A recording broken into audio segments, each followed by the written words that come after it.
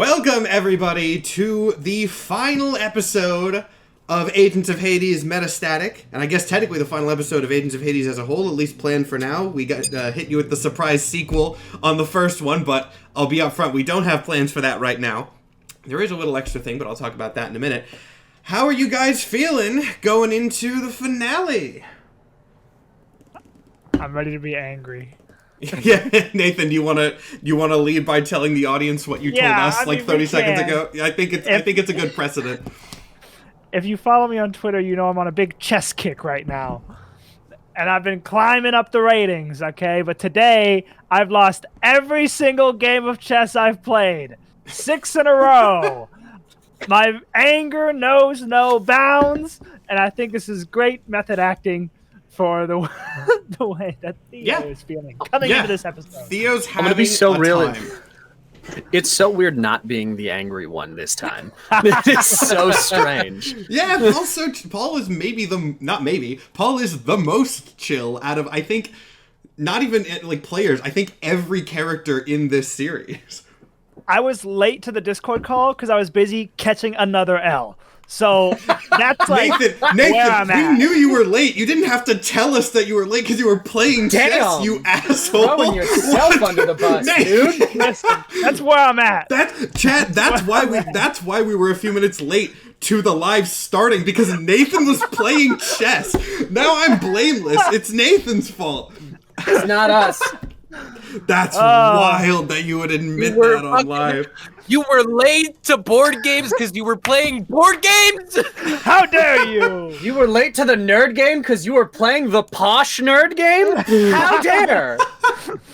And you think you're better than us now? And losing is an excellent point. You weren't even good at it? What the fuck, man? Nathan delays the entire show for over 100 people because he was too busy losing at chess. What a wonderful start to the episode. Oh, it's so hot in here. Okay. All right. I don't know if I trust your rolling luck right now, man. But what it's You're worth, gonna catch an L for everybody. Damn. I also forgot to eat, so we're really operating at a high level right now. Yo, keep me the fuck away from Theo. Method acting. He's gonna get Theo. all of y'all killed. He's method acting as Theo right now. I am.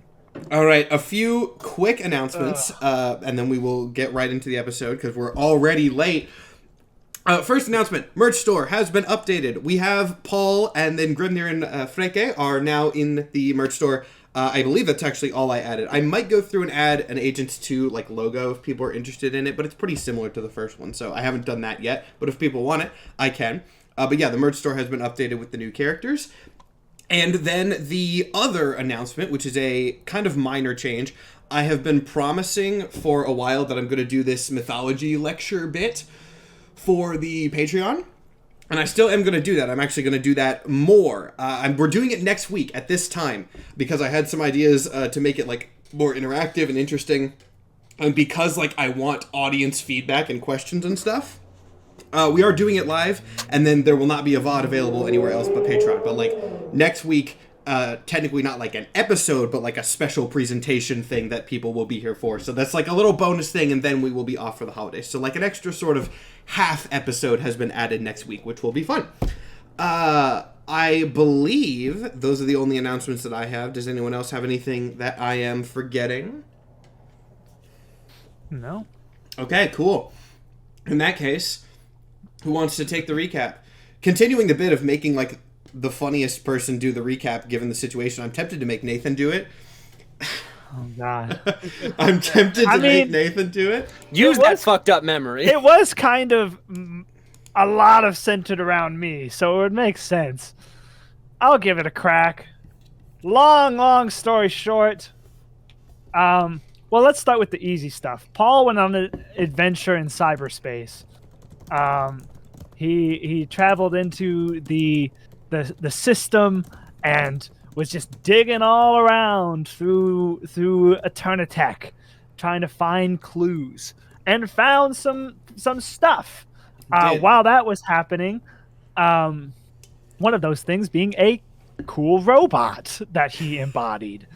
While all that was happening, me and Soma cousins together went and talked with what's his name again? I wrote a name down, Mr. Luca Eterna. Luca Eterna, yes. Mr. Eterna of Eternitech. And had a conversation with him. He knew we were coming. We knew it was a trap. He brought AI versions of my dead family into the room, which obviously, in a ploy to not let anyone control me with my dead family, I said, fuck you, and tried to kill him, which is exactly what he wanted, therefore controlling me with my dead family. And then he threw me out a window, which I survived. And then he threw he threw Soma out of a window. That's actually giving me a good idea.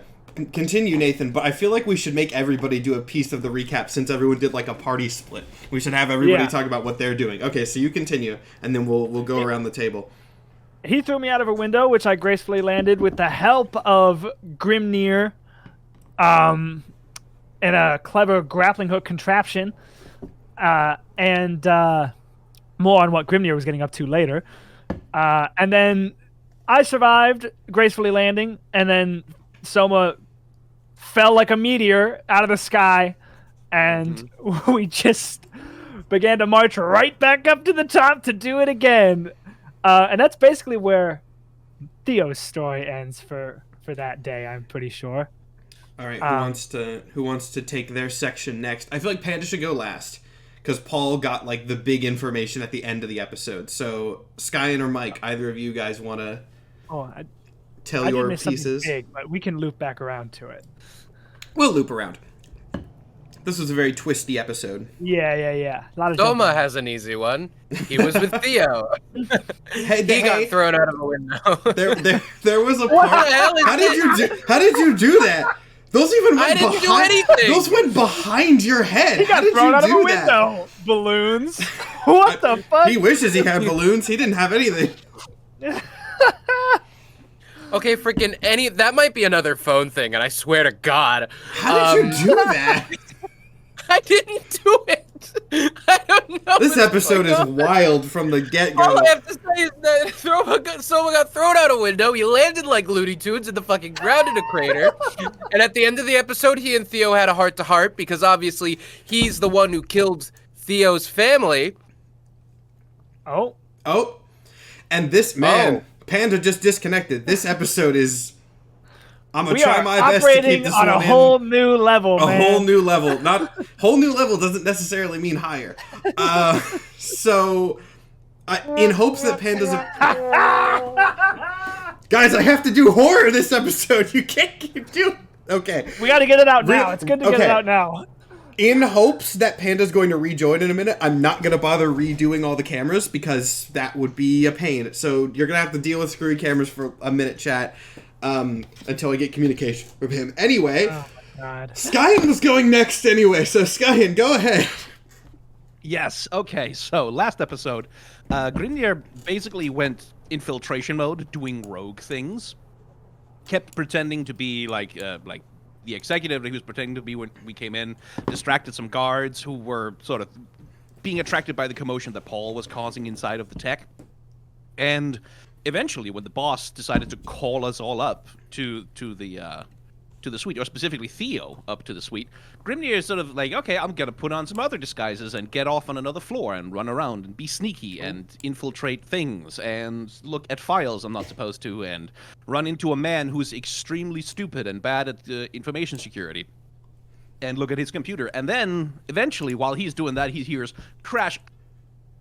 It's like, what the hell is that? Sees Theo falling down out of a window, dives out, manages to rescue the poor man, does not so much manage to do much for Soma. You got one a of little the two. bit too heavy for a small bird to catch. And basically desperately tries to figure out what the hell happened up in that office up there, and gets very little information out of the other two because Soma and Theo understandably are just too pissed to communicate right at this particular moment. Paul shows up in a robot body. That was weird. And relays a little bit of information to the rest of us about where he got that robot body and where they're coming from. And we sort of figure out, oh, okay, like this is the thing that he's doing. And so we return to the office and confront Lucas Eternum and Paul and Freke, who decides to come out, tear him apart, and Freke eats him.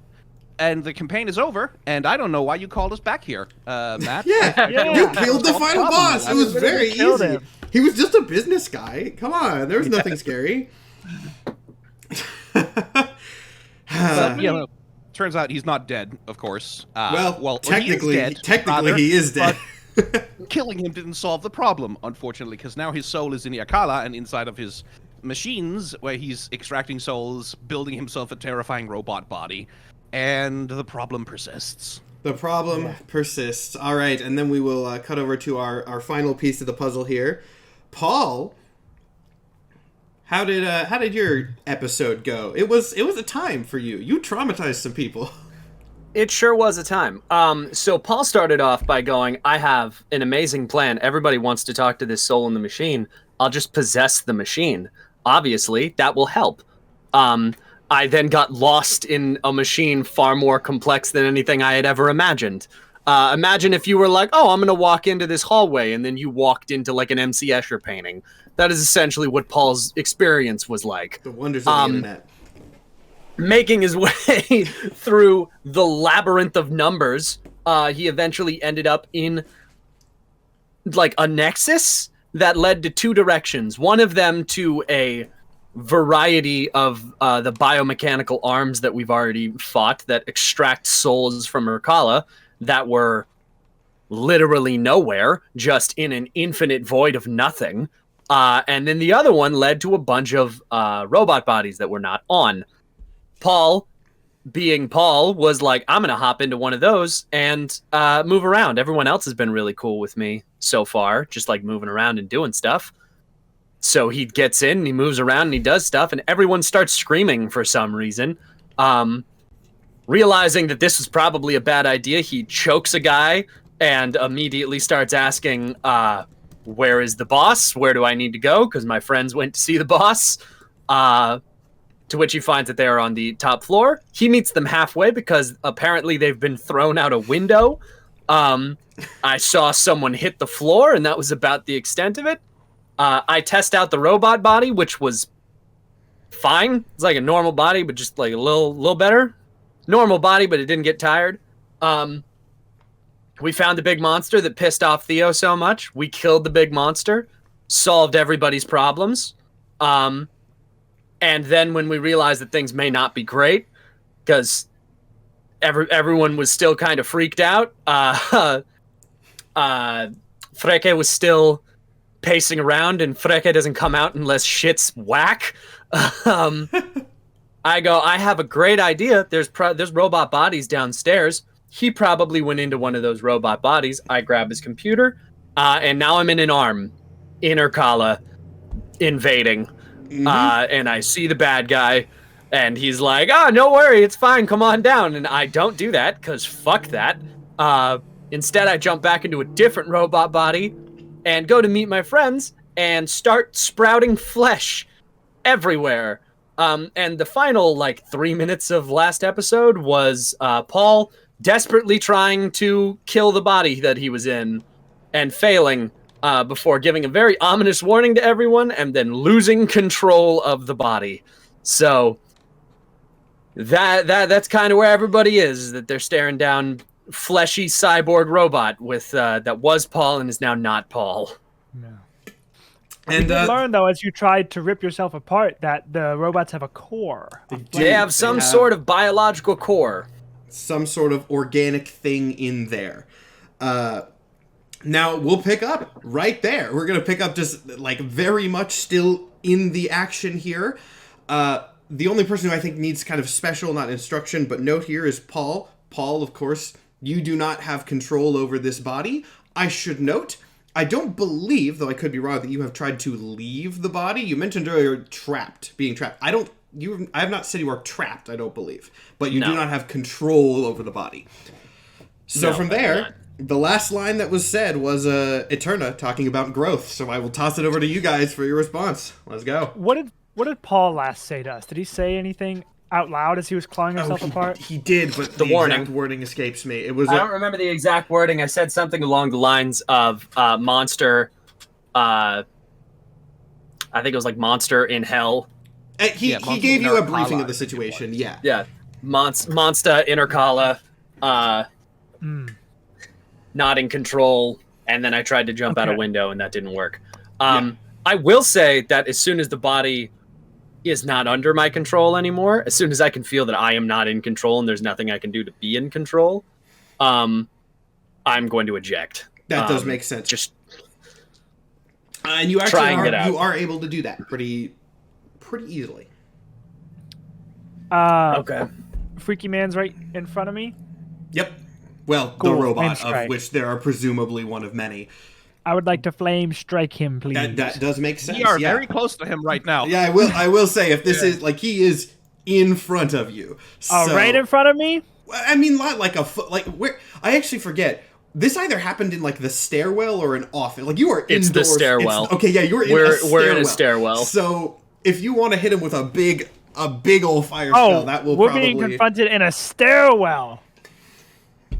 Yeah, you. Because Paul. Let me see if. Correct me if I'm wrong here. Yeah. You guys were in the office after winning. You started going down.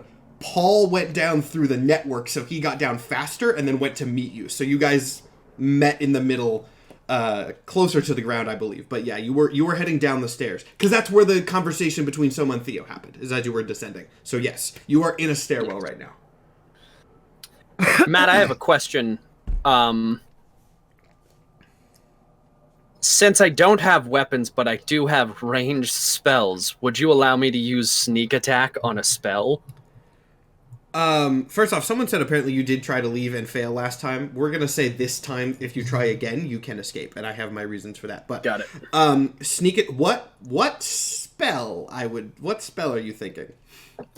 I'm behind him, and I'm gonna try and cast Chill Touch. I think Chill Touch would work with. What? Let me see. I feel something tells me that being able to do that is like a feat or something.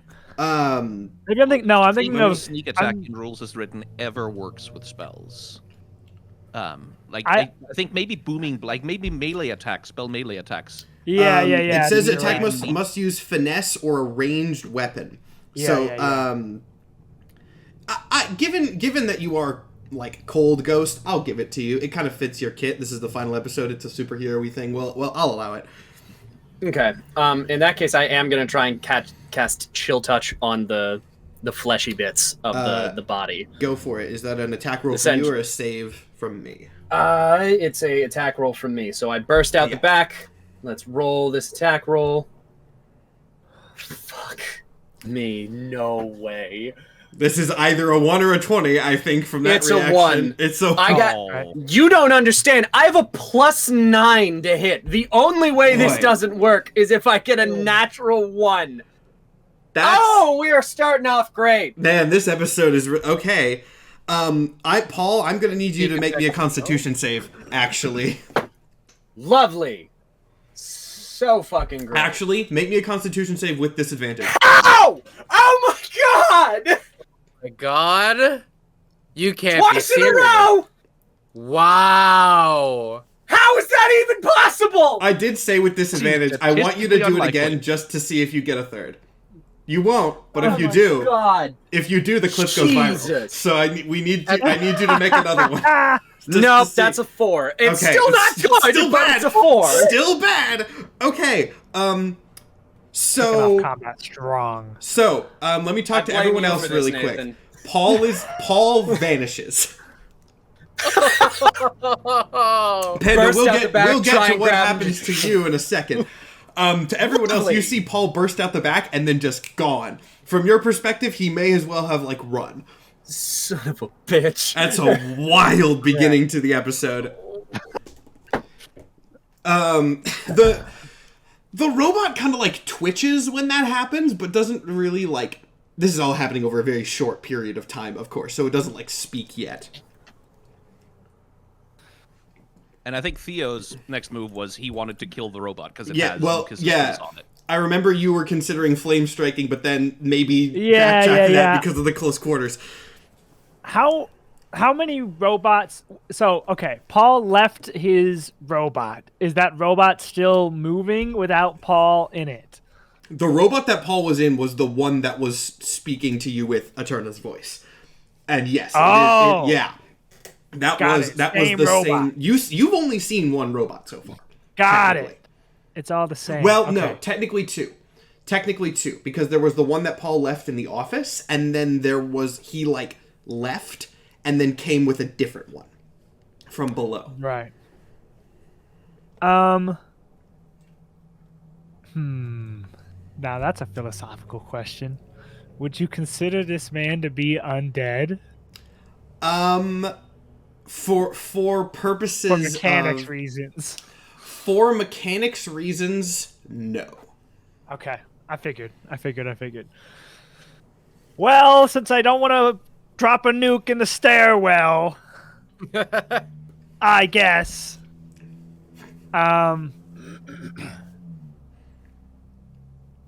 Does this give me one? By the second. way, if just anybody else for has anything to do, I'm reading through stuff. I am in my Let head me- tracking rough like if you wait too long, the robot will do something. So Yeah, please do something, because I mean, Soma was just also gonna attack, but we did end the last episode with, "This is yours. You take it." That's true, It'll that's be super true. fucking sweet when you get that, dude. Alright, I'm just gonna fuck it. I'm just gonna fucking beat his ass with my sword. all right, go for it. Huh. That is gonna be a 17. A 17 will do it. And then I believe I just automatically get I'm gonna burn a war priest thing so I can attack twice. And so the next one that's also gonna hit with a 22. So I'll roll the damage for both of those. That'll be 2d6. If it's two separate attacks, do you add the modifier each time? I forget. If it's two separate attacks, yes. Okay. Yeah. So then it'll be And if you 2d6. get divine strikes or something as a war priest, you can add those too. Oh yeah. Do I have that shit?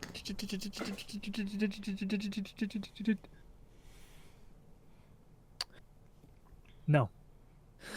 Here we go. Wow.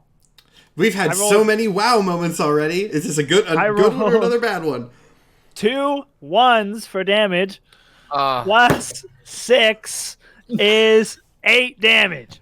Yeah, I mean, you start hacking at this thing immediately, and with it being like the combination of metal and flesh that it is, especially not as some sort of like mindless creature, like this clearly has some level of intelligence behind it. It's very hard to just hack at with your sword because it can either like bend around the strikes or block things or deflect them with metal parts. Like it's hard to kill.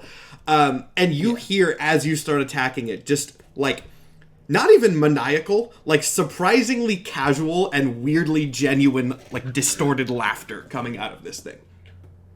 Yeah. If the moment Theo attacks it, so does Freke. Yeah. Like leaps at it and tackles it and tries to bite into it. Yeah, go for it. Do attack. Since this is happening in such close quarters, I'm not worrying about like map distances and stuff. So go for it. Oh, that's where it went. That's a natural 20. There we go. hey! Frank got said, "Get out of my way, losers! I got this." Someone had to get all the luck. All right, roll Get your out. damage. Okay, that is that's a 1 on the damage. That's 8 on the damage initially on that critical hit. But also going to attempt to grapple, which is going to be an athletics check. All right. Oh, I gotta roll against that. Another nat 20. Sky. There we go. There we go. Yeah. Our Skyen, what did you do? Our luck Where has are you been getting the mailed luck to from? Denmark. Stolen your luck or something. Okay. You're I mean, why I'm losing. So he chess. is grappled. That's all that's happening on that 20. While That's he actually roll rolled an by 18 against it too before bonuses. So if you had not gotten a nat 20, that would have been very difficult. Yeah. So after the like repeated sort of failures at immobilizing or stopping this thing, since you're on a stairwell, I imagine like Theo and this thing are kind of locked in combat, and then Freke just like bounds, leaps off the wall, and tackles this thing onto like the next level. And yeah, it's entirely pinned. The laughter has stopped. You got it. It's not destroyed, but you have this thing fully pinned to the ground. Then, because I have 2 attacks, I'll do another attack. Yep. That's a 22. Yeah. Which I imagine will hit. Yeah, I mean, you actually would have advantage too on it because he is downed. But I added okay, it, cool. And that's another 8 piercing damage. Okay, yeah. So with Freke's damage on this thing, now it's working. Now it's doing things. The voice coming out of this robot starts to get more garbled and distorted as pieces of it are ripped out. It is still saying things, but they're very, very difficult to make out at this point. At that point, Soma is gonna jump in. Everyone curb stomps the robot. Cool. He's gonna vault over the railing and stab, like, Link down air stab it, going for its chest. Go for it. You have advantage. This is a very, very intricate kill for the amount of luck we have had, my guy. The plunging attack is the most reliable move in the game. The 26 to hit. That will do it, yeah. Hooray. Huzzah. Don't burn all your 3 to luck 4 on for the first 5-minute encounter opening of fight. the final episode. Panda got 2 1s in a row and a 4. I think we have luck to burn. That is true. You've hit the One of us extremes. got fucked! The rest is fine! We're going for roller 10 coaster dice rolls this time. 10 damage, and I have extra attack as well. Go. Which... At this point, just to save us some time, the combined efforts of especially Soma and Freke, like having this thing down on the ground, just tearing into it, if you so choose, you can tear this thing to shreds pretty easily. Oh, Freke does that. Yeah, I was about to say, I assume is what is going to happen here. So, just for the sake of... Actually, I guess I should ask. Everyone here, is anyone, except for Paul, taking the time to look at or analyze this thing, or is everyone just mutilating it as much as possible? I am still analyzing despite Okay. being angry. Give me a perception check. Perception. That's gonna be a 23.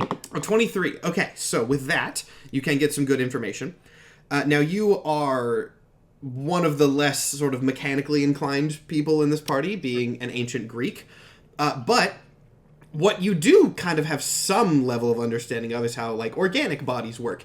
And you can definitely see, like, whatever this organic core that was in the center of this thing is, that, like, is what is controlling this thing. You can see it is kind of trying to, like, as it's getting torn to shreds, it is extending tendrils, trying to hold the pieces in. That is not working. You can see, like, whenever the sort of fleshy tendrils that are connecting to a certain part of the body are severed, the lights in that part of the body go out. It's pretty obvious that whatever this little flesh core is, which is, again, just like a little, like bubble, sort of meat, that is what is controlling these things.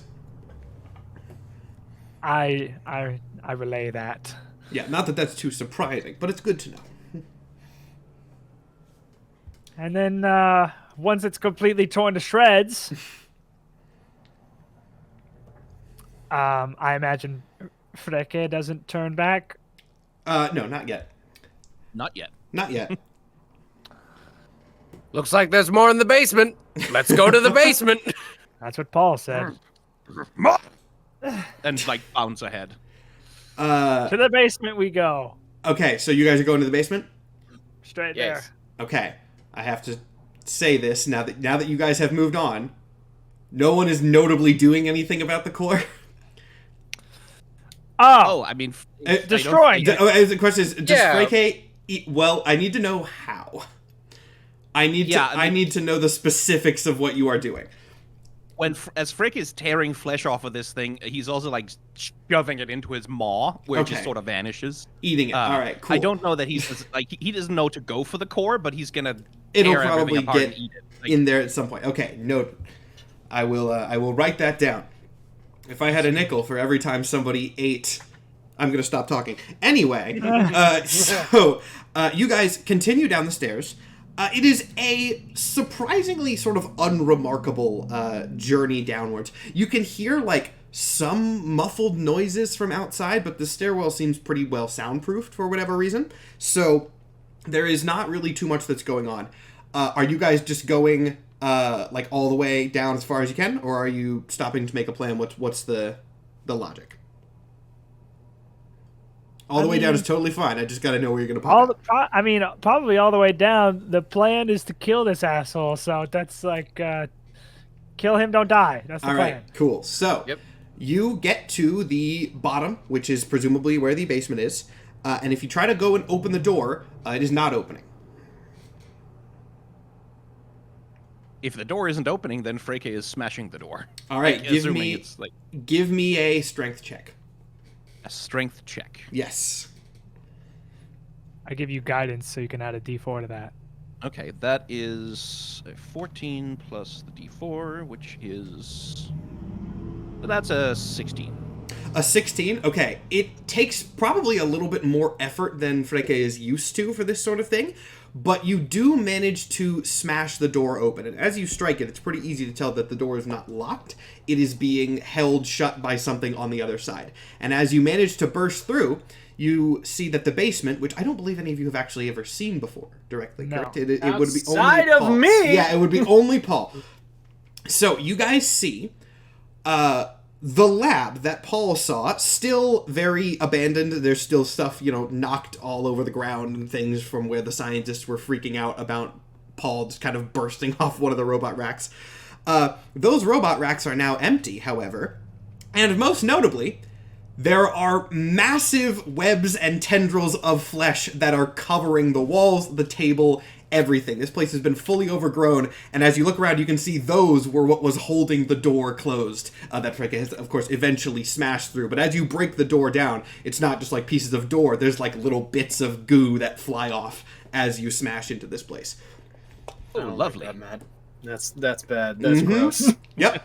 Lovely. There is no movement that you can see immediately in here other than just kind of like some stuff is like pulsing, like the flesh is moving a little bit, but kind of just like ambiently, not like with active purpose. Yeah. Does Freke have the scent of Eternum Soul anywhere here? Give me a perception check. Perception it is. That is a 15. 15. Yeah, so for the answer to the question would have been yes, no matter what you rolled. It is pretty much just ambiently everywhere. With the 15, you can kind of track like a hotspot of it, which is the wall next to an empty rack of, an empty rack of nothing, what would have been a rack of those robots. There's like some nodes on the wall that seem to have been connected to what was ever on the rack, and there's flesh growing all around it. If there is any major connection to his soul, is coming through that point. But all of the stuff that is around seems to have some level of his aura in it. Okay. Well, I mean, sensing that, like, if anyone else wants to do something, they should do it first. But Freke is immediately going to go for that and try to tear it apart, because it smells like the bad guy. Yeah, I mean, that's what I was going to look for as a central point, so. All right, yeah, so Freke starts just tearing this thing to shreds. There is no, like, sound or notable reaction from this thing, but you can see, I guess I shouldn't say there's no notable reaction. As he tears into it, which happens without too much resistance, there is, like, shuddering from the sort of flesh network around this room. It seems to be hurt or damaged by this in some sense, and eventually, as you keep going, the direct connection to the soul dims. The sort of ambient soul is still there, but whatever you have just done has severed something, at the very least. Yeah, and so Freke is like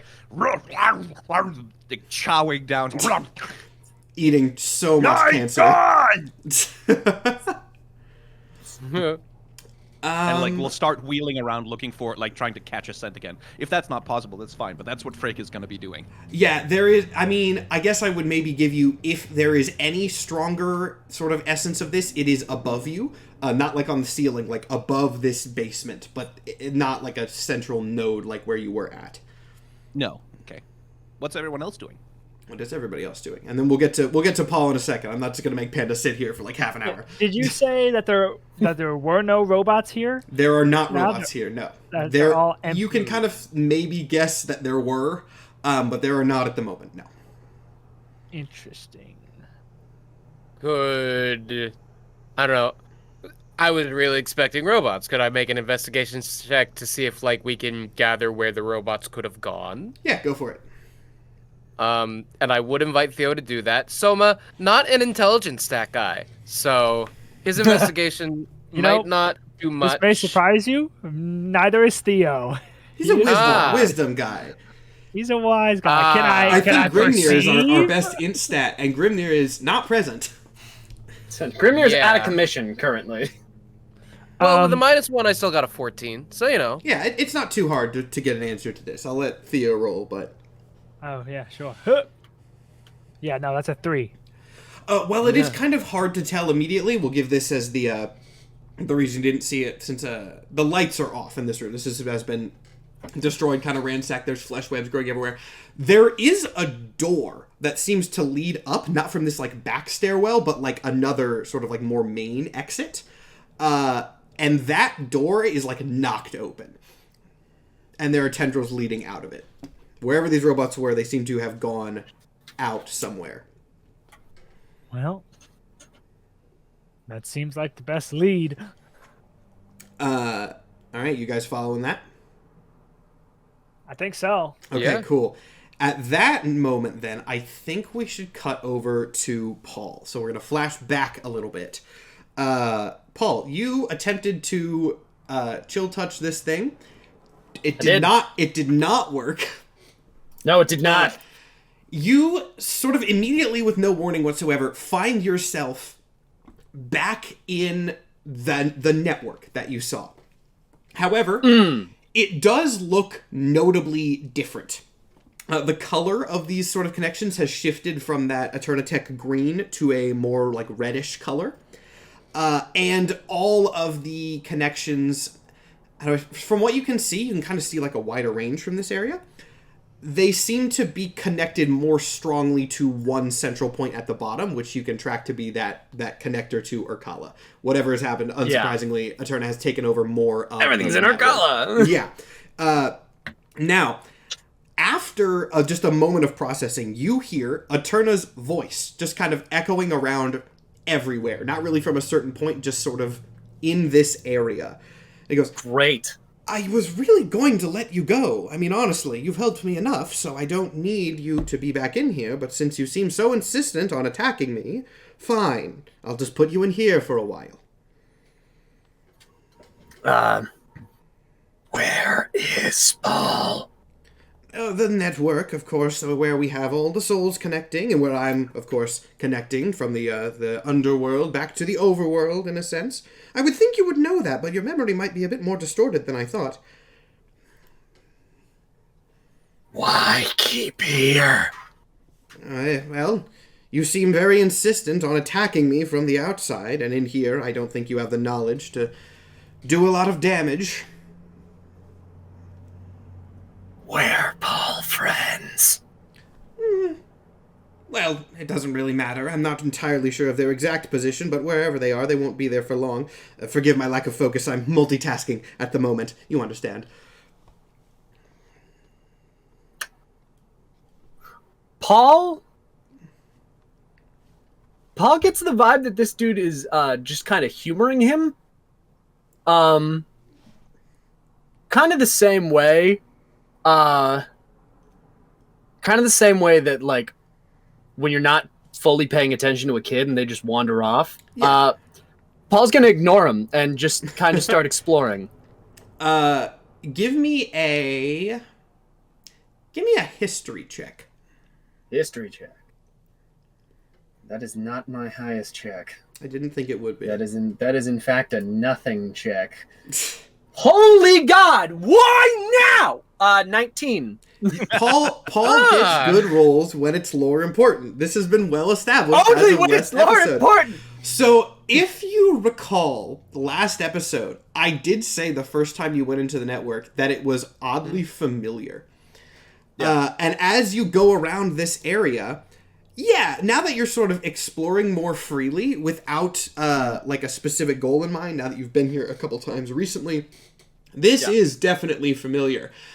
And walking around with a 19 on the history check, especially with no bonuses, you kind of remember like a vague, not even a full memory, but just a sense of like the last time you were here, like it kind of was how you got to the leap pad. Okay. By the way, who has the leap pad right now? I think That would be was Theo. Grimnir. Oh, I had it? Well. Freke is not going to have held on to it. Yeah, well, if someone Right, dropped so it, that's it's also, somewhere. That's also notable, actually. Wait, when did you turn into Freke? In the office. At Up the in the top office. floor. In the office. In the office, great. Interesting. So my leap pad is just awesome. I gave you one instruction. Don't lose the top Interesting. box. Okay, cool. Because I'm not remembering any beats where it was like... No, where it no, was no, handed we up did or not anything. hand No It one- would yeah. have no been one dropped picked in it the up. office. Yeah, all right, cool. So, Awesome. Great. This is definitely... The last time you were here was somehow going from somewhere that you can't remember to the leap pad. Okay. I'm gonna run off of instinct Okay. and kind of just. Has anyone here seen Adventure Time? Bits and pieces. Okay, Yeah. there's an episode called The Hall of Egress. I where know what the only Hall way of that you can Egress is. Yeah. Close your eyes and go. Mhm. That's what he's gonna do. He is just gonna go, and go. He is going to follow pure instinct on where he needs to go. Interesting. Okay. Give me a survival check. That feels fitting for this. Still not a great check. Yeah, that's a 4. A 4? Okay. Oh. So yeah, you go on instinct, and while you don't find anything immediately, after a few moments of this, because remember we've backtracked, so these things are happening concurrently, you Right. hear the voice again. Now where are you going? I feel you rummaging around in there. You can just wait, I'll deal with you once everything else is completed. He's ignoring you. There's no response yet, so you're just gonna continue sort of... Cool. Yeah, he's just gonna keep going. Why he's doing something. okay. He doesn't need to focus on it. You're not in the way, so I'm actually gonna do a roll to see where you end up here. Okay. Oh, that's scary. Okay, Don't like that. so you keep kind of just wandering around in the network, and eventually you come across a sort of random connection. It seems to go to one of the robots, for what that's worth. Not one that you recognize, but you can tell that the connection is similar to that, though it, of course, has been taken over by H.A.D.E.S directly. Gotcha. Okay. You can keep Can I wandering tell around where if it you is? like, or can you... Can I get a vibe for where that is? Where it is, like... Is it in Arcala? The quote-unquote... give me a... give me a perception check to see if you can figure it out without sort of entering. Perception. I don't figure it out. What's the roll? 3. No, okay, never. If you, Yeah. Don't figure I it was out. gonna give you maybe a little bit of information, but not off a 3. I know I found a connection to a robot. That's not what I wanted to find. Close my eyes, turn around, and go somewhere else. All right, cool. Give me another survival check, and we'll see how this one turns out. Please and then, don't if fuck me not, on we'll go this back one. and revisit you. In Come a second. on! That's a 3. That is another 3. I found You the need- same you need robot. change, dude. You need something else. Okay, Paul is in the network. Have you offended any goddesses of luck? Have you angered a witch? What No, did you do? Seriously, at I this thought I point, you should stopped check. playing Glib. This is bullshit. Have your rolls have been what? 1, 1, 19, 3, 1, 3? 1, 4, 19, 3, 1, 4, 3. That is what I have fucking got. Great. What a lineup. Great. Okay, well, we'll come back to you in a minute then, Paul, and we will Whose go. fucking Cheerios did I piss in? What is this? We will go back to the rest of the group. So, you guys are heading through that other door. All right. So, Yes. you guys start heading out this door. This door seems to lead outside. It leads out to a like a ramp. This seems to be some sort of as you get closer. I mean, actually, probably the only person who would recognize this on approach is Grimnir. just because it's a more modern thing. But what this seems to be approaching is some sort of loading dock. Like, you know, the stairwell that you came in through was pretty small. This is where the lab actually, like, gets its parts and stuff out here. So it's a slow ramp going upwards back to surface level. The flesh tendrils are still sort of creeping out this direction, and it is still dark. Now, you can see a light a little bit further down. It's not very long, but, like, as you approach the door, you can see a light. Everyone make me a perception check as you get closer. Yeah, I do have dark vision in case that matters. Okay. I'll take that into account with the perception check. 21. 21? That's 13. a 10. 10. Okay, well, the 21 is going to do the most here. And this is actually more of an auditory check rather than a visual check, so dark vision doesn't matter too much. Outside, you can hear this...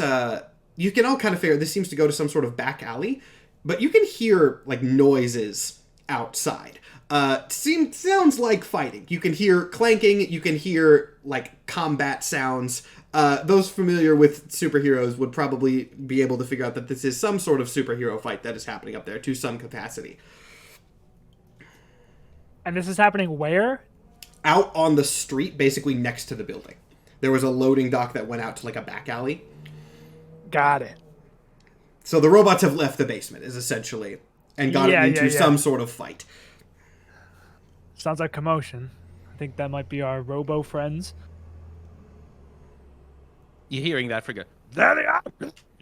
Again, just charges ahead. Okay, cool.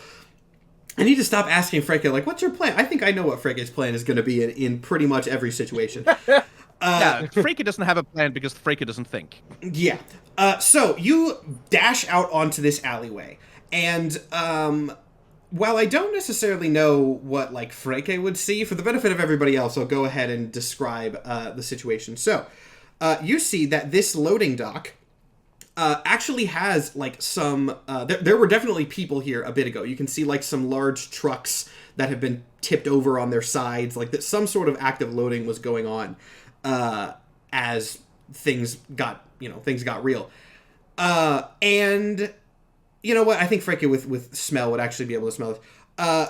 Inside one of the tilted over trucks, there is an empty rack of robots with one of them kind of damaged, sort of seemingly beyond repair. Maybe it malfunctioned off the start or was attacked by something, leaning up against there.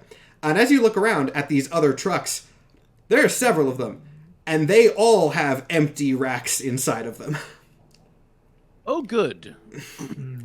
And yes, the flesh tendrils are continuing to exit this, to spread around the city. Outside of the alleyway, the commotion has gotten louder. It seems like most of the fighting is going on the street outside.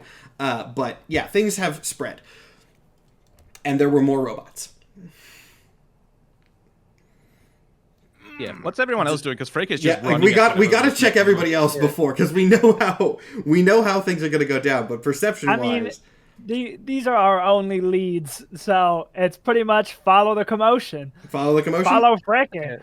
All right. At this point, then, I think we'll come actually back to Paul really quick. I wasn't expecting Paul to get zapped so incredibly fast. So we'll. I did not think this was gonna happen. Paul, give me another survival check if you are continuing to wander around here. I swear to fuck, if this gives me another number under 5, I am going to completely switch up what dice I'm using. This is ridiculous. I think we didn't hit that point already. I know. I have trust. I have trust that this will work eventually. I got 119. Maybe I could get back to it. Does a 13 help? A 13 is certainly better, and this was actually not that difficult of a check. You just kept getting 3s. I just kept fucking it up. So as you keep wandering around, there are more just sort of like brief notes of attention from Eterna, which I assume that you are ignoring all of. And eventually, however, you hit a block, essentially. Something that was not here before. Again, this is a sort of digital space, so it's not sort of a visual thing, but it is the same sort of connection that Eterna has to everything here. Seems that whatever he's doing, he has blocked you manually. And as you hit this block, more forcefully this time. He goes, just stop, please. You have no idea how many things I'm trying to work on right now. I really thought you would be nice and sit still. Just don't keep going. Save us both the trouble. Why? You hear, like, well, you don't hear a pause, but there's a pause, and then a brief sigh, and then it's just like, I can't deal with this right now. There are so many things happening, and I can't deal with a bumbling old prototype right now. Panda, as the character, noted that. Yeah, I think Paul you is not definitely going did. to note that. I You know, I know what my hands look like. He didn't tell me why, so I am just gonna close my eyes, turn around, but this time I'm just gonna start dragging my hand against all of the data that I possibly can as I am walking down it. Okay. Are you trying to do anything specific with that, or are you trying to do, like, your hand I want to thing? see if it fucks it up. I also have claws, and Okay, so- everything I touch goes deathly cold. So I am like, Nails against the blackboard. Yes. Yeah, you are. I want just to try trying and to stick screw my up the fingers data. in because Okay. there are strings of data, Matrix style, going by me. At least that's what I can kind of get the vibe of. So I'm like, fuck it, and I'm just gonna start walking down like Yeah. somebody walking by a harp. Like that is how I'm trying to walk past all of this. After you definitely see, like, a reaction in this data. It starts to, like, sort of Cool. twist, almost get a little bit staticky as you go. No, well, I And don't see it. My eyes are after- closed. I'm just walking. We'll say you can sort of feel it. I can But feel as some you buzz. are walking around, nails on the chalkboard, like, coloring on the walls like an angry child, Yeah. eventually you feel a definite shift in the area around you. Your eyes are still closed, but the area around you suddenly feels, like, more solid. Not entirely solid. You can tell you're still in a sort of data realm, but it is different, Got more it. tangible. As soon as I feel different space, just I stop, open my eyes. I'm not moving my hand, but Yeah. I'm opening my eyes. You find yourself in Eterna's office. What you can kind of tell from the field is a sort of digital simulation of Eterna's office. The front half of it looks pretty much the same, but kind of in a sort of weird mirror to Ereshkigal's throne room. He's sitting at his desk, himself looking fairly normal, and then with the back behind him, these tendrils extending out the broken window into this just huge mass of messed up cancer data. And he That looks... got brought to the principal's office. He looks very, very pissed off as he just sits here. Why are you even here? Why are you doing this? What purpose do you have for being here? Your programming was so simple. You put me... Paul was under the impression you put me here. Well, I meant... What are you doing messing with my data? Do you see how many streams I'm controlling? He gestures back to behind him. Look, I have a lot of power now that I've been connected through different networks, but... It's still quite a bit to get used to. What are you just, like, floating towards him? I'm floating towards the strings. Like he's like, look at all of these, and I just touch. So, as you do that, some of the fleshy strands, he doesn't move, but some of the fleshy strands from behind him kind of emanate forth and sort of slap your hand away. He goes, well, I suppose this was, in fact, my fault. I shouldn't have used such a young model. If I send you back to your stupid little tablet or whatever, will you just stay there? I still have use for the data that is ingrained in all of your systems. I don't particularly want to destroy it, but I will, if I have need. Paul will go back to Talkbox. Good. All right. Perfect. And then the tendrils reach out again and literally, like, smack you backwards. Gotcha. And you fly back through this sort of data web and end up back in your pad, which seems to be somehow connected to this. Is the robot that I abandoned to go into the basement still there? That's a good question, actually, because it also would have grown, but no, I don't think it is. It would Okay. just be the pad up in the office. Can I do a roll to manifest? Yeah, go for it. Gotcha. I certainly hope you can make this one. Fingers crossed. 11. 11? Well, I did I say it was 10, or was that for Grimnir? We'll say I'll give it a 10, 50-50. Also because I don't really want you getting stuck up in the top of this office building for the rest of this. So yes, you are able to manifest. Got it. Manifest, I am leaving out the open window. Okay. And can you fly? I assume you can fly if you're a ghost. I'm a ghost, so we never discussed this, but yeah, I would assume, yeah. So you are able to fly out here, and what you see looking down is quite a chaotic scene. This is a superhero fight that's going on outside. Essentially, these fleshy robots are rampaging everywhere. From the height that you are at, you can't really see if they have a purpose or goal. Give me a perception check though for specific details. Got it. 18. 18. Paul is only good for stories. Paul is only good for stories. Okay, yeah, I mean, hey, I'm not going to argue with that. It makes it easier for me as a DM. Should have called him the lore pad. Okay, so, as you look down, you see a bunch of people that you don't recognize. You do actually see Heartbeat and Andy are both in this fray, along with a lot of other people. There's a dude with, like, dragon wings. There's a purple android of some kind that is fighting. But amongst this chaos, as you kind of look down over it from your aerial vantage point, you do actually see one form that you recognize other than your friends. I would say from the angle that you're at, you can't really see your friends. But barely visible due to the small stature. You're able to pick out what seems like... well, actually, you wouldn't necessarily recognize this, would you? But regardless, you are able to pick out what seems to be a small lizard of some kind. Some sort of strange little, like a kobold or something. I'm not really entirely sure what it is, but it's a weird little guy that has suddenly joined this fray. The cameras are, of course, very screwed, which I'll fix in a minute. But welcome everybody to the return of Lord Cringe.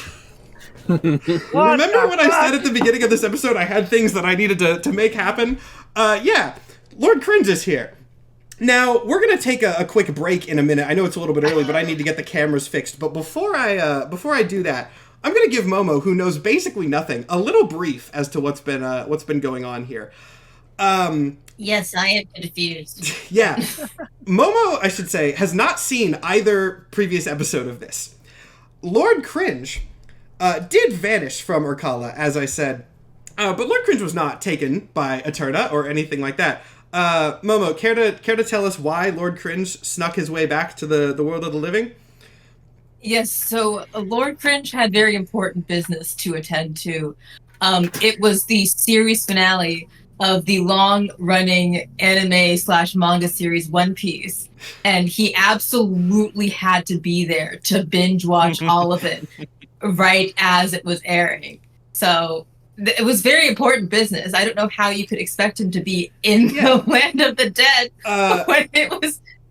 Remember, One Piece is over. Remember in episode 1 when you guys went to Lord Cringe's room and I just casually said as a joke that written on the wall was "The One Piece is real"? I knew that was the reason that Cringe was going back to the world of the living. I discussed this with Momo beforehand. That was foreshadowing, guys. That was not very good foreshadowing, but it was there.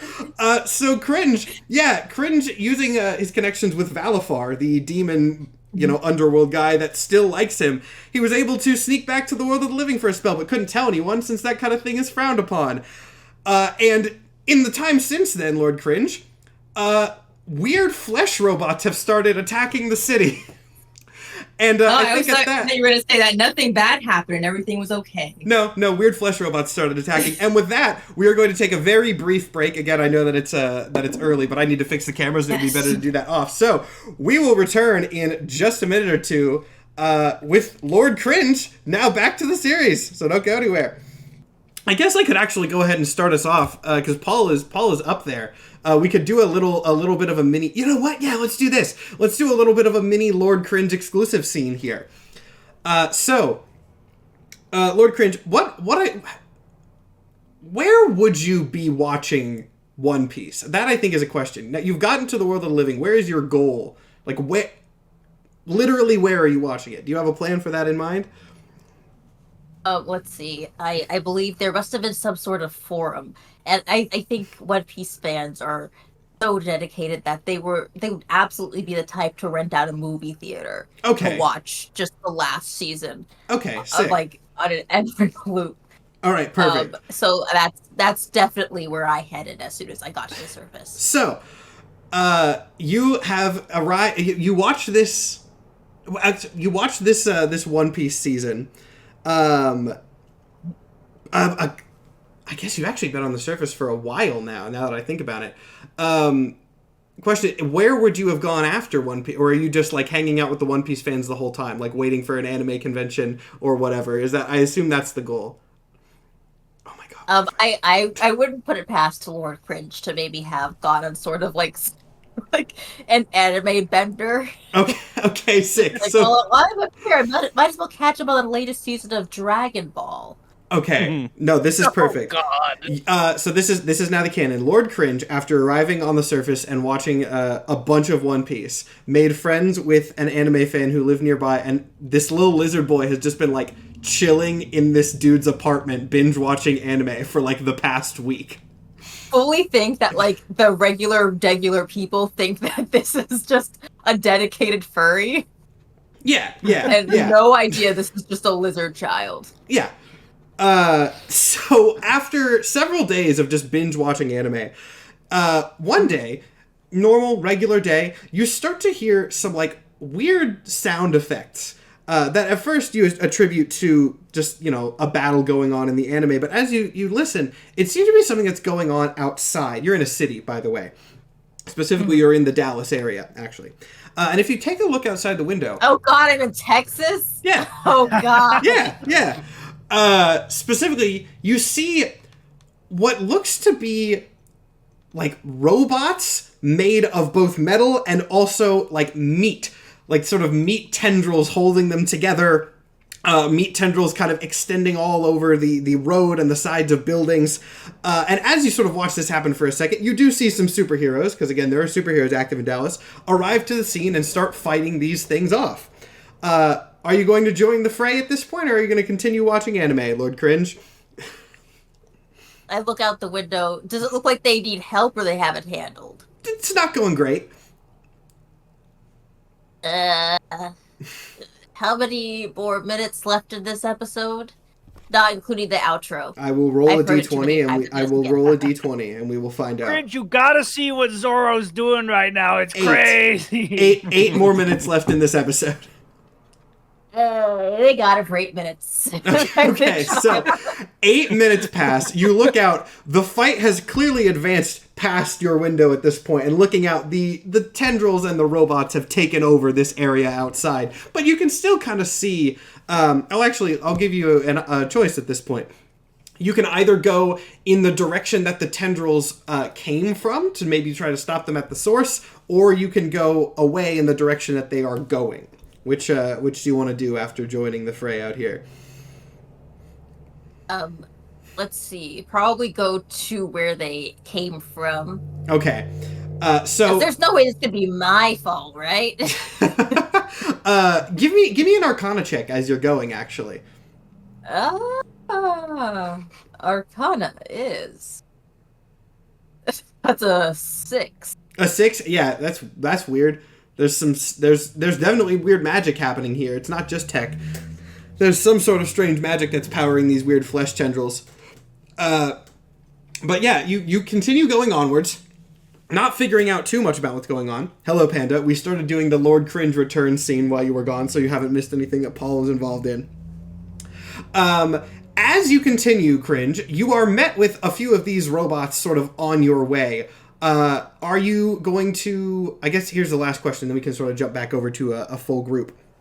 Are you fighting these things as you go, or are you trying to sneak around and get to the source without actually like entering active combat? It is your call. Probably I'm taking out the things as I go ahead. All right, cool. In that case, Paul, you see this little lizard kind of down the street whacking these flesh robots with some sort of large key. I think you're too far away to get any sort of magical read on this thing whatsoever. But now let's cut back to the people in the alleyway. The rest of you, Theo, Soma, and Freke, who does not recognize this little guy, you hear, among the sounds of battle, I assume sort of just many anime references in various battle cry forms, as that's what Lord Cringe has been consuming all week. No. Oh shit! It can't be. It's my fucking boy! Shouldn't he be in a computer? Lord Cringe! Lord Cringe, you hear this voice coming out of a nearby alleyway next to a really big skyscraper. Oh, hi. Hey, you're on the surface. What are you doing here? What are you doing here? You got stolen by a flesh machine! I don't have any recollection of that happening to me. Are you sure that was me? Soma looks to Theo like, you had the files. Pretty sure that was him. There have been a series of disappearances in Irkala, and you were one of them. Did you ask? Oh my gosh, what is that guy's name? I've completely forgot it. Ooh. Oh, I wrote it down somewhere. I wrote it down. No, Matt texted it. Did you ask Valafar my location? No. There you go. So why are you here? I was watching One Piece, and then One Piece was over, and I figured, while I'm here, I might as well catch up on Dragon Ball. And then, as I was just finishing episode 576, actually, I'm pretty sure they're way past that in real life. That was finishing episode 2296. And there was these weird flesh things that were coming out of nowhere, and I was bound to stop them. So, and I'm now currently fighting these robots. Would you like to give me a hand? Yes. Yeah, very much so. We'll give you the full story later, but just know that the man controlling these robots was stealing souls and recreating them as not ghosts. He called them AI. Oh, also, that's Freke, our team. Yeah. Freke is who's like off to the side, like smashing two robots together. Boom, boom. Also, that my gosh, weird you got ominous... a dog without me? You said we could not have any pets, Theo. On the ship, no pets, of course. Also, that weird freaky cloud up in the building all the way up there. Mm-hmm. Also our team. That's Paul. Paul, at this point, by the way, you can, they're not a super subtle group. You can see them and fly down. I can see them. I don't know if I'm going to go to them. Yeah, you can if you would like. You see them. Got it. I can see them. I know they're okay. Paul's friend, good. And I see Freke fucking shit up. So no one hurt dog friend. I don't need to worry.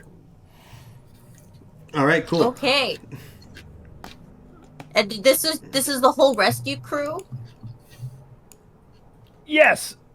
Well, we're missing Ronnie came with us, but he's kind of just hanging out on the ship. Actually, none of you have contacted him. Yeah, we don't know what happened to him since Do I have none of you contacted him at all last episode. You definitely have some sort of contact thing for him, Theo. I get on the shard. Ronnie! You hear, it takes a second to pick up, and then you do hear, loud fighting sounds, before just, after a couple minutes of, not a couple minutes, but a couple seconds of, grunting and smacking noises as he presumably fights these things. Just, what? Listen, a lot's happened, but we found Cringe. You found, wait, you found Cringe? Why'd you find Cringe?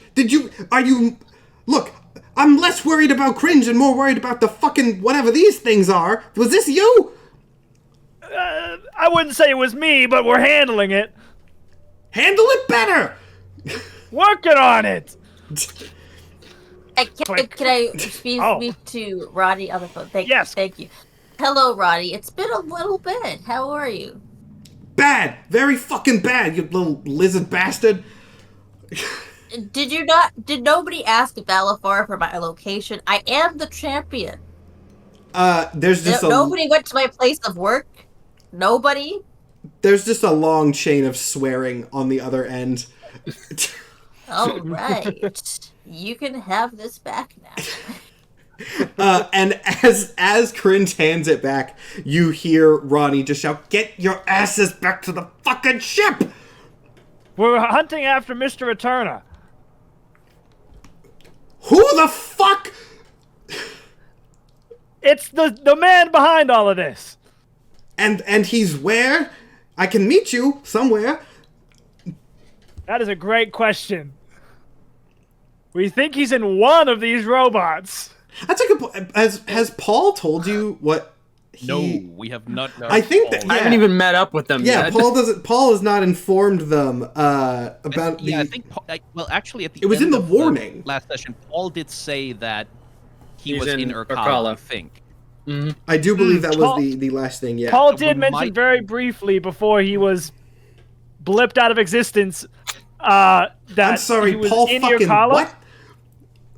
He's Is probably Paul fine. deader than usual? No, he's back. I can see him up at the top of the skyscraper. He's okay. There's just more swearing on the other end. But he's in your collar. How Paul... Is He's this been- just how Paul looks? Just a cloud at all Yes, times? it's a long story. Now, listen, Ronnie, Mr. Returner was taking souls to turn them into robot servants. That's what's happening. Okay, see, now that is some fucking progress, not good progress. How do we stop him from doing this shit? Because I keep hitting these robots as hard as I fucking can, and most of them just keep growing shit back. I don't know, but Paul said he went to Irkala, and if he's there and we're here, that can't be good. Fucking agreed, so get your asses back to the goddamn ship. Where are you? Where you fucking left me! All right! So for a reminder and also for Momo's sake, that would be like a couple blocks away on the top of a building, like an apartment building. Okay. What, was there a way I was supposed to get back to Urkala? You could contact Valafar and do it. You do have a way to contact Valafar. But the details you don't know. Like, you have his contact that he gets you places, essentially. So, at this point, if you guys are going to the ship, then I should ask you, do you want to fight your way to the ship, or do you want to sneak your way to the ship? You can do either. If you have another plan, you can do that, but... as a sort of situation report and recap of like the last hour for Momo, these robots and their sort of flesh tendrils have started spreading. There are a bunch of superheroes around who are also fighting them. You can't, other than just like spreading and growing, if they have a specific like weak point or goal in mind, you don't know. Whichever way you try to get to the ship, you can try to investigate and get more information as you go, but that is the situation that you are in at the moment. Yeah, if the party wants to sneak, they have to persuade Freyka to do that. That is also notable. Or somehow figure out a way to, I don't know if you could dull his danger sense. I don't know if that's Sneak, something. giant dog! I also am a paladin, so How I the just have fuck? super loud armor. I can't Yeah. be- Well, Two to, of the to be least fair, it sneaky- is like an active battle that is happening. Your Your armor one would not be ally noticed. is not here. Lord Cringe rides Freyka. Yeah. I think path of least resistance. Theo would want to go straight to the ship. I gotta wave down Paul to fucking float on down here. But I'm gonna kneel to Freke and go, Freke, there are a lot of monster-smelling robots around, but the monster itself is in your collar. We need to focus, not on the robots. We need to get to the ship. Not on the robots. It's a distraction. It's like a squeaky toy. Like, ears perk up, squeaky toy. We need to get to the ship. I want it to be canon that the voice drops when he says that. I want it to be normal canon man. that he says that in a normal fucking Yes, voice. I will allow it. I allow it. What the hell? Robot squeaky toy. Yes, on the ship. Okay, so it seems like you guys are going for the stealth approach. I will note, if you get into a fight, this will not be an easy fight. So We're just gonna note that avoid going it. forward. Okay. I want to note that Paul did not come down when you waved him down. Okay. Great. Paul's up there. It is Well- probably safer up there. I'm gonna like fucking and run off. Paul's Okay. very confused about that, but All right. didn't so, get none of that and just. since this is a more realistic, well, it's weird to call this realistic, but like the literal setting that you are in is more realistic. It's a city. I'm going to leave this largely in you guys' hands. So you have to go a couple blocks down, let's say like 4 blocks, to this the top of this apartment building. It is a city street. There is a lot of fighting going on in like the main place. But, you know, there are back alleys that you can go through. You could try to go up through the roofs. You could try to sneak through, like, rooms and stores and stuff, and avoid the main area. What is the plan? Normally, I would suggest we take an Uber, but it's sort of like fighting times. The prices are just insane. I have no idea who your Uber friend is, but this reminds me of the labyrinth. We Alright. should stay off the main roads. I say we take the simplest route and use these climbing apparatuses they've clearly installed on the sides of these buildings and jump across the roofs. And he's pointing at, like, fire escapes. They absolutely had ladders when you were alive. I'm sure of it. Well, I don't know if You they're are still lying called to me. ladders. Oh, I don't you want to know look what a ladder. stupid. You don't know what a ladder is if it's not made out of wood. If it's made Some out of of them look any like material. stairs. Lord Cringe has re-entered the party and dismantled everything. Which is exactly I'm down what for I roof wanted. hopping. If roof hopping is the play, I don't think I'll make you guys do like dex checks to get up there, especially because like most of, I mean, even without flight, I think Freck is probably large and strong enough to get up fire escapes just by like leaping. So all of you are able to climb up to the roof of this nearby building pretty easily. If you want to make perception checks or any other checks, I'll give you extra detail depending on what you want to analyze sort of the situation before you go. You can do that. Can we see or Ronnie's you can ship go from ahead. this roof?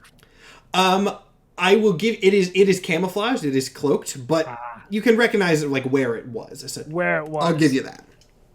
Actually, wait, hold on. Give me a perception check. Okay.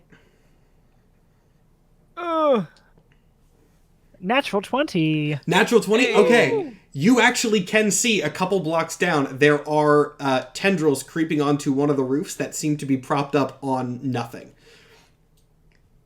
Say that again? There are tendrils creeping up onto one of the roofs that seem to be propped up on nothing. Oh, shit. Ronnie, you got freaky cancer tendrils all on your ship. You know that? He picks up again and you continue hearing like the fighting sounds, which presumably he knows. He doesn't like, you know, the scene cuts over to Ronnie where he just like takes the phone or like the disc, holds it out, and then like cuts a robot's head off so you hear the noise, and then he hangs up the phone. All right. He's in one of those moods. Yeah, he's stressed. Let's get hopping. All right. Everyone give me a dexterity check to make the first roof jump. Dexterity Or like athletics or acrobatics, whichever's higher. We'll say that. Cool. What about athletics? How do I feel about athletics? Oh, whichever's higher. Athletics or acrobatics is fine. Yeah. Ooh, I That's didn't the know that. 14? We're Dirty that's 20. an 8. An 8 for Lord Cringe. Okay. I got a 12. And Paul doesn't have to because Paul is flying above you guys. If I he's would- following And at all. also still in the building. Well, yeah, I mean, you're above. Regardless, you don't have to make this check. Yeah. All of you are able to clear it pretty easily, except Lord Cringe. You don't, clear... You don't fall off an 8, but you, you're small. You grab the edge, and I assume with the help of somebody else are able to pull yourself up. Go ahead and make me another perception check as you get across to this other roof. Here we go. I only got let's see. 11. 17. A 17. It's a modified one. Okay. You We'll take that. Yeah, the people were making their perception checks as you were getting pulled up onto the roof. Let's say it that way. And then Freke. Sure. I don't think Freke is really looking, but There is might a be 17. reason for Freke to actually be able to do it. Okay, so Aha. as you look over at this roof, the tendrils are creeping upwards. They are getting larger on whatever this thing is that they are going up to. I will go ahead and say, those of you who got the 17, like, something does seem off about them, though. About the tendrils themselves? From the 17, yes, something definitely seems off. For the 17, I'm going to go ahead and say you can't say what, but they are continuing to just grow pretty, like, uninhibited up here. I mean, gotta keep it pushing. All right. Yeah, just gotta keep going. In that case, dex check up for the next roof. Okay, let's hope we get better than a 12. I'm almost said she'd be right back, but we will deal with that in a second. A 12 again. A 12 again. 12 is enough. 10 from me. A 10 will also be enough. What was the roll? I apologize. Athletics, acrobatics. I might have said dex again, but that's what I mean if I'm saying jumping. 19. Nope, 18. Either one is totally fine. And Momo... Oh, Momo's actually coming back. Momo, athletics or acrobatics for the second rooftop. All right, let's do this again. All right, that is a 14 this time. Okay, all of you are able to clear this pretty easily. Let's see. So you've got what... technically, a block would not just be a building, but let's say that is for simplicity. We'll say that these rolls are a block. So, 1, 2, you have... The next roof is where the tendrils are. With the ship. The next ship is where the weird tendrils are. Okay. Weird answer, but we're gonna keep moving. You want to go for the other one? We gotta go. All right, if you want to roll... Yep. Do another check if you're jumping over. I am 17. tentatively 15. Ooh, 13. 7. Okay. Is anyone going to pick up Cringe? I can give you a guidance. Someone can grab Cringe. I just need to know who. Okay. Okay. Soma would. Once you get to this, once you get here, everyone make me a perception check again for those who are on the roof. We'll say Theo and Freke. I know Freke doesn't have the best perception, but if Soma's pulling up Cringe, you two give me perception checks. Okay, that's an 11. 11? Okay. 18. Yeah, something is still definitely, like, weird, but you can't, see the ship, so it's kind of difficult to tell. So what are you doing from here? Freke is going to start tearing into the tentacles. Freke is going to go for the tentacles. Theo, what are you doing? I'm going to call Ronnie. Okay, Again. You call Ronnie, and you hear the, like, fighting sounds that are still going on. He just kind of yells what at you again. Notably, you can't hear those fighting sounds, like, super close to you. Like, you can hear them on the phone, but, like, not on the rooftop that you're on. Ronnie, I'm at the rooftop. Where are you? I'm on the fucking rooftop! What? No, you're not! Freke, give me a dexterity save. A dexterity save? Yep. Okay, then. That is a 16. 16? Okay. You managed to dodge out of the way as these tentacles that were presumably on the form of the ship just collapse inwards, trying to grab you. And as they collapse inwards, you can see that there is a similar situation going on the rooftop one over, which was blocked by the tentacles going over the form of the ship. I don't know if anybody caught it, but I said you had 4 blocks, and I only described you going over 3 roofs. This was all right. Yeah, so this was a trap here. The roof in front of you is covered in tendrils that do seem to be active in some sense. I'll go ahead and give you guys another choice here. Do you want to drop down and go another way, or do you want to try to fight your way through this? But the next roof The next roof does seem to be the actual one, yes. My bad, Ronnie. We were one short. It's just, what? Freaky tendrils playing tricks. We're on the way. All right, so you guys want to go? You're sprinting over, trying to fight your way through. I think Seems so. like the simplest I feel like it'd take longer to solution. go all the way down and all the way back up. That is definitely true. But if you are sprinting through, everyone needs to make me dex saves. Okay. I mean, I'm happy to do that. I think you're probably I going to can be do that. fine. Dex saves. I have a little plus here. That's a. Ooh. God fucking damn it! God damn it! Uh-oh. It's a 21 from me. Yeah, you're fine. You bound across easily. What is that? With advantage, that was a 10. Okay. And 13. a 13. Okay, so and this actually kind of makes some level of sense. You two, Theo and Freke, just keep going. You're able to dodge the tendrils as you're going, but then Soma, who was busy pulling up Lord Cringe, both of them turn around to rush and immediately get ensnared by two of these tendrils. And I think with that, this is hopefully going to be a quick one, but yeah, we are going to have to go to combat for this. Oh, great. Yeah, Oh, I know boy. Skyen does not have access to the Roll20 because we haven't needed it yet. I'm going to send a link in our Discord in just a second. Yes. Okay, let's grab... I almost sent that to somebody else. That's not right. I will go ahead and put that there. Everyone else should be in because I'm using the same one for the first. Yeah. Yes, cool. All right, let me set us up. Throwback. Oh, and yeah, you are definitely on an old screen. I have not moved you over to a new one yet, which is why I have not switched the stream over. Let's see. Hopefully my... So, are we gonna be separated by rooftops? So I'm gonna look through my maps here. There were a lot of possible combat options, and I think I have a map that I was going. Yeah, we're gonna return to an old map that is not exactly representative, but will generally have the shape that I'm going for. Will do. We will make it work. Give me... Actually, I can just return to an old one specifically. That'll actually be a lot easier. Because then most of you will have control over your characters. So we're going to return to this map here. Now, what this is, of course, going to represent... I'll make it a little bit better for sizing. Not that. That's wrong. And I know chat can't see this yet. I will fix that in just a second.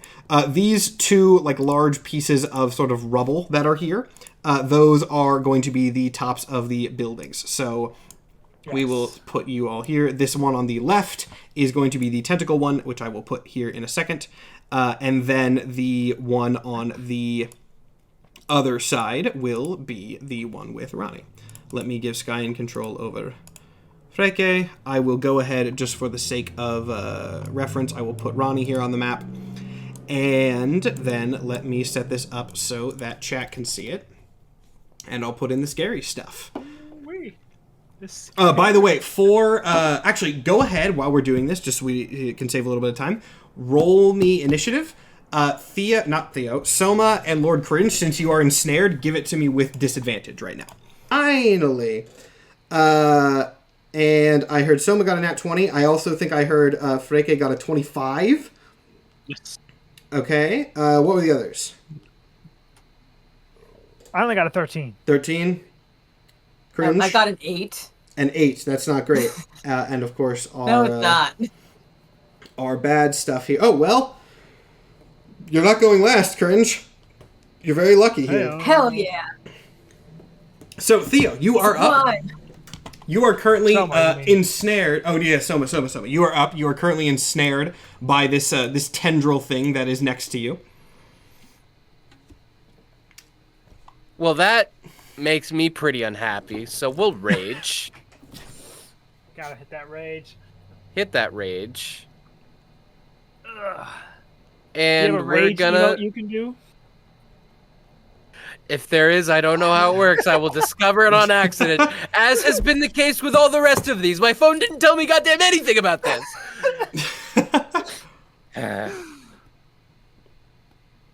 So we're gonna attack. Sick.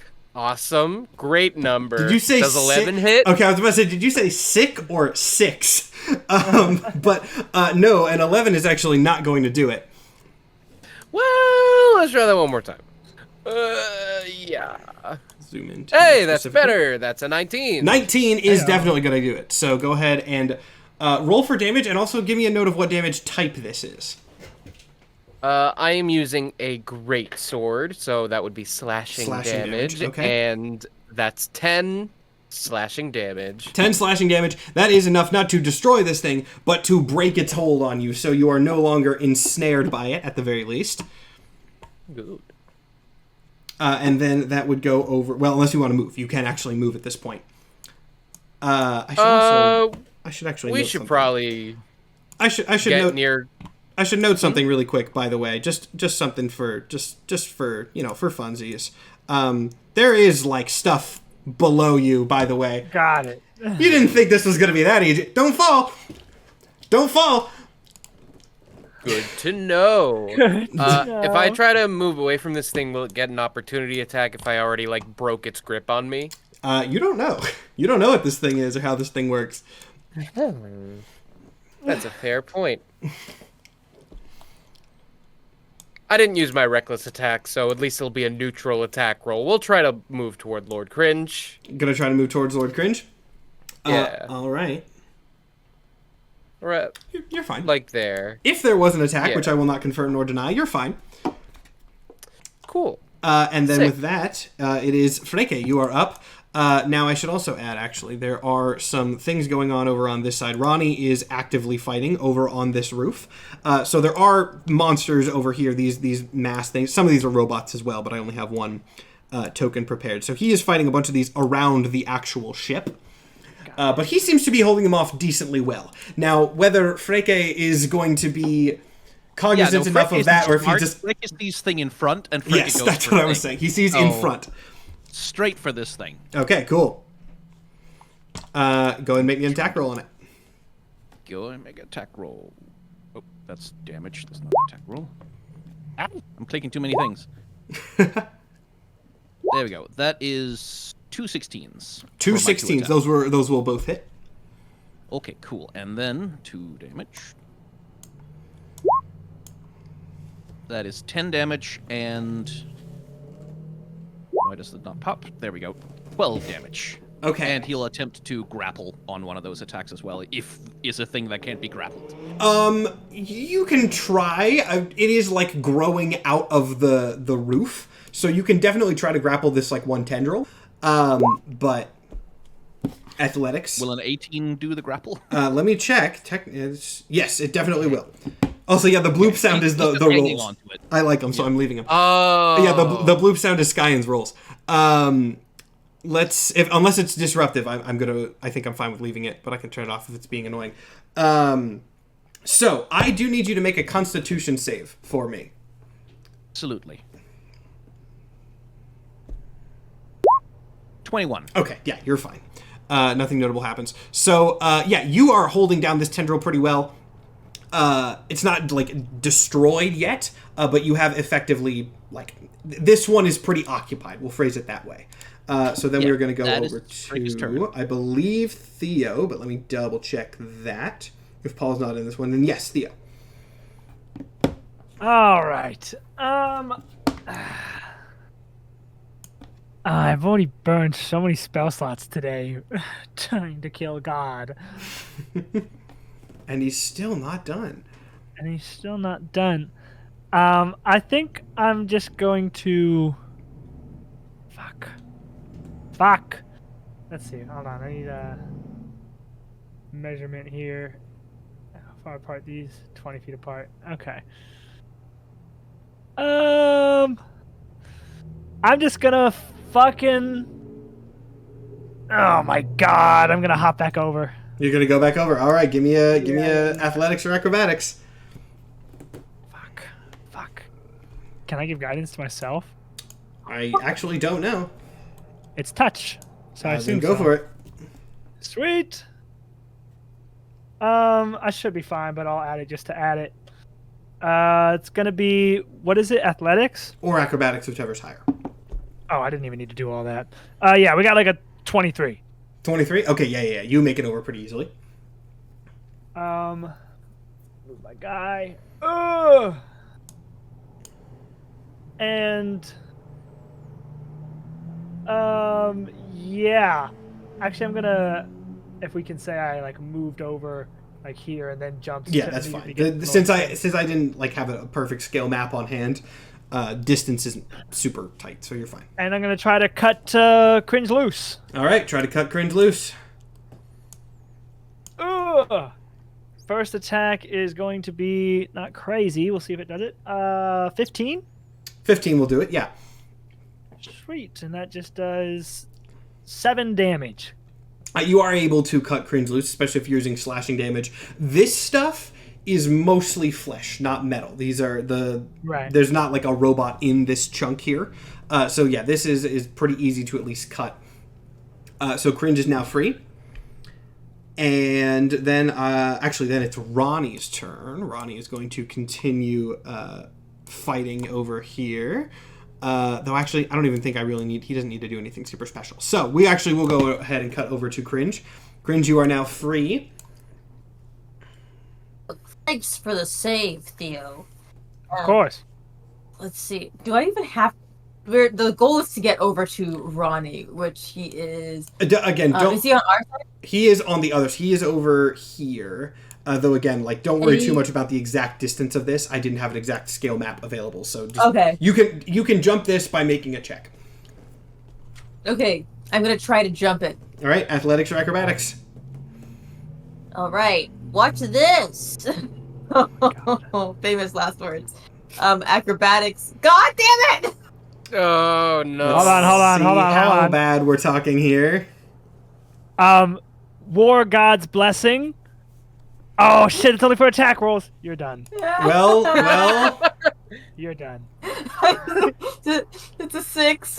A 6. Okay, a 6 is not. A 6 is not great. Now I did have in my brain. know. You're lucky. I had in my brain you're not going to totally fall unless you hit a 5 or lower. Which I know it might sound like I'm now pulling that out of my ass to be dramatic. That was, I swear to you, what was in my brain.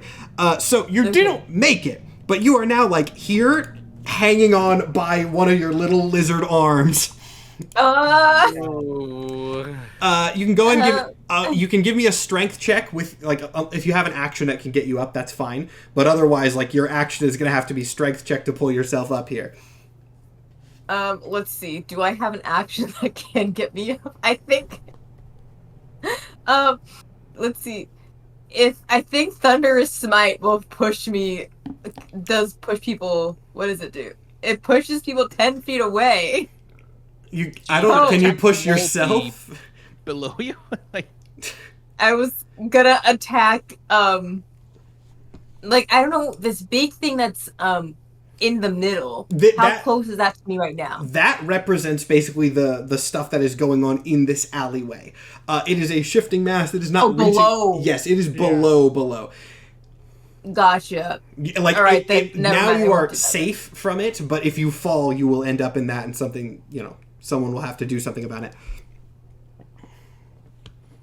Then in that case, I will just use my action to get up. Get that strength check. A strength check? Yeah. I'm going to use a physical die. You're pretty small, so it's not going to be that difficult of one, but also... All right, I think I'm going to stick with the physical dice right now. That is a 22 to get up. Oh, 22 is fine. Yeah, you are able to pull yourself up. That is definitely going to take your whole turn between the jumping and the grabbing. So you are like right on the... That's the wrong interface. You are like right on the edge here, but you have pulled yourself up. And I made it. Now, though, it is the masses' turn. Let's see. How do we want to do this? I guess that probably makes the most sense. Yeah. Theo, real quick, make me a dexterity save. Is this only targeting me? It is only targeting you. Let's go! I gotta add my shield's AC to my dex save. All right. 22! 22, yeah, you're fine. This one that is right next to you lashes out, but you are able to block the brunt of it and not get, knocked anywhere. Soma, I need you to do the same. That's a dex save? Dex save, yes. Ooh. That's a 16. A 16, you also are able to beat this thing back with your massive blade. And then they have over on this side, the only one that is near anybody, well, other than Ronnie, who is continuing to fight, is Freke. And actually, this positioning-wise, he's not going to do that.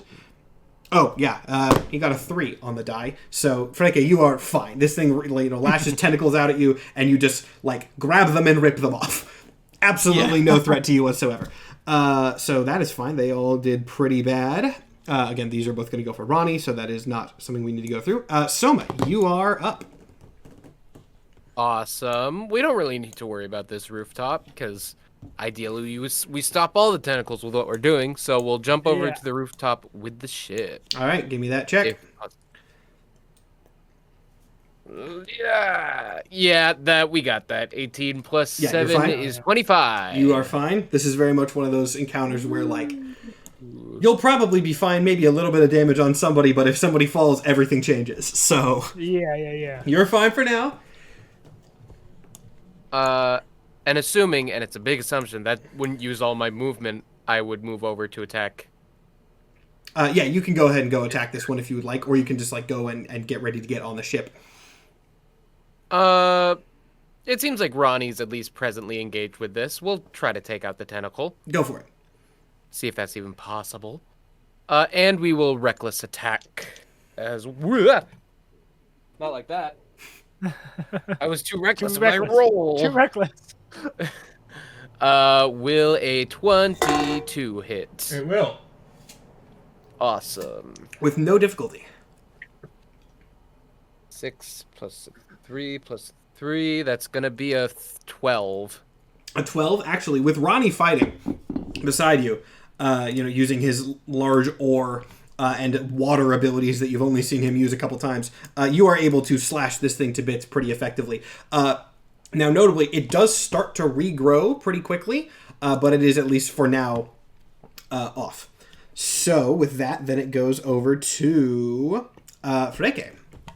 Who is just gonna keep biting at this thing. That does make sense. He's eating as fast as Okay, they're growing. that is a 13 plus 8, so that's a 22. Mm-hmm.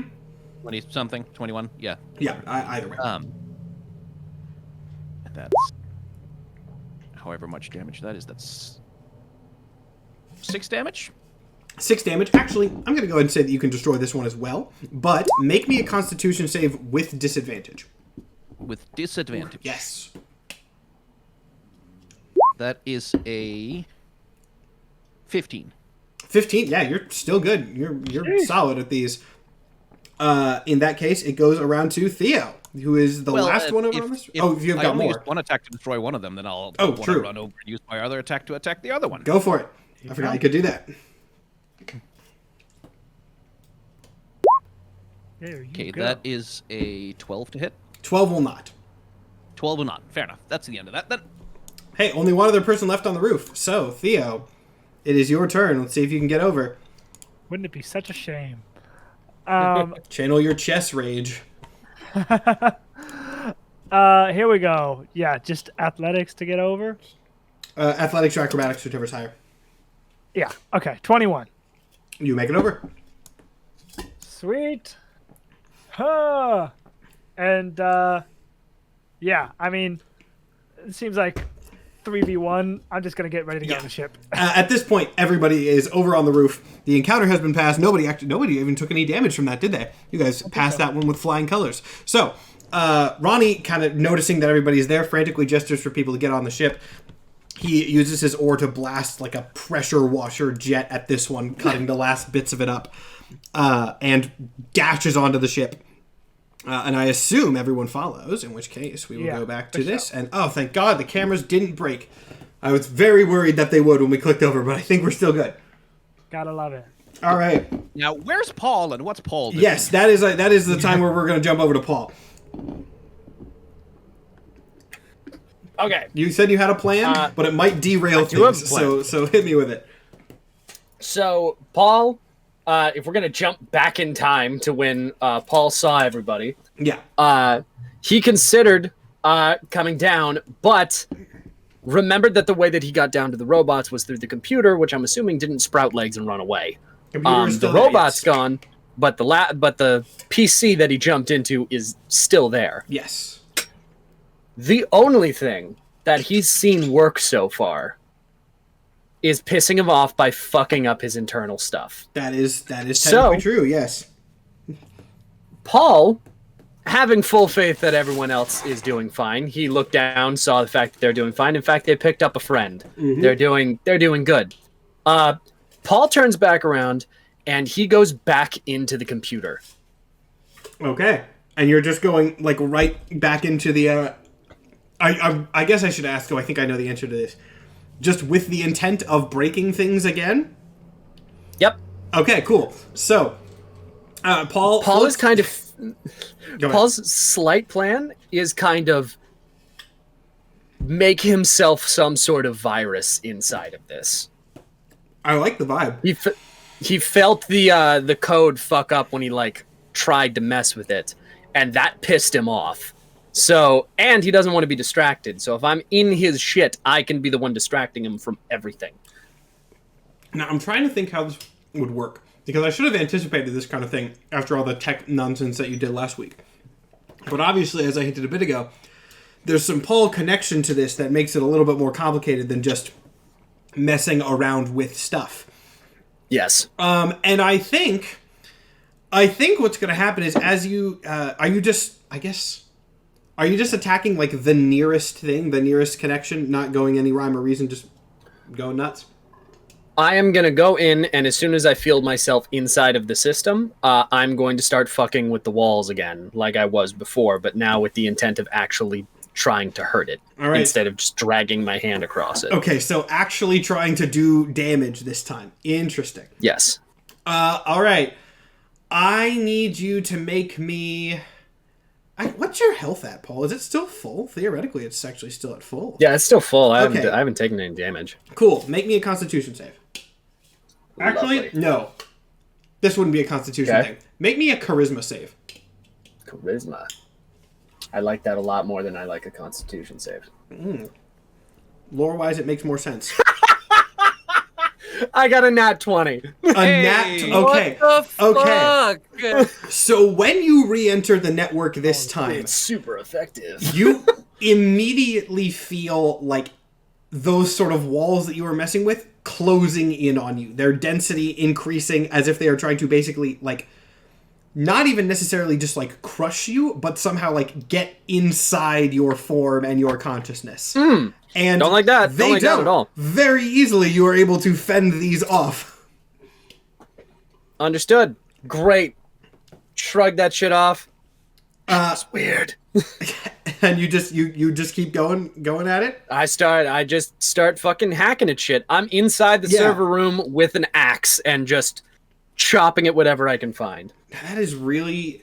The implications of that are very, very interesting. Give me a... What kind of check would it be to notice this? Give me an Arcana check. Arcana. 11. Okay, you don't notice anything, but the nat 20, that was a good nat 20 for you, Paul. You had horrible luck at the beginning. It just kind of karmically balanced with that nat 20 of I'm going to try to piss off the big bad and then get a nat 20 when he tries to stop me from doing that. Like, that was the best time that you possibly could get a nat 20. Thank God. Yeah. You start to feel the connections dimming a bit. You can't really tell exactly what's going on. I'll go ahead and tell everybody else.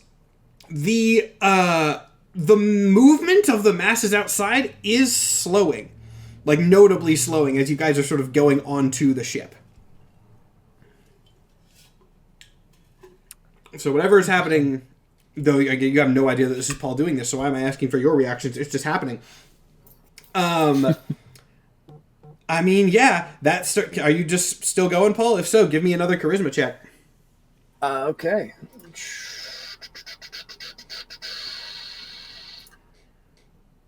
A save That was or a check? significantly less good. Save. That was I should also have an said 11. Save. I should have said save.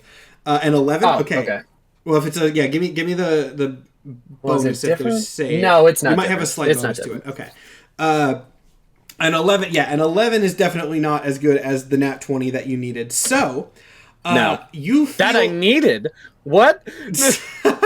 You I didn't caught that. What? necessarily need. It was okay. You feel that sort of wall close in on you, and this time it actually does pretty well close in. Got it. You feel now that you are not in this sort of same network that you were. You are in like a solid sort of block of data, something that you cannot really move out of or escape from. And at this point, Did he put a fucking firewall around me? you hear Eterna's voice show up again, just sort of all around, but it actually condenses into a single point as it's talking, as he manifests in front of you. Interestingly, visually. He, like, actually physically shows up, like, visually in front of you. Gotcha. And he is pacing back and forth, clearly scattered. You can actually see, like, very faintly, like, around his mutated, bubbling flesh, claw marks that seem to vaguely resemble your claw. Like, whatever you did clearly hurt him in some capacity. Nice. But he looks and he goes, you know, I really hoped that you would not have the capacity to do any of this. I set you down as bait, and now you're just so many problems. Look at me, I'm doing some sort of villain monologue. There's no point to that. How much is your data worth to me? That is the question. I could try to keep you in this box, but he kind of looks around. Doesn't look like you have the capacity to escape. I could send you somewhere else. It probably would be easier just to kill you. What do you think? I value the opinions of my subordinates, sometimes.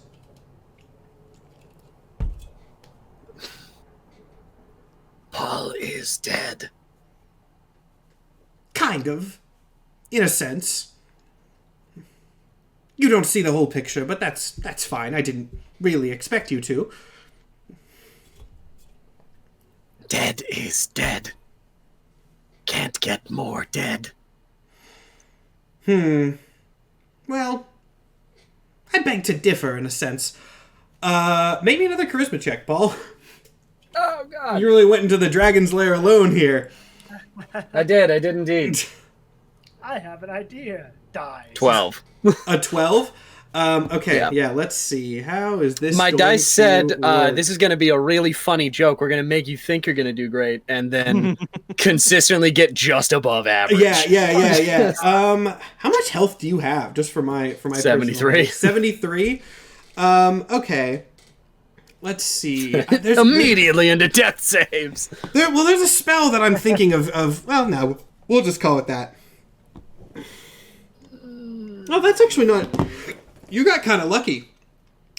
You take 35 That's the damage. first time for everything. Yikes. As Ow. basically the data that is around you starts not necessarily crushing you as much as, like, how do I have this visual in my head, and it's not a very good visual, but I don't know how to describe it. Sort of like dissecting in a sense, where this data wall that is around you is like pulling you apart physically. Gotcha. I get it. Yeah. It's kind of sapping me of me. Yeah, that kind of thing. I am very curious if you have a way out of this, because I know this isn't the answer to everything, but considering the fact that I am already data corrupting a system by infecting it, it's essentially just he's trying to delete me, right? So he's like kind of just deleting my code. you don't Or, know like, that. You don't absorbing? know. You don't know that technically. I don't know that. Paul's assumption when Paul- this is yeah. happening is I am being absorbed because he keeps saying, I could just, Yeah. take your data. So he is going to be going with the assumption that he is being absorbed, meaning that these things have directives and such. Okay. His way for trying to escape is he is going to try and flip the firewall. He is going to try and infect the firewall himself. What check would I even... I mean, I guess I've been making you do Constitution for this kind of thing before. And I mean, yeah, that's the precedent that I've set. Panda, make me a Constitution check and pray to any god you want that it's high. Okay. Because Let's this go, this baby. could be I hope you really piss off that bitch interesting. too bad. This could be Yeah, really let's hope this interesting isn't if the you worst, fail. worst roll ever. Whisper to your dice that it's lore related. I mean, it is. That is a dirty 20. A dirty 20? Okay. All right. That is not enough to automatically save you, but is enough to have you not be entirely deleted. So yes, you are able to, Yes. again, with some level of like weird knowledge of how this kind of works, you can, like, again, this just seems weirdly familiar in a strange sense. Gotcha. And you're able to resist this, which Eternus seems displeased about. And yes, it was lore related, for those who are wondering. I fully know what Paul is, and Panda doesn't technically know what Paul is. I don't technically Nope. know what Paul is at this point. So he didn't flip the firewall, but he resisted the firewall. Yeah. You from coming in. think about, like, if you were trying to sort of go into it, you pushed back against it enough to... All right.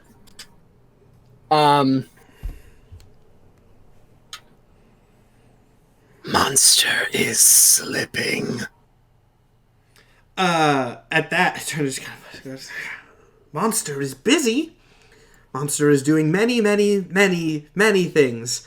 And you really should have been the least important of them.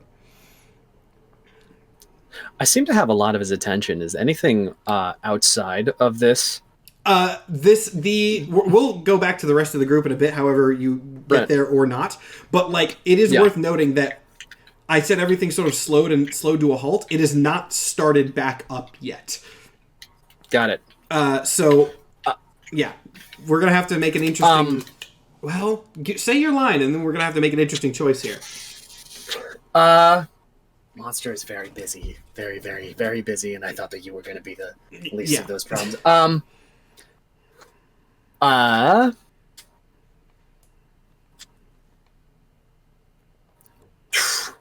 Paul home is talkbox. Monster nothing but big talkbox.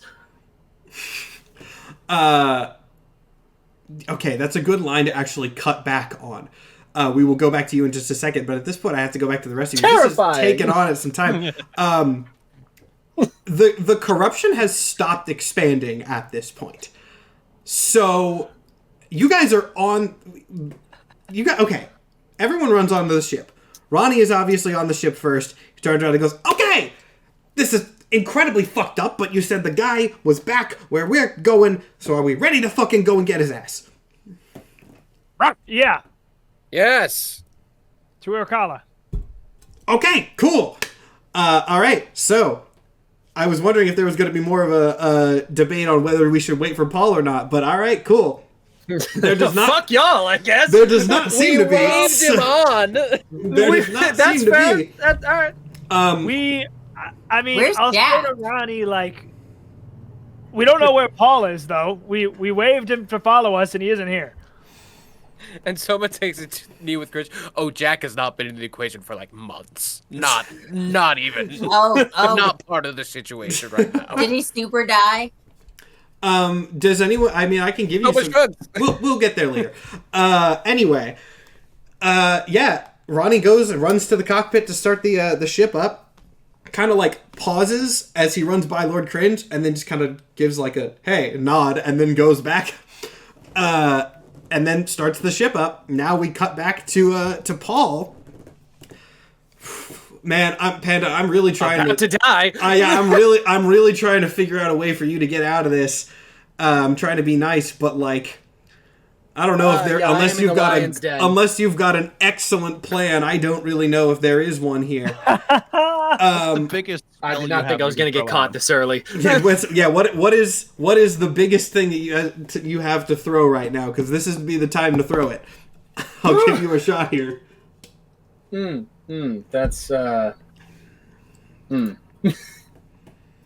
say to Ronnie, let's swing by the top floor of Eternitech just to see if Paul's still there.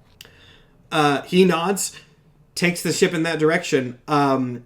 Don't believe that Paul would like Paul would He not. wouldn't be. No, Paul But that's would the not only be. call that Theo would have Yeah. made, you know. Yeah, he So- swings by, doesn't detect anything. Like if he's Here's- gone, it's like fucking. We don't know where he Well, is. I will say the leap pad is still like on the ground in the office. I would think. Also, it's right next to the computer Yeah. because I was the So leap if pad someone and then wants moved to- over to the computer and then. if someone would think to like, and I don't know if you would have any in-character reason to grab the leap pad, you could leap out and do that because the window's still broken. You have access. You know, I'm a wise guy. I think I would see it and be like, oh, fuck, we forgot the leap pad. I forgot something that's kind of important here, and I will say this is happening as you guys are flying up because we cut over to Paul. While you are in the riverboat, by the way, the danger seems to have passed for the purposes of Grimnir. The riverboat shielding kind of blocks a lot of that. Yeah, so there's gonna be like a sound, and like Grimnir sort of pops back into existence. Like, whoa, did we kill them? Not yet. We have to go to Irkala. Yeah, Carl, right. But who's the small lizard? Oh, right. Why did our dog turn into a bird? Grimnir this sort of like, it's a long story. Something about honor or duty. Is it that? Yeah, no, it's nothing to do with honor or duty. I am and that's like, I am honor bound to serve the All Father. As he goes There you into go. speech, It is literally neither of those things. honor bound to serve the All Father as his church grim on earth, defending the souls of the dead against corruption. Okay. So you basically signed a contract. I signed nothing. I was caught. It doesn't matter. I mean, it's okay if you signed a contract without reading the whole thing. It happens to the best of us. On stealing the Dripner ring and turning into it doesn't matter. Who are you? Oh, I am Lord Cringe. I serve the concept of cringe. And as far as this team goes, he has tenure over your ass, so you better watch your tone, Grimnir. It's like Grimnir sort of looks at this tiny kobold who's about the size of him, and like up at Soma, who seems to be deferring to him, is like looks back and forth a couple of times, opens mouth, closes mouth. Questions for later. Now, as this is happening, Theo jumps out of the back of the ship, grabs the leap pad, jumps back in. Paul, while this was happening, did you come up with any last-ditch efforts to get handled here? Here's a little insight on Paul's makeup. Paul is a multi-classed rogue with a minor warlock, which means he ain't got shit in terms of like big things, because he's a ghost. I built him as just a ghost. So my like last ditch effort with the fact that they have the leap pad is through the off chance that me pushing the firewall back means I can slip back into it. That's about all I got. Okay, make me... I mean, I've used constitution checks for everything that you've done in this sort of digital realm so far. I make me the constitution check to escape or face what's going to happen if you I'm fail. gonna die. Let's see. I'm if gonna this go works. and tell everybody this is a very definitive roll that's about to happen here. Because this is not. People are saying stealth check. They are in Eterna's network. Like he's not gonna be able to stealth I'm out of looking this. him in the yeah, face. they're not gonna be able to because there's reasons about like lore that you guys don't really know yet, which you'll find out. Is there soon. like a DC that he has to beat? I mean, in my brain, it's a 20. Like this is a bad situation for him to be in. This is a bad. Are you telling me this rolls? You are not gonna believe this shit! I got a 21! I got a 20 fucking Let's go! 1! That is a 19 on the die! Yep. And I said it out loud beforehand. I said it. Yeah. All right. Cool. Paul I can't survives. believe he At least made for the that next half of the shit. episode, Paul survives. Holy God! Yeah, Paul. Let's fucking go. You are able to. Actually, okay. Here, I'll do a sort of lore thing here.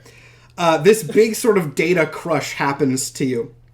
You take a lot of the damage from that, and then as Eterna is talking, he sort of smirks, and gets ready to do it again to sort of finish you off.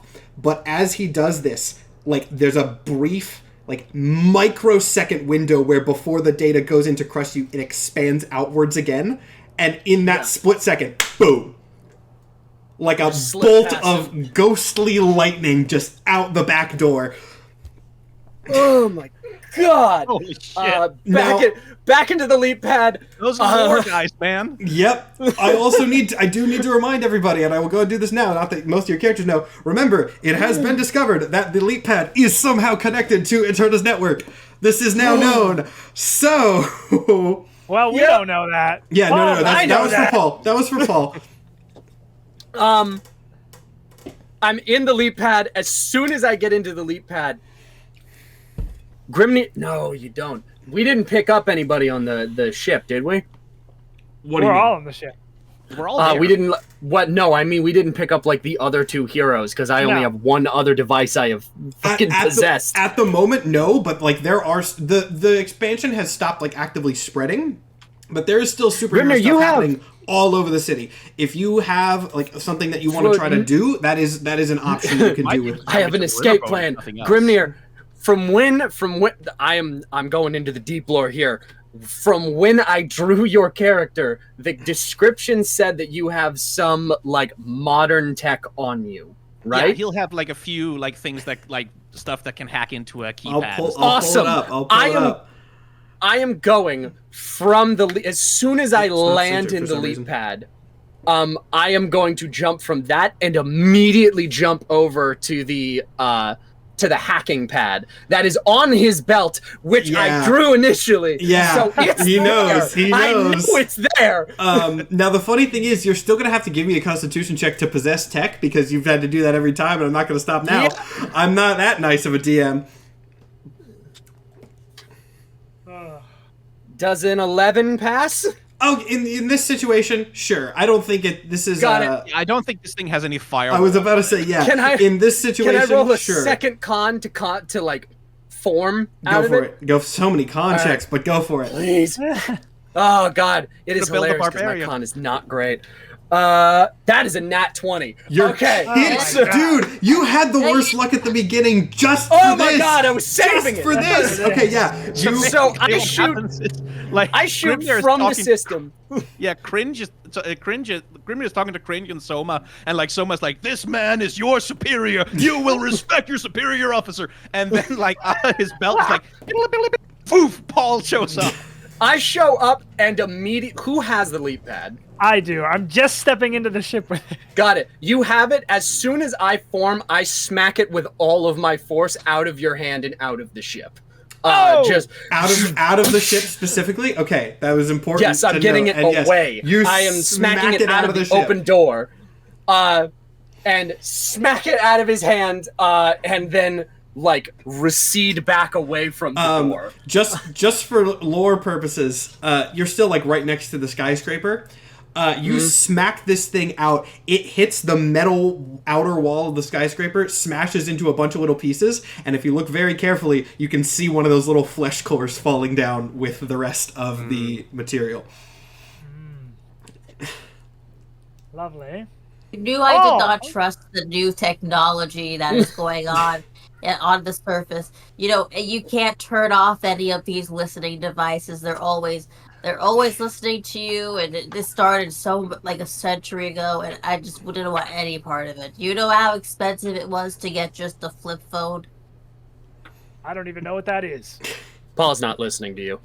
Yeah, he is complete. Like grabbing his little tech device. What the hell, Paul? Yeah, your tech device is currently in the center of my chest, so it is. Right. So it's manifested out there. So he's like, "What the hell?" Yeah. God, where do I start? Oh, you can't just run off on these little adventures. We asked for you to follow us. While you're off having your little fun in your little world. Can damage him inside system. Stopped attack. Oh, the freaky monster slowing down. That was you? They slowed down. Yeah. Did they slow completely to a halt, or just they slow? slowed to a halt. Notably, you are above the ground at this point. They are now starting up again. I was wondering if anyone was going to ask, but yes, they are starting to go again. Well, they were. All controlled, one mind, easily distracted.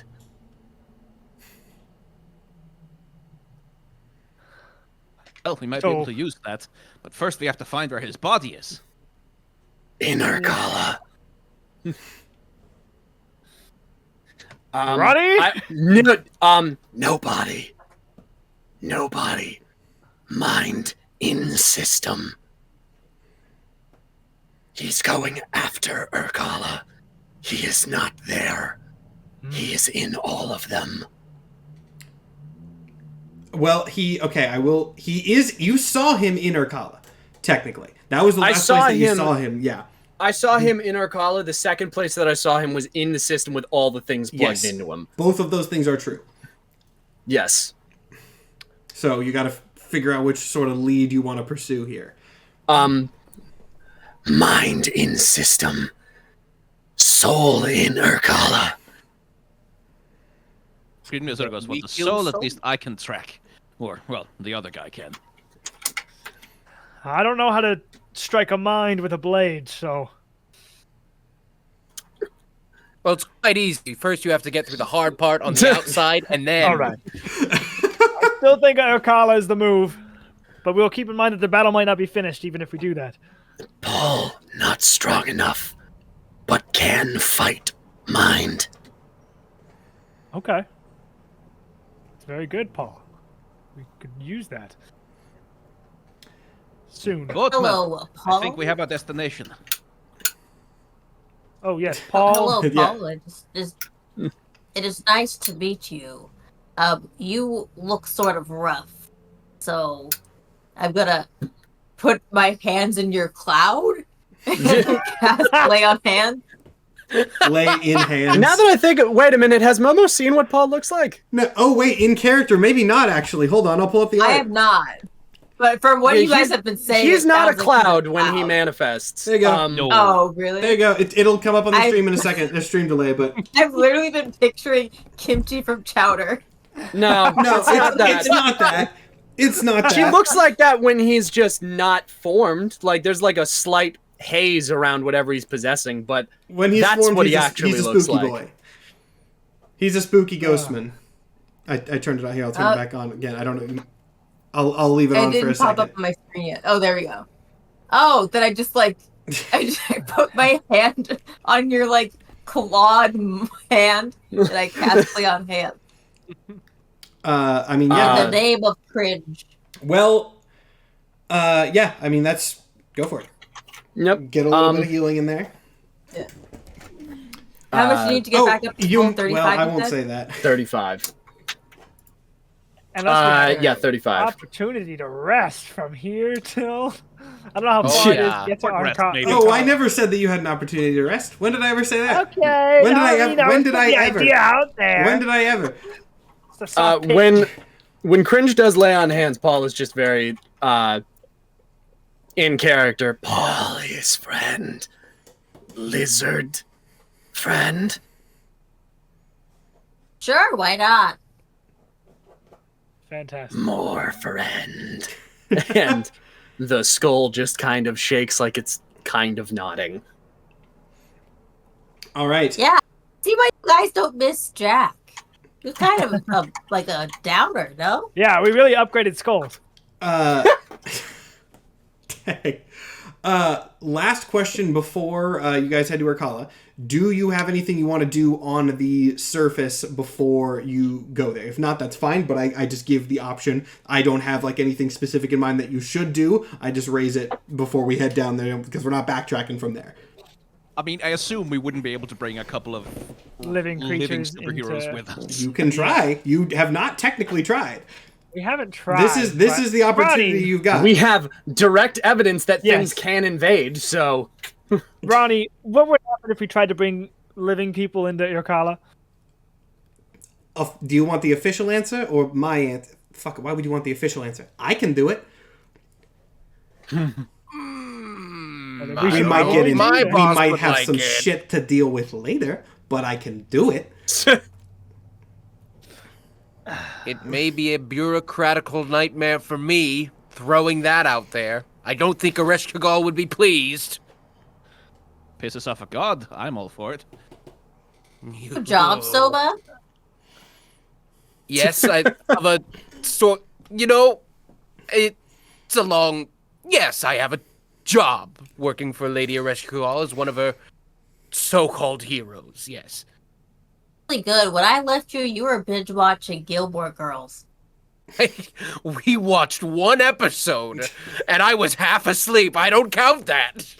I don't know about that. I watched one episode, but you definitely watched at least 2 seasons. There are monsters invading multiple fucking dimensions. There are We will bigger talk about problems. your slander later. I whispered to Soba, he's still really bad that we kept watching without him. All right, everyone. Are you gonna try to grab somebody, or Fuck. again? This is very much one of those like the order and actions that you take, the actions and order that you take them in will affect how this last sort of 2 hours plays out. I mean, I don't care if Soma gets in trouble with his boss. I think it's worth asking. Okay. Let's just see if they want to. Now, when you say they, I assume that you technically mean the superheroes that you have met, and not just because there's a bunch of people here. Yes, the 2 that we have yes. become acquainted with.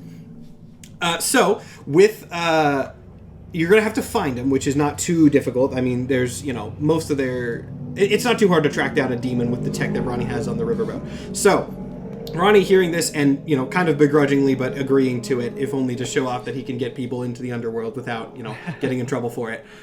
You search through this battlefield and eventually find Andy and Heartbeat fighting a bunch of these robots alongside a couple other superheroes that are just kind of going in and out.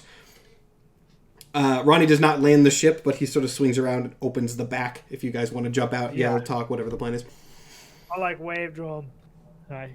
Andy! Heartbeat sees you first and then just turns around and waves and doesn't stop fighting. She's just hey! Get over here!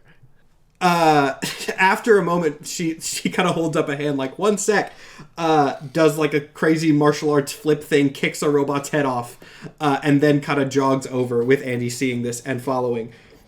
Hey, what's up? You guys want to help fight these things? Because you're just kind of sitting up there not helping. The fight here is fruitless. The real fight is happening in the underworld. Would you like to join us? Andy kind of looks very skeptical. She crosses her arms, sort of raises an eyebrow. You want us to go to the underworld now? There's an active invasion of sorts happening here. Why would we go? We don't even know what's going on. I assume you have something to do with this. I have something to do with stopping this. Mr. Eterna of Eternitech is behind this. His soul is in Irkala. His mind is in every single robot there is, so we're taking out the soul. Give me a persuasion check. Also, Panda just turns camera off so the cameras move. Now there's 2 of me. We can deal with that in a second, though. Where did all my dice go? Oh, there they are. Persuasion. What do I add to persuasion? Panda said BRB, so we'll just have double me and no Skyen for a second. Ooh, very good roll. That is a 22. A 22 will be enough. So Andy kind of thinks about it for a second. As much as I hate to admit it, given the magical signature of these, it does make some level of sense. Fine, we can go. Fantastic. Heartbeat very excitedly. It's we get to go to the underworld, but we're not dying, right? And just kind of shakes it. No, we're not dying. She goes, yes. At this point, I was hoping Panda would be here for this, but timing-wise, it's just gonna have to work out with this. Heartbeat kind of yells over to somebody that you can't see on sort of the other side of the street. That's why he goes, Jack, we get to go to the place where you were. And you see a very pissed off, but mostly, human Jack, still some weird, markings on his face that seem to have not been fully cured. He kind of looks over to, the ship from where he was fighting, and just his jaw kind of drops for a second, just looks, goes, thumbs up. and then he thinks about it for a second, and then the thumbs up turns into a middle finger. Is that Jack? What? Is he flipping us off? He did survive. I've canonized that he survived. You know, that it has this general air of jackassery. So it might be him. Panda gets here 5 seconds late. Paul wasn't paying attention. He didn't see that.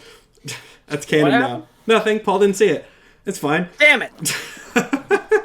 But yeah, after that, Heartbeat flips him off in return, and then just like excitedly leaps onto the ship, ready for this bullshit to go down. Fantastic.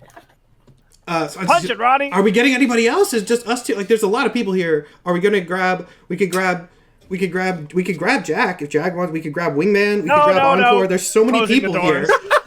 Okay, she's okay. Calm down the crossover. It'll be fine. We got this. And so, with your allies in tow, Ronnie sets off for the underworld. Now, you guys do not have a full rest here, but you do have like a couple minutes to gather, make a plan. I also think this is going to be another quick break point, mostly because I know we did a break earlier, but I was trying to fix the cameras during that time and didn't go to the bathroom, and I need to now. So that didn't work out great for Panda's break as well, but this also gives you guys a couple minutes to plan. So we will be right back with the return to the underworld. Don't go anywhere. Hopefully the cameras won't break this time, and we will see you all in just a second. Hello everybody, we're back. Sorry, my unmuting was like a half-second delayed, but it is fine. Oh, wait. Something didn't look right there. There we go. I set it back to the normal camera, the one without. There we go. Now we're fixed. All right, so There we are. there we go. I forgot I had a different button for that. All right, so where we left off like 2 minutes ago, you guys were back in the riverboat heading back down to Urkala. Now, again, like I said, this is not going to be a rest because this is a horror campaign. I can't let you guys just heal before the final boss. But you do have a little bit of time to plan, to try to figure things out. You do have a lot of NPC support here because Andy and Heartbeat are both there. Feel free to ask them anything. This is your time to plan before things start getting crazy and you maybe get hit with more stuff. Yeah, Grimner is going to be chatting to Paul, like trying to figure out what Paul saw, like where he might be, like what might be containing his soul right now in Irkala, or where we might be able to find it.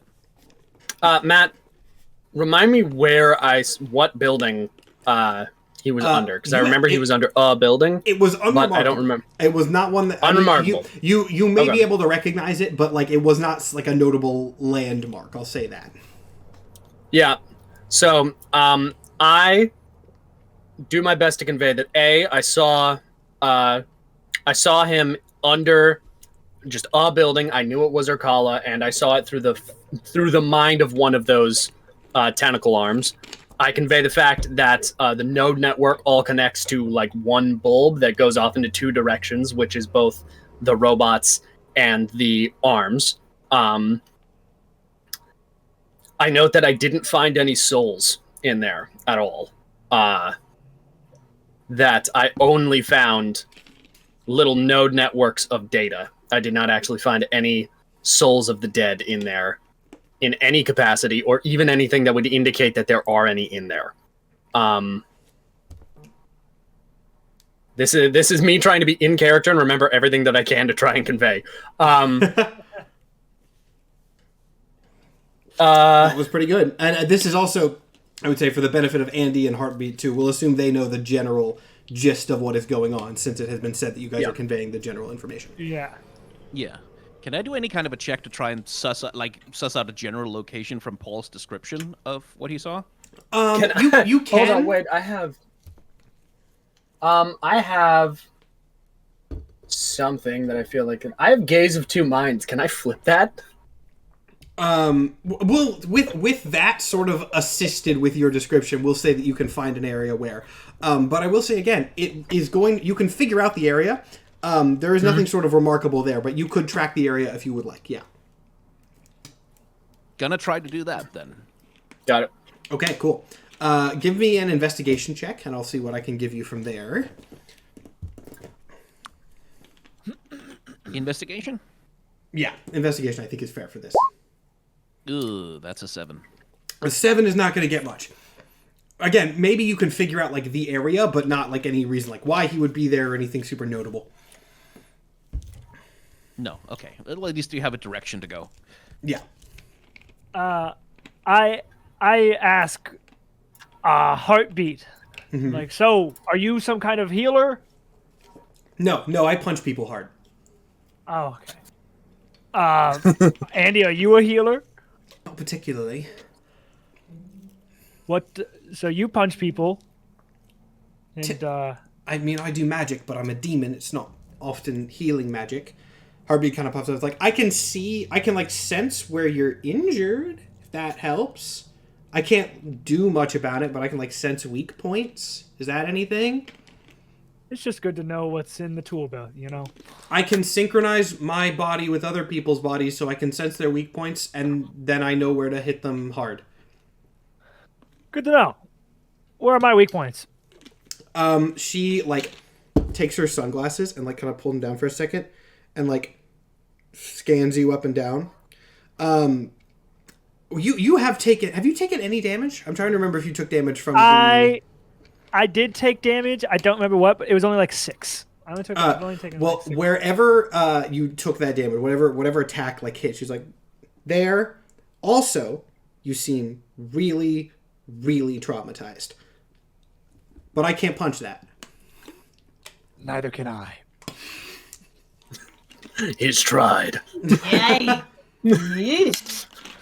Well, I fell out a window today, so if anyone can help me out with that, it would be appreciated. Yeah. She kind of turns and looks at you and goes, "Oh yeah, the whole thing is fucked." Mm-hmm. How much? I was almost absorbed.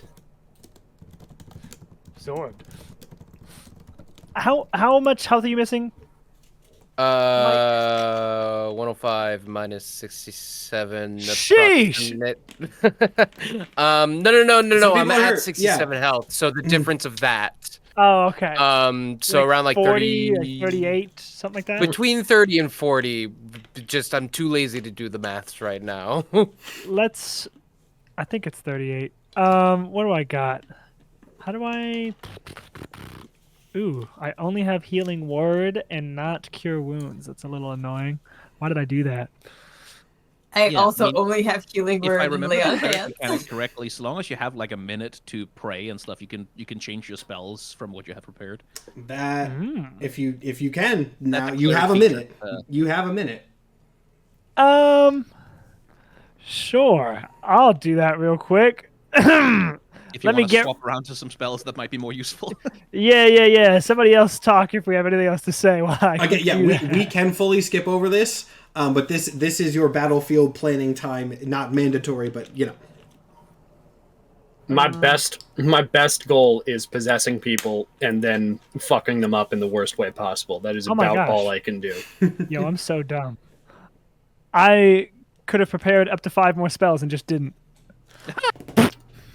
Nathan, Gotta love that. I've played a Bro! cleric before. 5 more?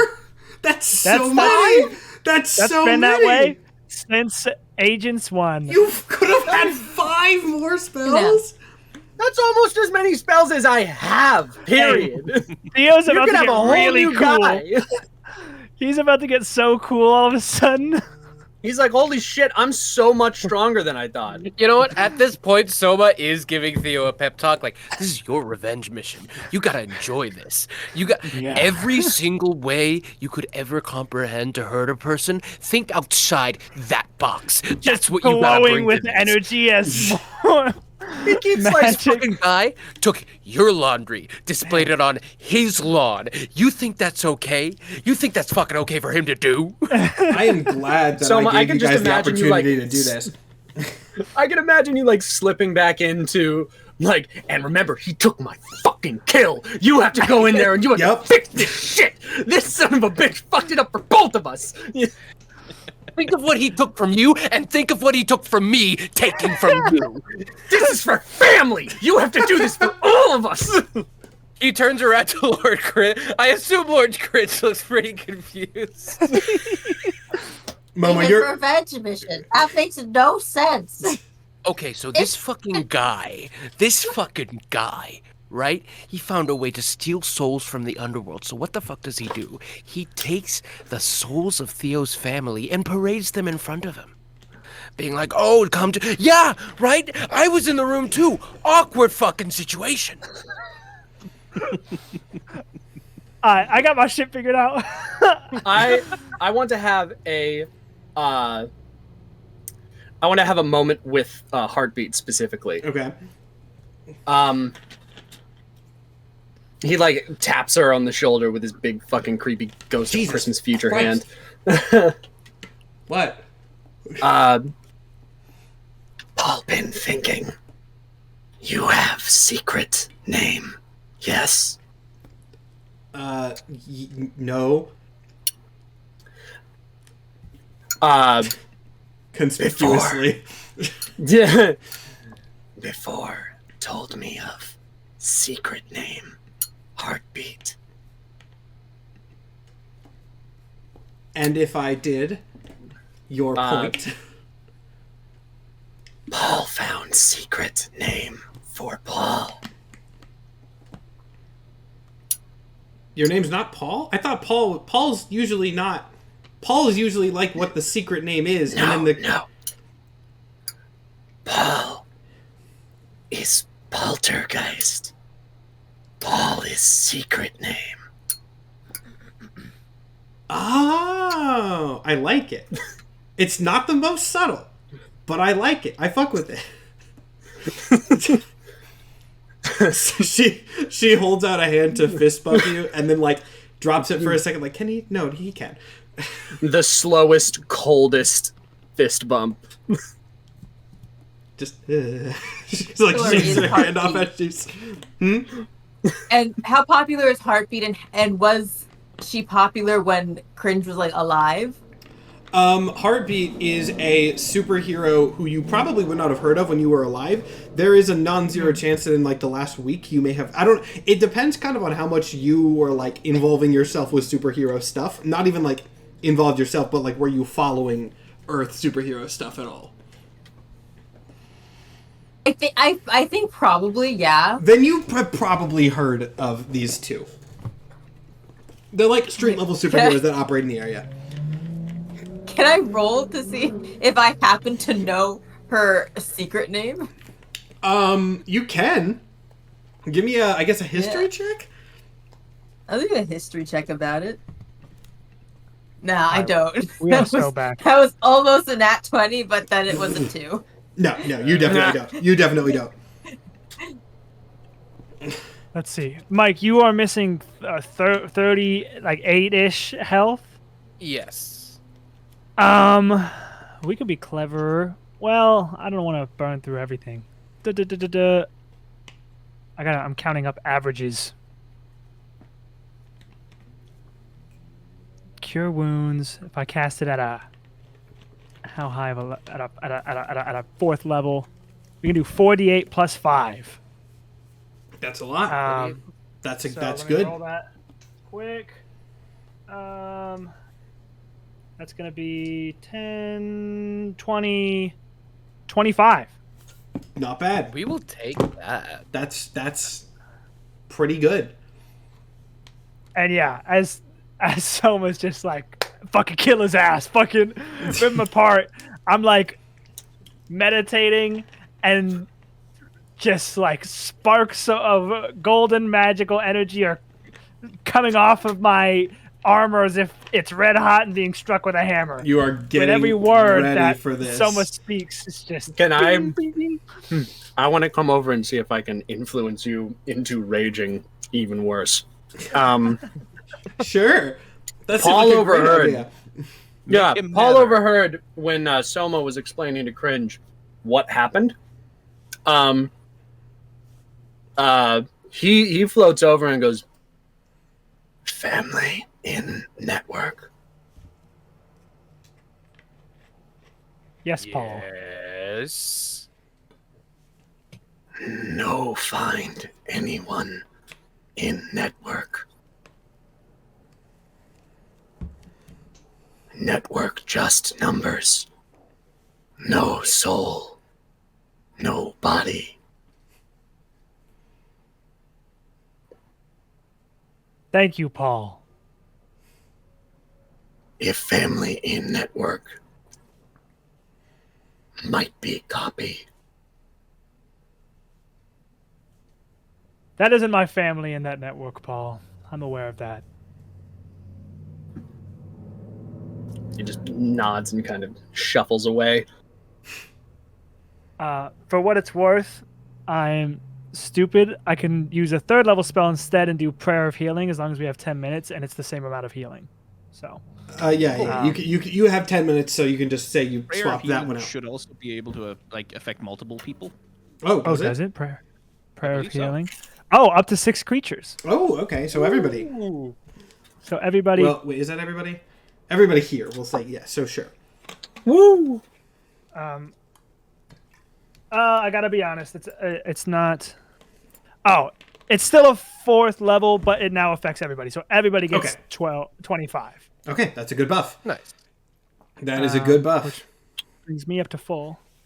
All right. That's in that much case, Momo has stepped away. But anybody else? Any last things need to happen, or are we?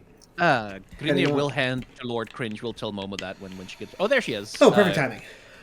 Grindir will. Well, if you're going to be fighting with us, you might need this, and he'll hand her one of his little trinkets of the departed, which, as long as Cringe holds onto it, will give him advantage on death saving throws and Constitution saving throws. Cool. I also forgot I have Beacon of Hope. And I would have cast this before Theo did his whole thing. Oh. So that was the max healing. I'm being very lenient in this encounter, and that honestly should scare you guys. I was in the bathroom. That's fair. 8, 16, 24, 32. So 37 healing for everyone. Okay, 37 healing for everyone. That's good. A lot of spell slots have been burned, but health is everyone at max then? I think probably everybody should be at I didn't at take max. it. I am a single hit point off from max, so we're fucked. We're fucked. Okay, cool. Yeah, good, we're good gonna die. So, after the riverboat continues going through it sinks back down into the river, goes through the Styx again. There is that big, super violent shaking. Heartbeat throws up all over the floor. But I'm not gonna go hear everybody making Constitution saves again. Also, yeah, by the way, Cringe, that happens. Don't worry about it.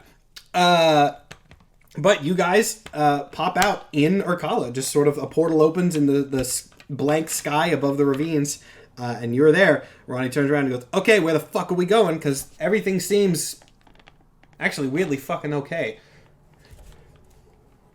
Good question. We figured out sort of the rough area where Paul saw Eterna, so I'll point him towards that. Cool. Ronnie starts taking the riverboat down in that direction.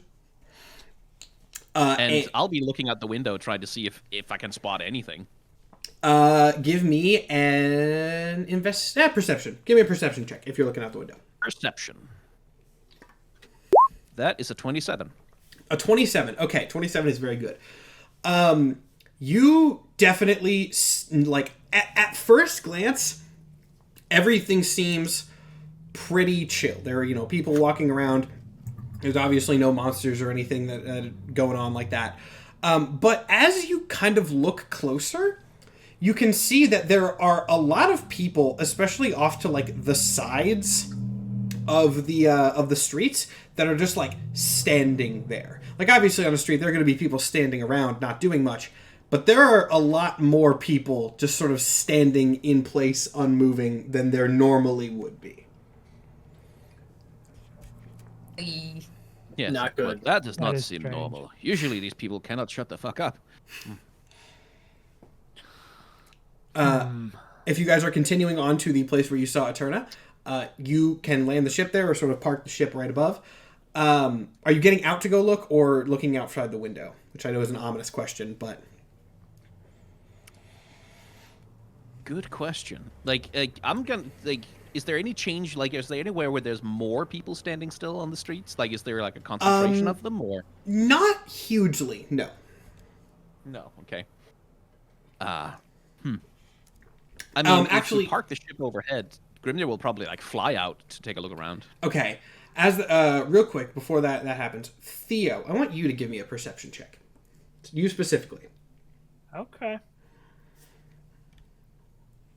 That is just a 14. A 14. You also notice the people. I'm not going to say you notice anything beyond that. Grimnir, however, you fly out of the back of the ship. Immediate danger back. A huge danger aura just all around this whole place the second you get off the riverboat. Okay, well, time for me to make a Constitution save. Yep.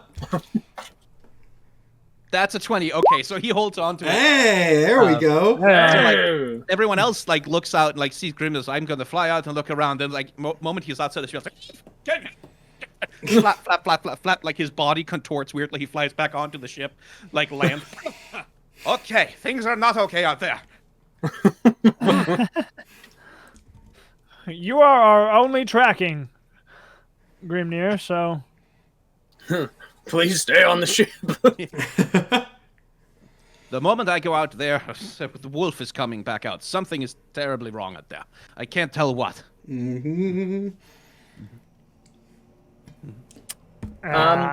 I want to say that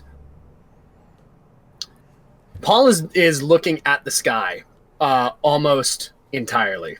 Okay. Paul is trying to ascertain where the arms are. Because the last time he was here, he saw the arms. So Paul is thoroughly fixated on where those might be. You don't see any arms active at the moment. But at least in the general vicinity. Okay. He's going to keep sort of scanning the sky as all of this is happening, almost tuning everybody out because he's in his own little world. Yeah. The wolf might be able to track whatever the hell this is, but once he comes out, I'm not coming back.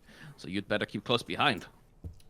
Yep, I mean, this is a moment where you guys have to find something, or it's gonna find you. So, Paul's gonna float out of the ship towards the sky. You're gonna float out of the ship. All right. Paul, give me an Arcana check, Paul. You know what? Give me an Arcana check with advantage, actually. Okay. Awesome. I am going to transition to the physical dice for the rest of the day. That is a 9 with advantage. The first lore-related thing that Paul has not done great on. No, you don't notice anything. I know. You don't notice anything. I don't. Okay. I'm going to go down to one of the citizens that are standing still. Mm. And he is going to he's going to use Gaze of Two Minds.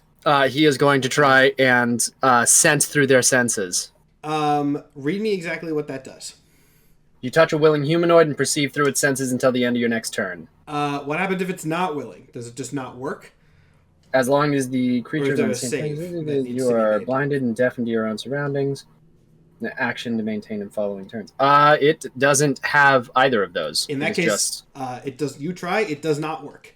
Though I will say, Got it. you can tell enough by how this worked out. Like you can tell that somehow this is resisting you, even though it's not moving. I'm gonna try and possess it. I feel that it won't let me in. So now my goal is I'm going to try and get in by force. Give me a Constitution check. Yeah. That is a 22. 22. You enter this thing. You are back in the network. Damn.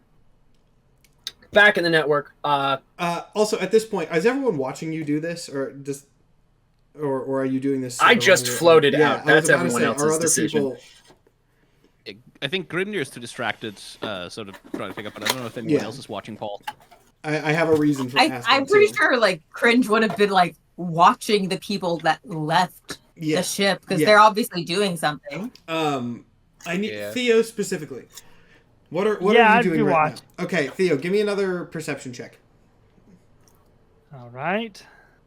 Now that you're watching one of these things closely. That's a 19. 19. This is definitely one of the missing people. You can recognize them from the case files, and if you look around, all of the people that are standing still are definitely in some way or another the missing people. Got it. Grimnir, So you might just wanna seeing- check your notes. Just seeing that I'm in the network, I'm gonna get the fuck out of there. Last time I was in here, I almost got crushed to death. Assumed, yes. Yeah. In the network. Fuck that. Dips out of the network. Yep. Poke your head Flies- into this NPC, like, out again. Yep. I fly back up to the ship. All of them connected to network. All of them are the missing people. Not real. And yeah, I will go ahead and confirm that there is no like presence of actual like soul possession in there. You go in there and it is the network. How can I make Paul say this? Robots build flesh. No mind. Those people not real. Just skin over steel.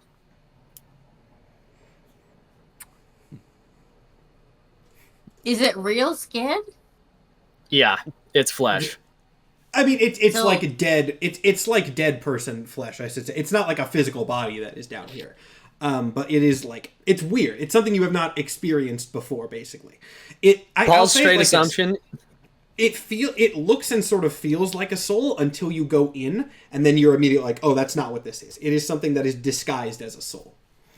I am going to say that Paul's full assumption here is that these are all the robots. These are all the robots, and the flesh that was bubbling out of them has just covered the robot so that it looks like those missing people. And now they are standing still awaiting command. Got it. So Paul is of the opinion they're not real. These aren't people. These aren't souls. Time to start slashing. Yeah. Grinner's like, right, well, we need to find wherever the hell Eterna is, so... Well, I'm gonna try and see if the other man can find him. And he will, like, he'll hop out of the ship and voluntarily let Freyka take over. All right, give me a perception check for that smell sense thing. Yes. That is a 15. 15. So, 15, yeah, with the knowledge that you also have, I'll say this.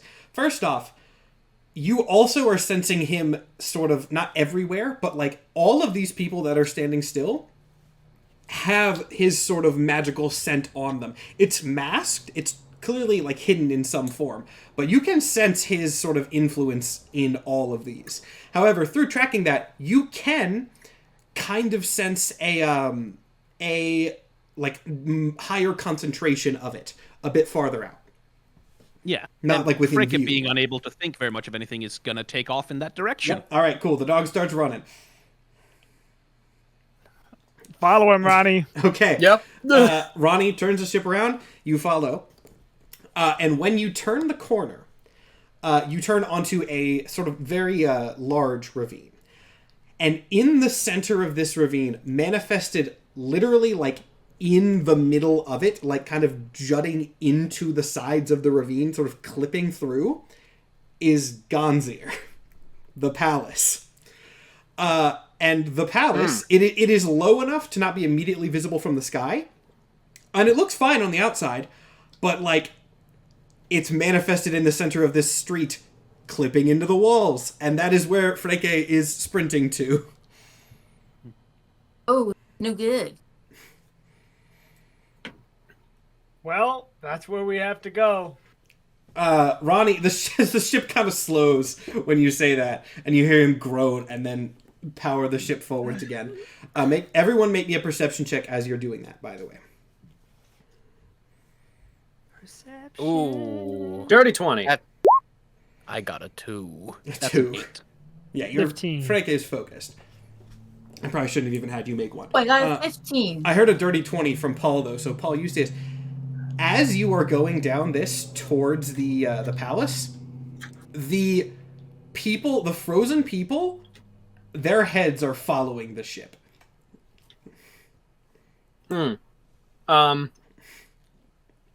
Knows we are coming. and pointing at the people as we're flying.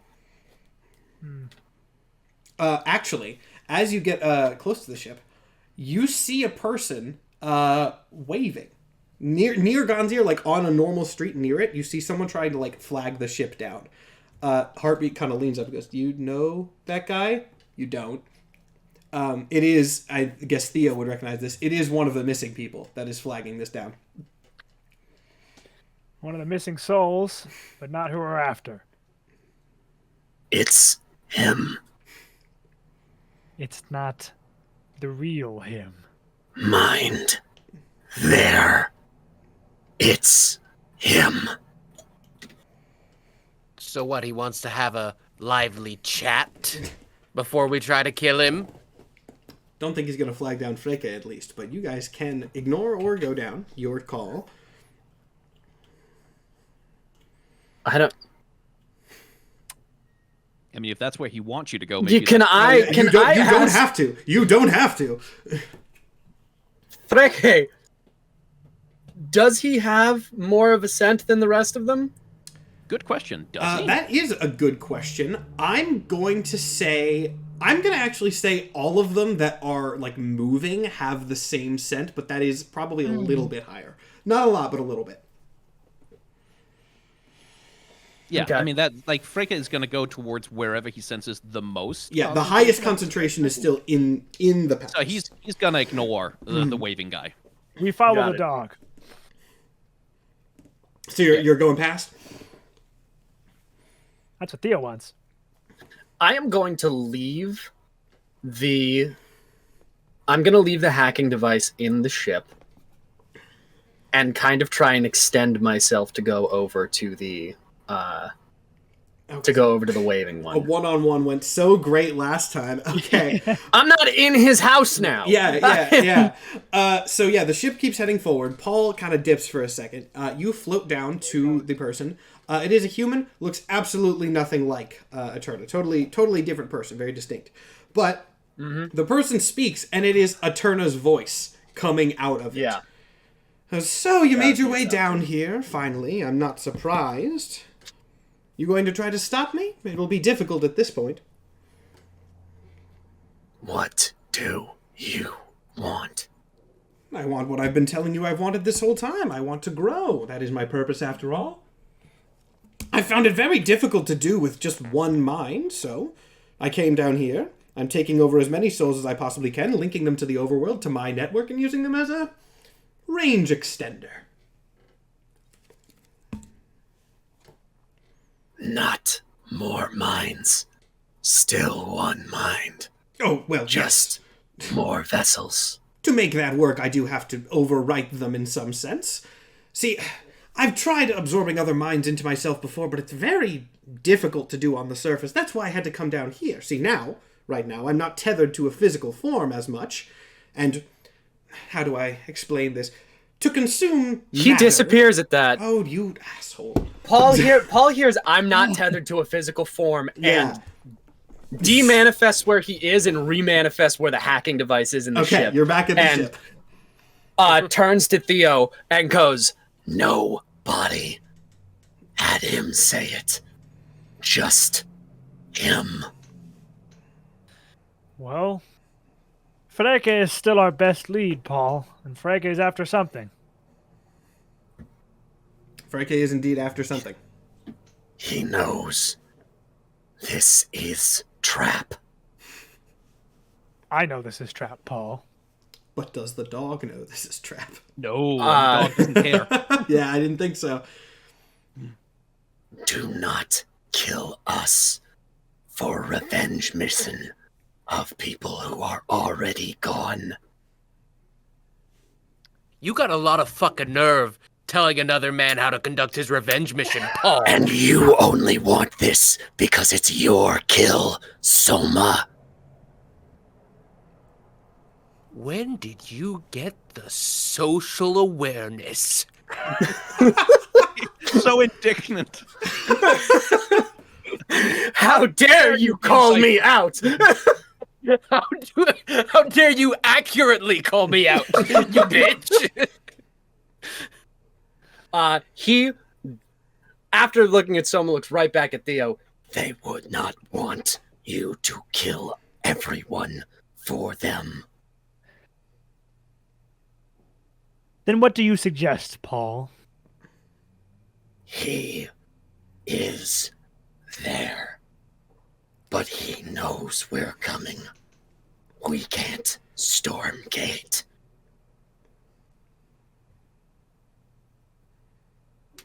If we don't storm the gate now, we don't have any other gate to storm. We can't fight a mind. Only you can. Need to find way into network. He can kill just me. But I know inside.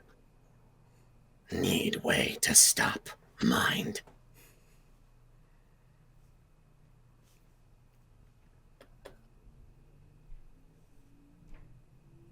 If we want to go forward with your plan, we need to get Freke. Yeah, at this point, by the way, I think Freke has made it to the palace and is like scratching and clawing at the massive golden doors that are I cast closed. Levitate. On Freke? Scratching, clawing, On climbing. Freke. Okay, Yeah. cool. And now he's floating. It's like, like Yep. flailing around. And I cast Levitate to get him off the fucking ground. Mind stored in network. Need kill network.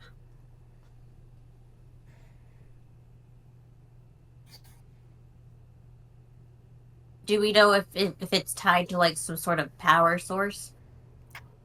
Because like if it's like the internet is kind of tied to a power source.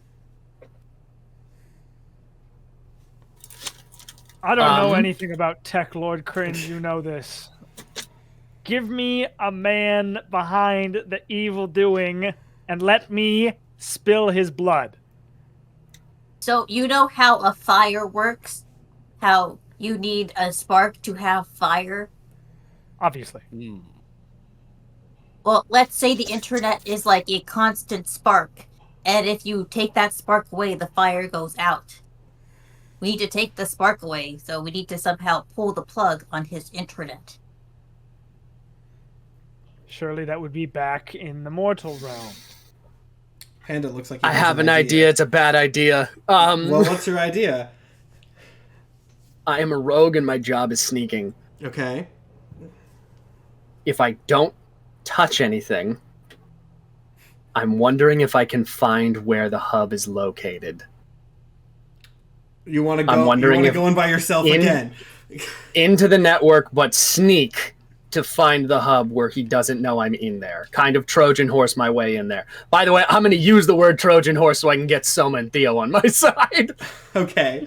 So you explain this with a Trojan horse metaphor. All right. I mean, yes. if you want Now to this try I this, can. if you want to try this, you can. I am going to, again, leave the hacking device so I can get back to... I'm assuming that Ronnie picked up Freke and he's not just floating in the air at this point. Ronnie would not have picked up Freke unless you told him to pick up Freke. Can we get the dog? Dog seems fine where it is, but fine. All And then he right. swings around. Freke gets pulled back into the ship. Notably, Got it. when you are back in the ship, back to Grimnir. Got it. Explain the plan. The idea is to leave the hacking device behind so I can find where the brain is held, or like where where is the server? Where is like the main hub of servers for this network that this person has created? Okay. So we can destroy the main server that houses the brain of this. Okay. Because if he doesn't have a physical form, he's just a soul down here. And if we get rid of his ability to spread through the network, then he's just a soul with powers, which is the entire reason that Hades exists, that we can just put him back in his place. Okay. I like this plan. It's risky, but I like this plan. I am going to leave the hacking device behind because then that's my back door, but then use the fact that I am a rogue to sneak into the network and find where the hub is located. not touch anything, not break anything, not do anything, because otherwise I'm going to die. But just sneak in, find the place, get out. That's going to take a second. So you go in there. Well, I won't even make you make a Constitution check to get in. You've been there a lot. Go ahead and make me a stealth check, and then we're gonna bounce out and separate again really quick. Got it. Okay. That is a 23. Noted. All right. I need everybody to make a perception check again. Everybody except Paul. Everybody on the ship, and Grimnir can now do that. Dirty 20 for me. Dirty 20 for Theo? Great. Theo was the person who, well, needed to see this, is probably the opposite of what's going to happen. Wants to see That was this. a 16 from me. 16? Okay. Yeah, I mean, everybody sees this again. Theo is the one who got highest, and you can relay this if you so choose. Standing on the steps, like, leading to the closed door of Gonzir is your son. No. It's a trap, man. It's a trap, man. I mean, even I gotta call it. That's pretty blatant. Yeah. That is. Oh, bait. it's not subtle. That is But, a like, worm that's a on a bad hook, idea. man. Yeah, you guys You are gotta be gonna better have than to this. like do. This is Don't another, hold him back, man. This is a Greek thing, right? I forget if this is Greek or Roman, but tying him to the mast so he doesn't go to the siren song kind of thing. That's a Greek thing. That's the imagery we're going for here. I Strap think him up, Odysseus.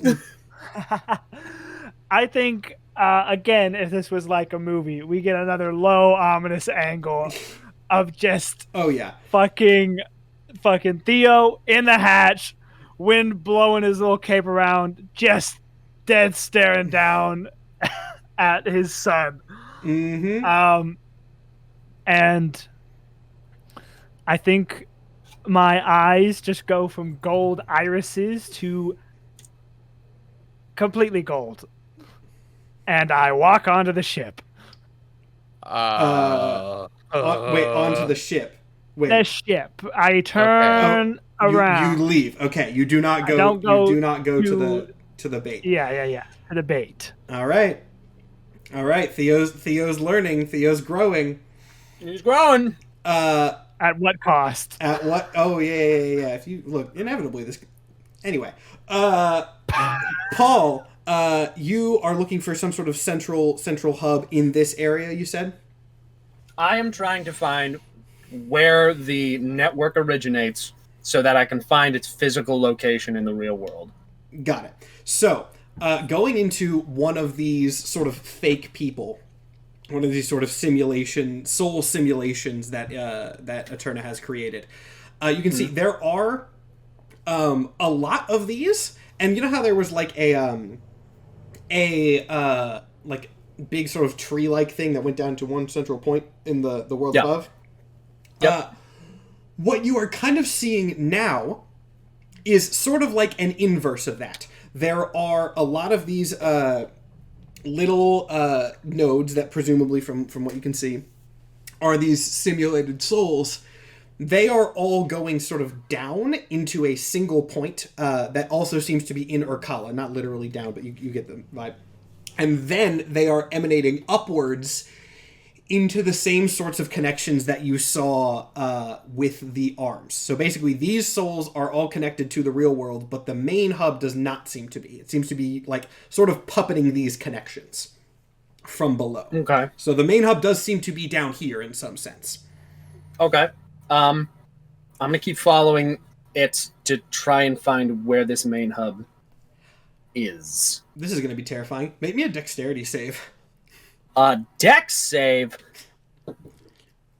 That's a natural 20.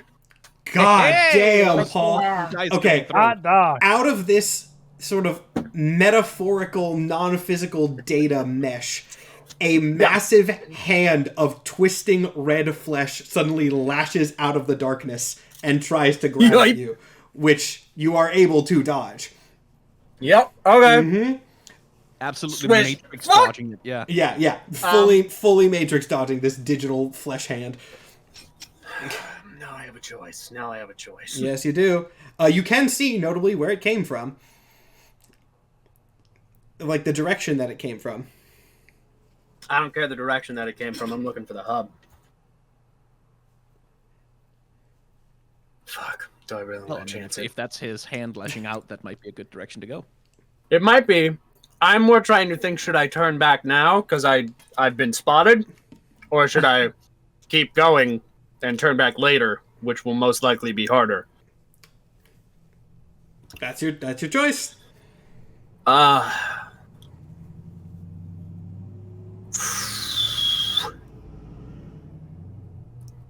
Fuck me. Yeah, I'm gonna go back to the hacking device. All right. Manifest in the ship. Hub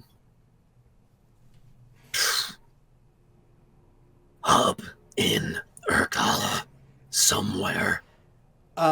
Give me a survival check, and we'll see if you can get a more specific nail down here, because we do need to get you guys there, and I think you've gotten enough. We'll see what you roll. Yeah, no, my survival is shit. That was a 4. Okay, yeah, you can tell it's below you, but that's basically all you can tell.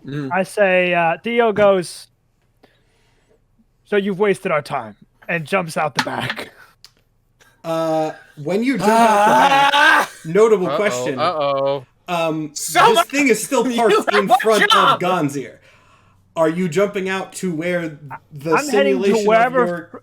wherever Freka was heading. I call for Grimnir. I'm like, bring out the dog as I jump out. Okay. No. Interesting plan. Well, This is a bad idea. I was not expecting that to end up with storming the front gate, but Heartbeat goes with you, and Andy more follows her than anything else, but she's like, fuck yeah. So you have some level of backup. Yeah, and I have Grimnir a is also lore. like, fine, this is what we're doing. Mm-hmm. I have a lore / location question. Oh, yeah. So in our column, what are the levels? Is like if we keep going down, is it a different layer of hell essentially? No, it's more of the same, but afterlife? it gets older. It's kind of Okay. it's the lower you get, the older you get. Okay, I couldn't remember. But you guys are not heading down that way, which works for me. So you jump out. There are the huge gates there. The version of your kid is standing there in front. Yeah. Theo. Also, is everybody leaving? I guess. No, I'm gonna ask Ronnie to go deeper because the second they jump out the back, I realize I'm on a timeline and I'm going back in. Okay. Soma, what are you doing? Soma and Cringe, what are you doing? Just for my note. Soma goes with him. It's Okay. a bad idea. He's gonna try to talk him out of it, like walk and talk, but I Okay. think it's gonna work. Cringe, are you going to? Or... Cringe is so confused. Yep. I was watching On purpose. Dragon Ball this morning, and now I am in the plot. I didn't tell Momo anything. I wanted this exact reaction. All right. So what is hold on, what is Paul trying to do now? Go back into the device? I'm still trying to find the hub. I turned back because I almost got caught. Theo put me on a timeline, so now I am turning back in to try again at finding the hub. okay. Well, it sounds So like then- they have a bit of a distraction right now, so I will support you, new friend. All right. So that's how we have the breakdown. Let's do storming the castle first here. Yeah, Theo, are you going past? Are you like to the doors? Are you interacting with this at all? It's not talking to you yet. I approach, and I think I remember a conversation I had with Soma in the stairwell at Eternitech, where I told him that my family's been killed twice, once by him, and once by me in my mind. And in Theo's head, I'm like, what's one more? And I just slash at my Oh shit. son.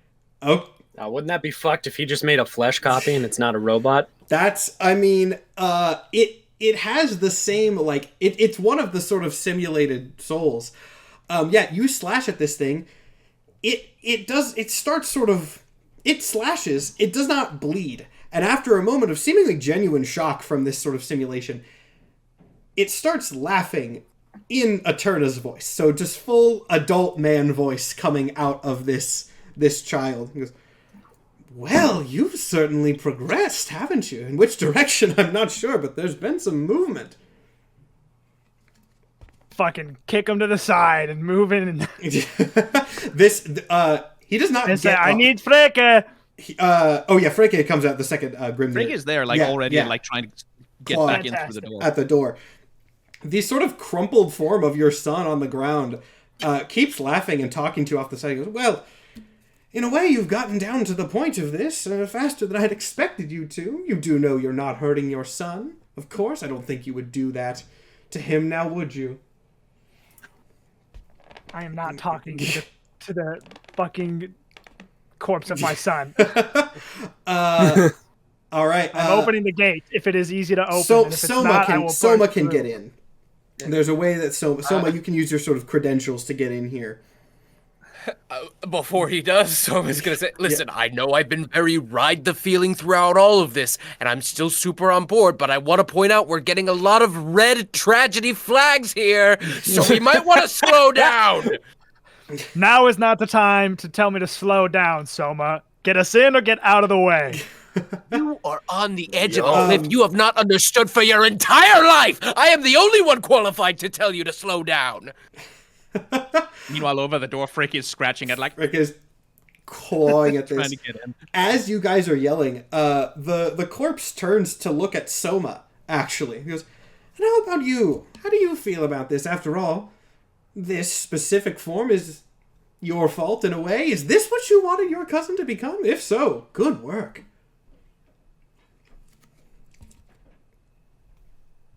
I'm not a guy who's been to therapy.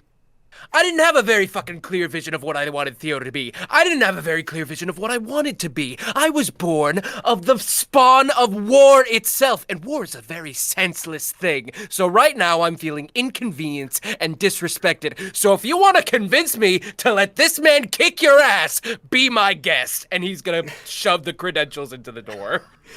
All right. The door opens. Yes. And when the door opens, a massive tendril erupts from the corpse of the kid and rushes inside. Ew. And Gross. as you can see, if you look in, there was I mean, nothing. is gonna snap at that as it goes past. Oh yeah, like, do a dex. Give me a dex check, not a save, a check to see if you can grab it. Yeah, that's a 9. No, that's not gonna do it. So yeah, this thing lashes into the middle of the palace, and as you look around, there was none of this material in there before. As once more, it seems that Theo has been manipulated into opening the way for Eterna's path. You hear laughter start echoing around the center of this, massive hallway. Oh no, it was a trap. If only someone had warned you. Mm-hmm. I follow Freke. Where does Freke go? So Freke, Oh god. you rush in. Interestingly, you can see Freke, going in here, the smell actually kind of lessens, because you just follow, scent, correct? It's magic scent, but it's... You can sense the smell, as it were, of Eterna's soul, of any soul that he's tracking. Yeah. Let's actually cut back really quick to Paul and Lord Cringe, as we kind of reveal the end game here. The riverboat goes down, and you can see that along the underside and back of the palace, as you go under it, it is covered with these tendrils that have not actually made it in, but have been surrounding this place intentionally with his scent, so that he could bait Freke into going in. Gasp! Yeah. Yeah.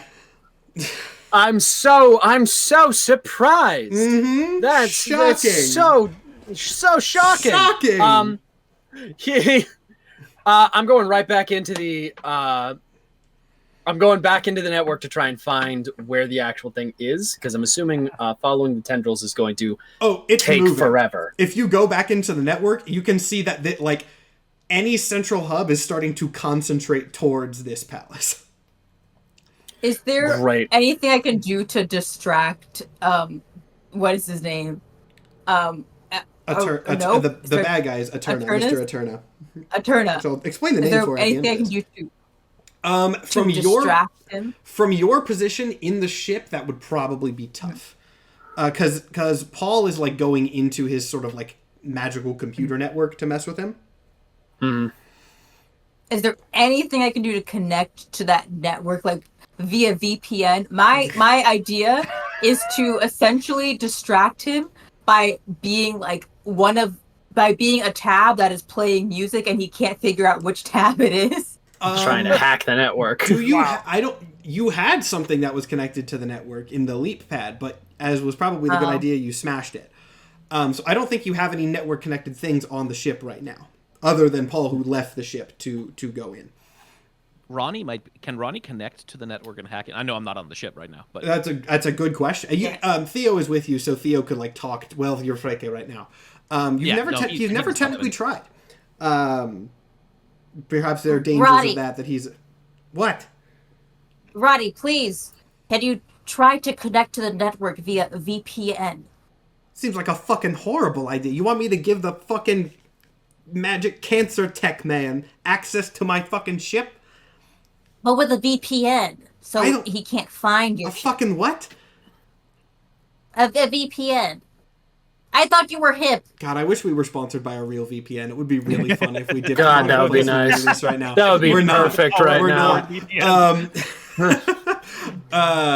If you ever find yourself having to hack cancer, well, don't name any of them. Let's say Nordstrom VPN. That's not the name of it. Can't say the any Nordstrom VPN. We need money for that. Anyway, in the future, Nordstrom has a VPN. Because I can connect something. I can try to patch you through on something you have, but I'm not connecting the fucking ship systems to that. That seems like a goddamn awful idea. Fine, you can use my flip phone. All right, let me do some quick rolls here, and then I think we'll cut back with lots of party splits this episode. All right, Hey, it sounds like the party's coming to us. So. Yeah. That is going to be noted in a second, but we will cut back to you guys. He went inside the palace. I misspoke. Can I say I connect to my Zune? I think Zune's connected. Sure, Zune is funnier. So let's go with Zune. Also, he rolled a nat 20 on that, so I'll just go ahead and tell you, the Zune, he does sort of patch your weird device into the network. But whatever the hell that means. I'm in. The Zune is now connected to the network. Though, well, I mean, maybe we'll get to that later. That's not super impactful at this point. You're in there. Are you just gonna play music? I have a perfectly tailored Nightcore version of all of the anime theme song hits that I will just play on an endless loop, and it'll be the loudest tab, and it's going to be very difficult for him to find which tab is playing music, and now probably distract him. The battle music I is now reoriented diegetic. how much I hate this character. All right, we'll cut back in as that is happening, as you're getting in, we'll cut back into the palace. So, Freke, I assume, is still just sprinting after this thing, wherever it is going, right? Yes. You sprint after this. However, after a bit, you kind of pause as you realize the scent is dampening, and the scent is getting stronger behind you as the tendrils are sort of coalescing towards this door. Okay. I mean, he doesn't think, so he just turns around just and goes towards where the thing is. So there are more sort of tendrils kind of starting to creep in into this palace here. And as that happens, you see some of them kind of coalesce and mutate into a very, cancerous mutated version of Eterna, just kind of standing there laughing, looking at you. I assume you go and just smash it to pieces the second you can. Oh, yeah, slash that thing to it. After that happens, a second one manifests, but this one, coming down from the ceiling, so that you're out of your easy reach. As he kind of looks over it and goes, "I didn't think you'd fall for it for a third time, but what can I say? I'm something of a Freke genius." climbs up the walls to try and get to him. Yeah, every time. Actually, we'll make this a thing. Every time you smash one of them, another one just regrows and continues. Yeah, well, continues Freke is occupied for a bit. Then Freke is nice and occupied. He's gonna turn. He looks at Theo. And then actually just kind of waves his hand dismissively, "No, I've done enough with you." And then he looks over to Soma. He goes, "You could have just not been involved with all of this. It would have been very easy for you to just say no. When they came to get you, didn't that happen? Well, it is my job to make sure the people of this realm are safe, and it surely would have been a... What do you care? What do you give a shit what I do? I'm just making small talk. I'm winning right now after all, so there's no reason to be rude about it. No reason to be rude. You...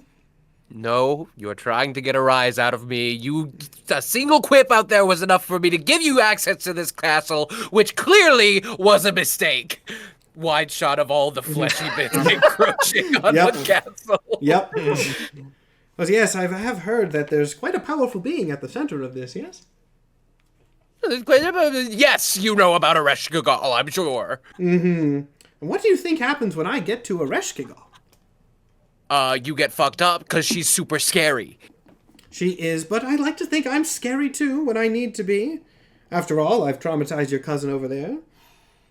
I'm fine. All right, slow your roll, Boy Scout. What is a growth of flesh supposed to do against a god?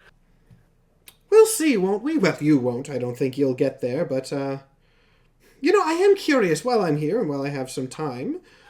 Do you feel as much guilt for the deaths you've caused as your cousin? I doubt you do. But would you say you have any guilt in there? Any guilt? Whoa.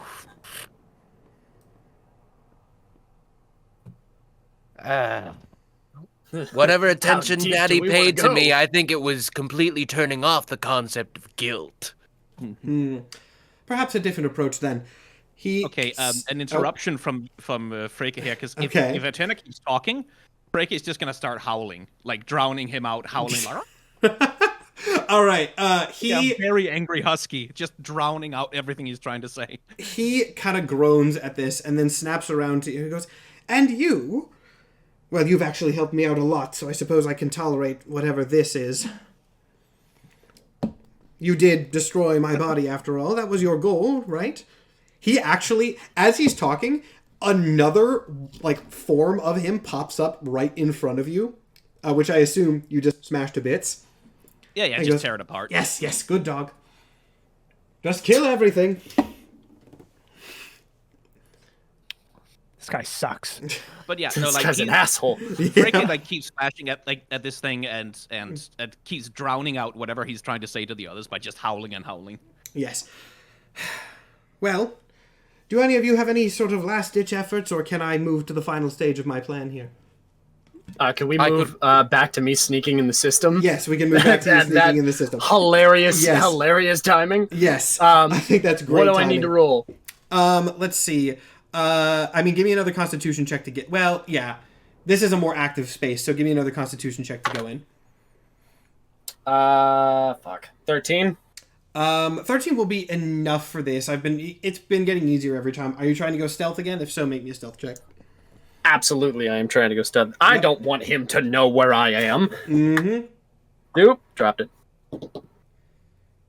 Should have just rolled with that. 17. 17. I will roll opposed. Also, by the way, Ronnie is bringing the ship back around to the front. Lord Cringe, if you want to stay out or try to go in, that is your call. You don't seem to get noticed, by the way. Very lucky on your part. Extremely lucky on my part. Unnervingly lucky on my part. I am trying to find the mobile hub, because now I am under the impression that it is a being that is the hub. So I'm gonna keep hunting. I'm gonna hunt for that. You search for it as it is sort of going. It is still moving inside, but you're searching for it as it goes.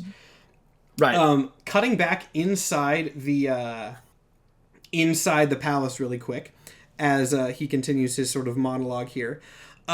You see other tendrils start to pull someone in from outside. Actually, it's sort of, they just sort of carry him in, and kind of unceremoniously dump him on the ground in front of you. The tendrils retracting to reveal that it is Namtar, the guy from episode 1, season 1. The headache? Jesus. The headache guy, yeah. shit.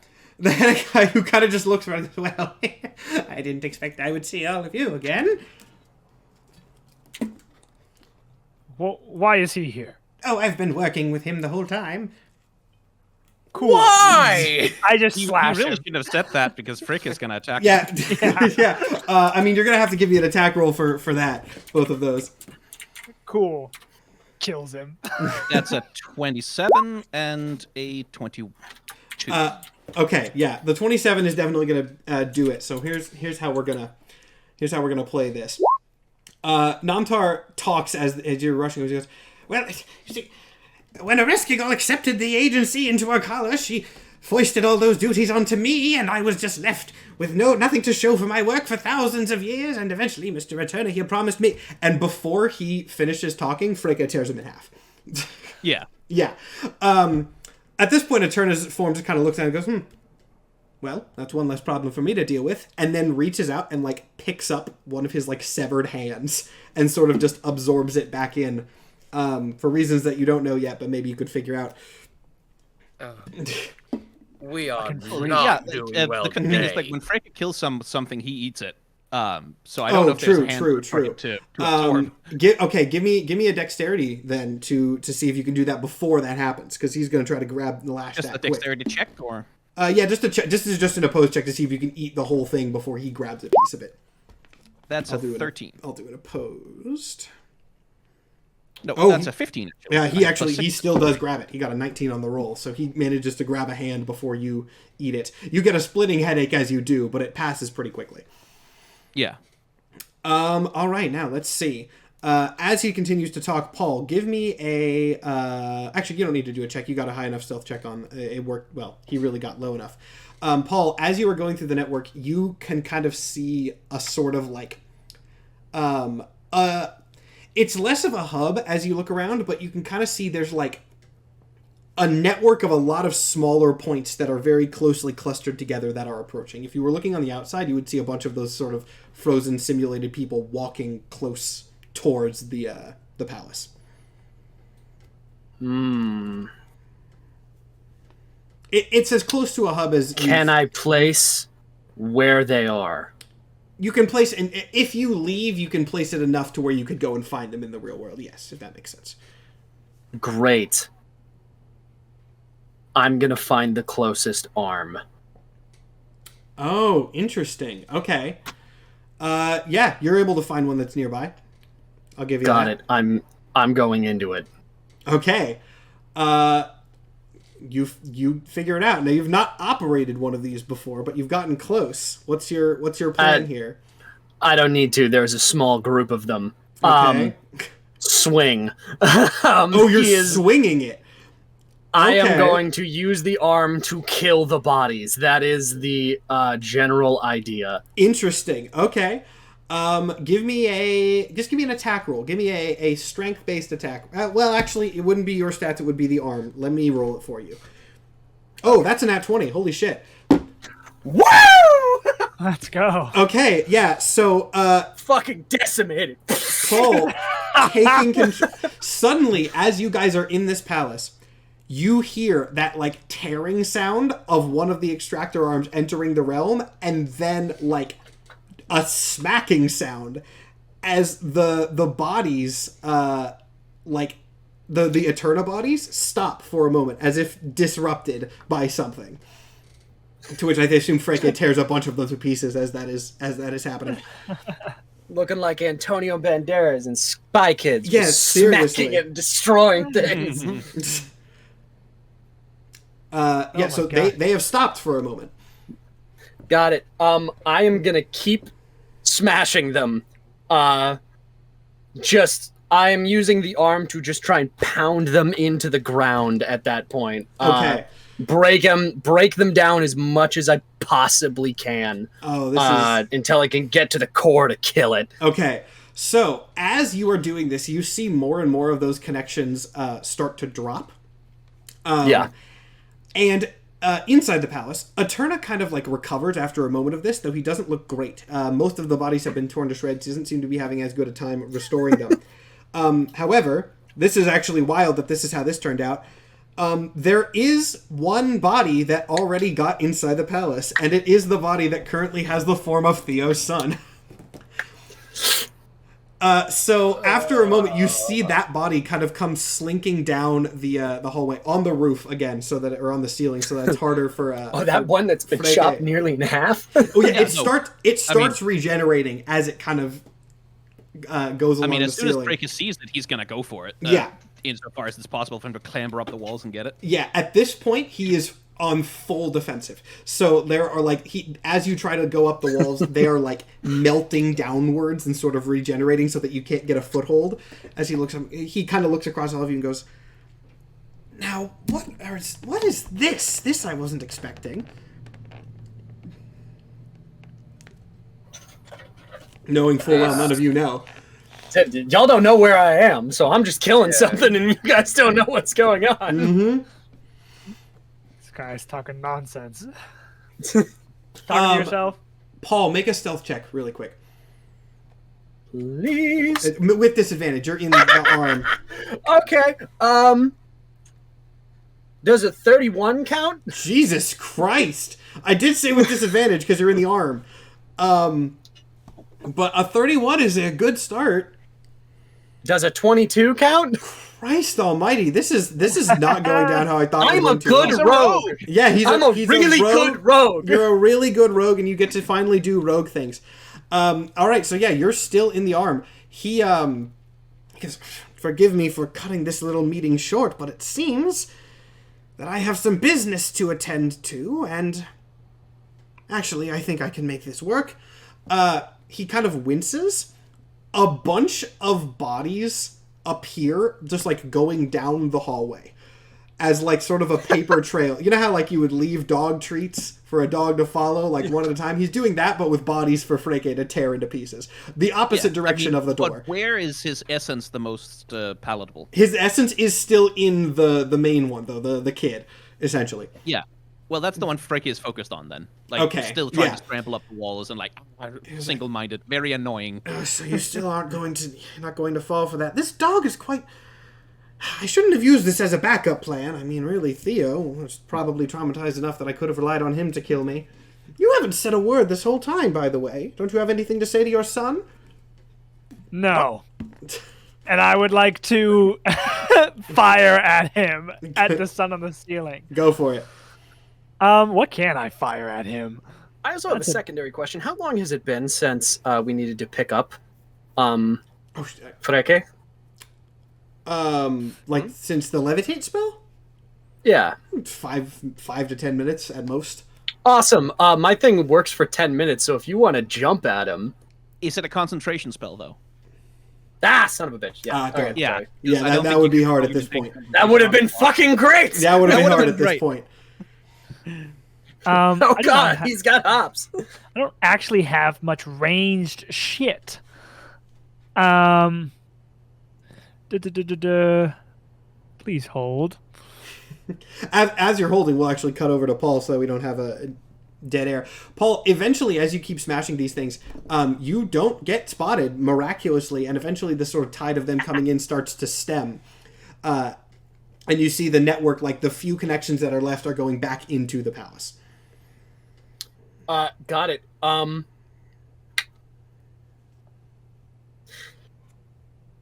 don't know if that would work. I'm gonna use the arm and start attacking the base of the arm. Since I have killed the bodies, he is now going to turn the other side of the arm and try and essentially Don't punch know the if shoulder arm of the has arm. enough range to do that. From what I was under the impression of, it's more of a tendril than it is it has elements. It has elements that could do that. So yeah, okay, sure. If it's like a tentacle, I would pick any point of it and Okay. and cut it off with itself. Yeah, with some work you are able to cut this thing off and it starts falling down into the abyss below. Awesome. Before I'm gonna throw the final punch, and before it connects, get out of the arm, because I am trying to destroy it and run. All right, you out of the arm. It falls down into the abyss. The things are you don't see any more of these simulations coming in. Got it.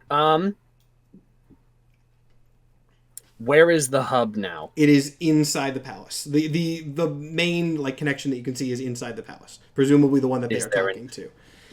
Is there an arm there? There's not an arm inside the palace, no. Is there one close enough to hit the palace? You are in the closest one, I will say. Or you were in the closest one. Damn!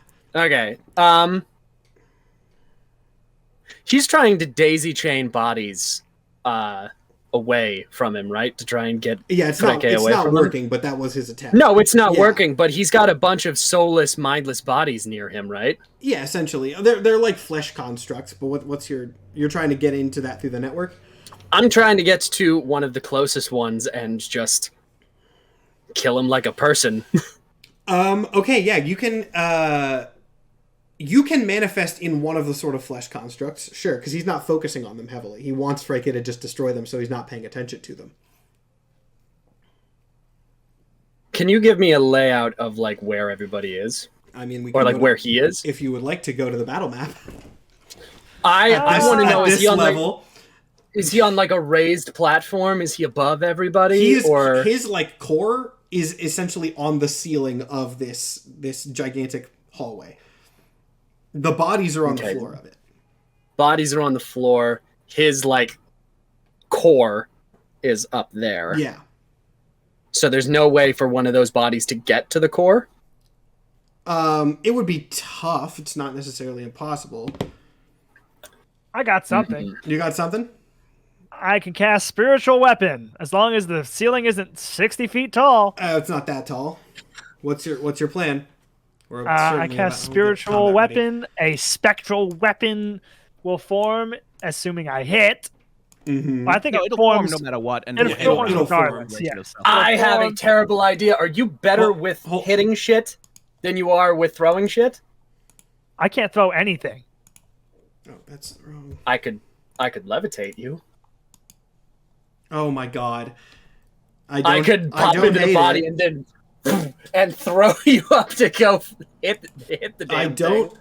hate this Yeah, idea. I mean, I'm good at melee. That's my thing. Score. I'm gonna manifest in the body and help him. I Oh, think nope, his, we of lost course we needed more tech errors this episode. Yeah, I think he I was is. about to say, help a brother I think out. he is frozen. His internet might have died.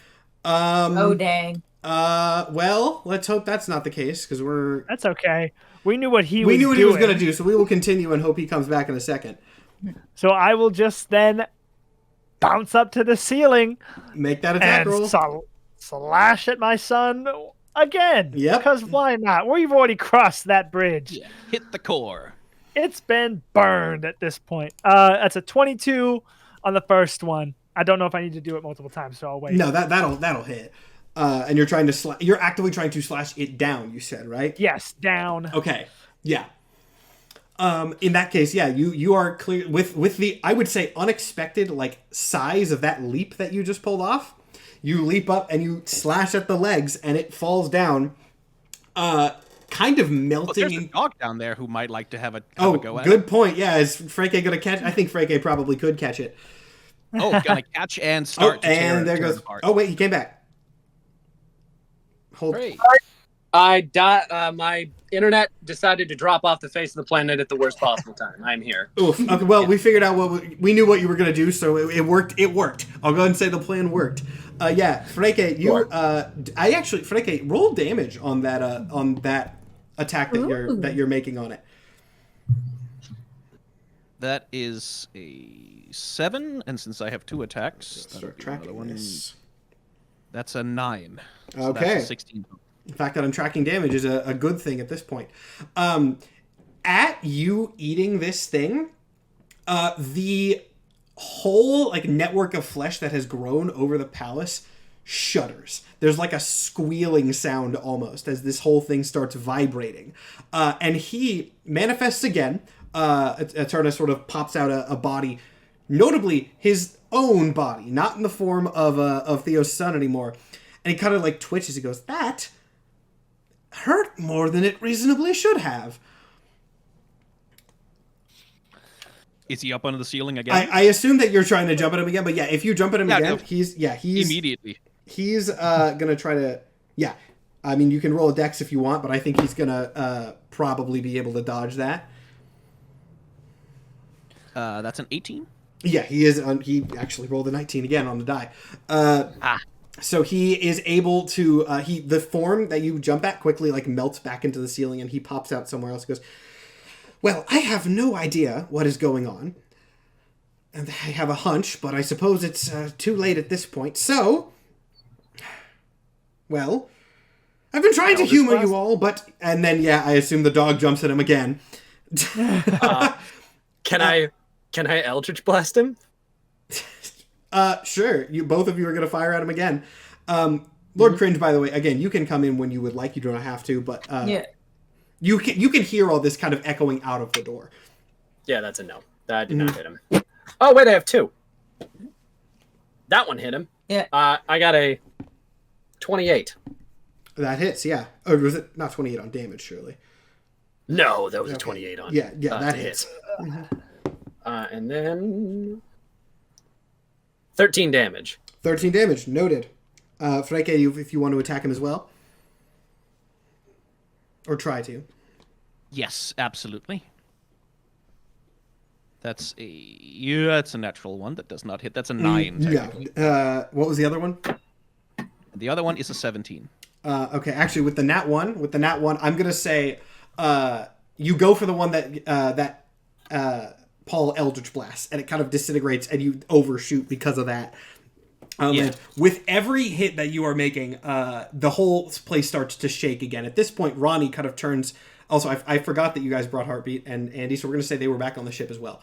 Ronnie can kind of hear this echo and goes, "Okay, so are we going to fucking get in there? Or, because it seems like shit's going down." Yeah. Can I perception the building to see like why it would be shaking? You can see the tendrils kind of going in, and I don't even think you have to necessarily make a roll for that. You can see the tendrils shaking on the outside. Mm-hmm. Okay, so it's the tentacles on the outside that are compromising the structure, right? Tentacles on the outside are going in, and you can see the whole building shaking. Okay. That's basically all that you've got. Gotcha. Yeah, the whole network is shaking. Like, yeah, I think it's a good idea. We could go in right now. It seems like whatever stealth mission that Paul had put himself on might have been successful. All right. In that case, I'm just going to go ahead, since Freke especially is just going to keep attacking, I'm going to have everyone go and roll initiative. We'll do some... Here we go. My initiative is 20. That's good. My initiative is also 20. Who has higher My dex? initiative 18. My initiative is 8. Again. My initiative is 14. Hey. Freke, what is your dex? What is my dex? Yeah, you Yes. you and Nathan both got 18 or 20s. Yeah, I have 18 dexterity. Okay, so you go first. Okay. All right. And then I'll do NPCs. I'll just have them all go at once for simplicity's sake. All right. So, at this point, also go ahead and cut over to Roll20. I have not put your things on yet, but I will do that and set up the stream as we are going here. Actually, you should all have control. You should all have control over your icons. Skyan might not. Let me see if I can do that really quick. But they are on the bottom left of the map, which you will see in just a second. So you guys can go ahead and put those where you would like. There we go. Here is our palace map that I found. Oh, boy. Bottom left of the map. Yeah, bottom right. Sorry, bottom right. Yeah, right. where do you want us to put these bad boys? Anywhere in this sort. If you are coming in from outside, this area right here is the entrance. If you are on the inside, anywhere in this sort of main grand entrance area. And chat, let me get. Is the top or bottom the entrance? Bottom is the entrance. Bottom is the entrance. Sorry, the top. Okay. The top, as you can maybe guess if you've seen the episode, just a moment ago, that is the thing that leads into Ereshkigal's throne room. Which notable, but okay. There really is a lot of rooms. There are a lot of rooms. I had to find one that had 1,000,000 rooms for the bit. So of course, let me go ahead and put the bad guy on here. So he keeps continuing to talk, and every time he talks, either I think Theo or Freke just tear the form to shreds before he can do anything about it. So eventually. He stops doing this. The Eterna shuts up, finally, as I'm sure a lot of people have wanted him to. And then at the back of the room, sort of far enough away that he thinks he can get a word in edgewise before Freke tears him to shreds. Another one of his forms manifests, and he goes, fine, I suppose actions speak louder than words. So, let's get this over with. And after a moment, he basically explodes. What the fuck? Yeah. Oh, God. Not wanting to speak anymore. Well, wanting to speak, but not given the opportunity to speak anymore. Eterna's form just kind of balloons outward into this mass of red, cancerous flesh. It's also, of course, this is covering the area, so these sort of bulbous masses also start appearing in various places around the area. Remember, there are tendrils everywhere covering this zone. These things that I am putting on the map are basically just the most notable of them. Clusters of them, the clusters. And we'll put another one. Let's say here, just kind of blocking that sort of hallway there. All right. To make sure each square is 5 feet. Yeah. I wasn't sure if it's scale. Use your arrow keys though, not the grid. I tried to align the grid to the map on the thing, and it was being a huge pain, and so I got it close. But yeah, use your arrow keys. But yes, each square is going to be 5 feet. So, with a loud sort of roar, combat has begun here. So, let's go to, I believe, Freke was first, yes? Freke is first, which makes a lot of sense. The big guy. That does make sense. And basically just start swinging at him. Start swinging at him. All right. So, first hit is a 17. A 17 on the big one is actually not going to do it. Okay. This is not going to be an easy boss fight. And that's a 13 on the next one. Okay. This is a boss fight that Nathan's going to love. Two more scare attacks. you all. Oh no. A boss fight I'd approve of. We're done for. Okay, one of them is a 23. 23 will do it. Yeah, because the other one did not do it. So that, start with the damage. That is 9 damage, and I'm going to attempt to grapple onto it. Okay. Go for that grapple. It is going to be a 25. That's pretty good. He's going to roll opposed. He is not going to get it, but I do need you to make a constitution check. Absolutely. Freke. Save or check? Save. 24. Oh, yeah, you're fine. Sweet. Okay, never mind. You're all good. Did he cast a spell when he did that? Like, was that was not a spell. No. Okay. That was not a spell. All right, in that case, it is Theo's turn. It is indeed. Now you I can am. strike. I am, in fact, going to. Let me just see. It is a bonus action. I am going to cast Spiritual Weapon as a bonus action, and a floating spectral weapon will appear. I'm going to do that. I need like an icon for it. I can grab you one. A little token for it. Do your thing. I'll grab you one. And then, aside from that, I'm just going to start swinging as well.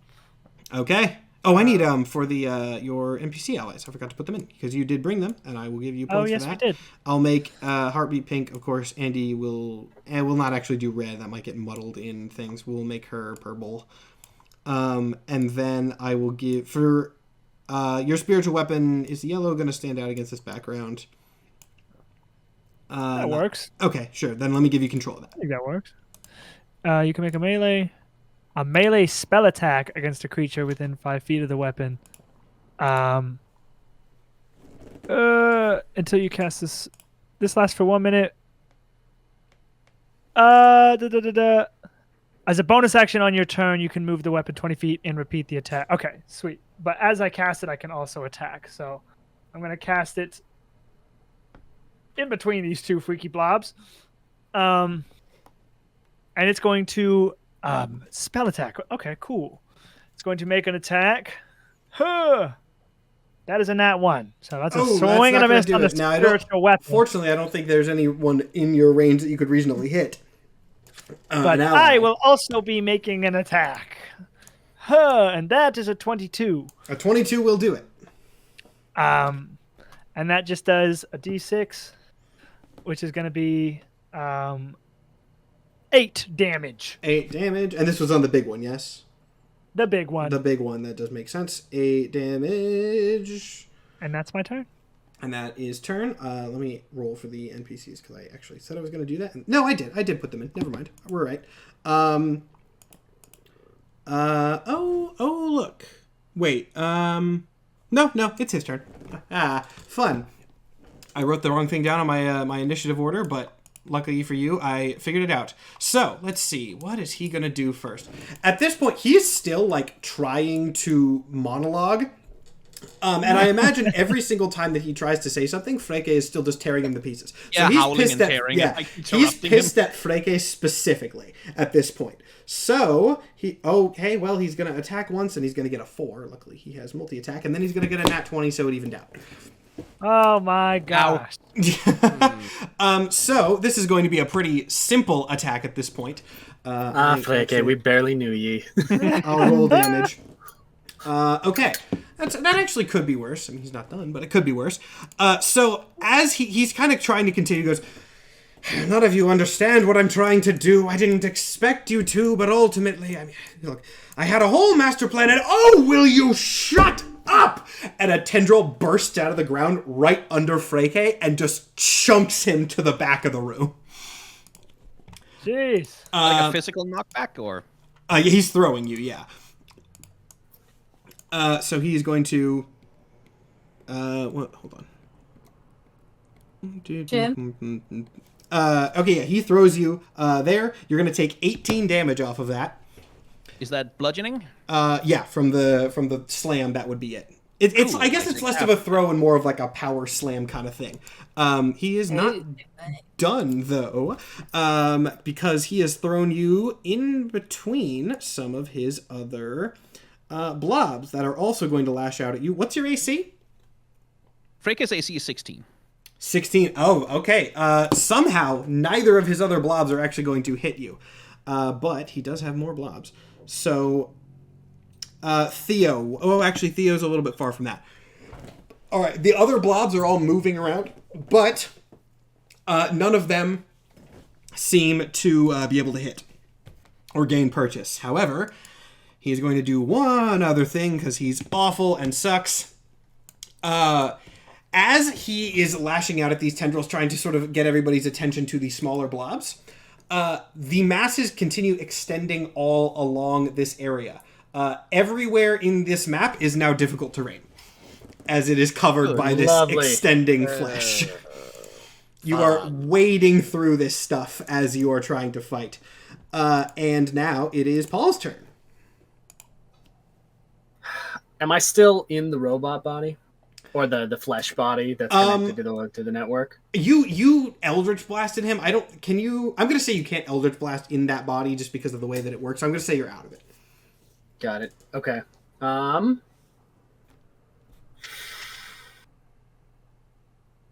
These feel more like extensions of himself physically than network-controlled, like... extra parts of himself. And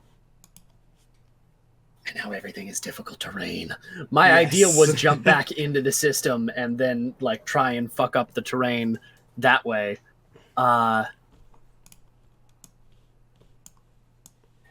Can I try? I'm gonna try and chill touch this big blob right next to me. Okay. And see if these blobs are connected to the network or if they're physically parts of him. See if you can hit it. Yeah, and we'll see. Okay. All right, please. Does an 18 hit? An 18 will. Awesome. So then that is going to be... Okay, well that's 7 damage, but I am both doing 7 damage and the touch is trying to figure out if it's connected to the network. Give me an insight check. Insight. Fuck me. 11.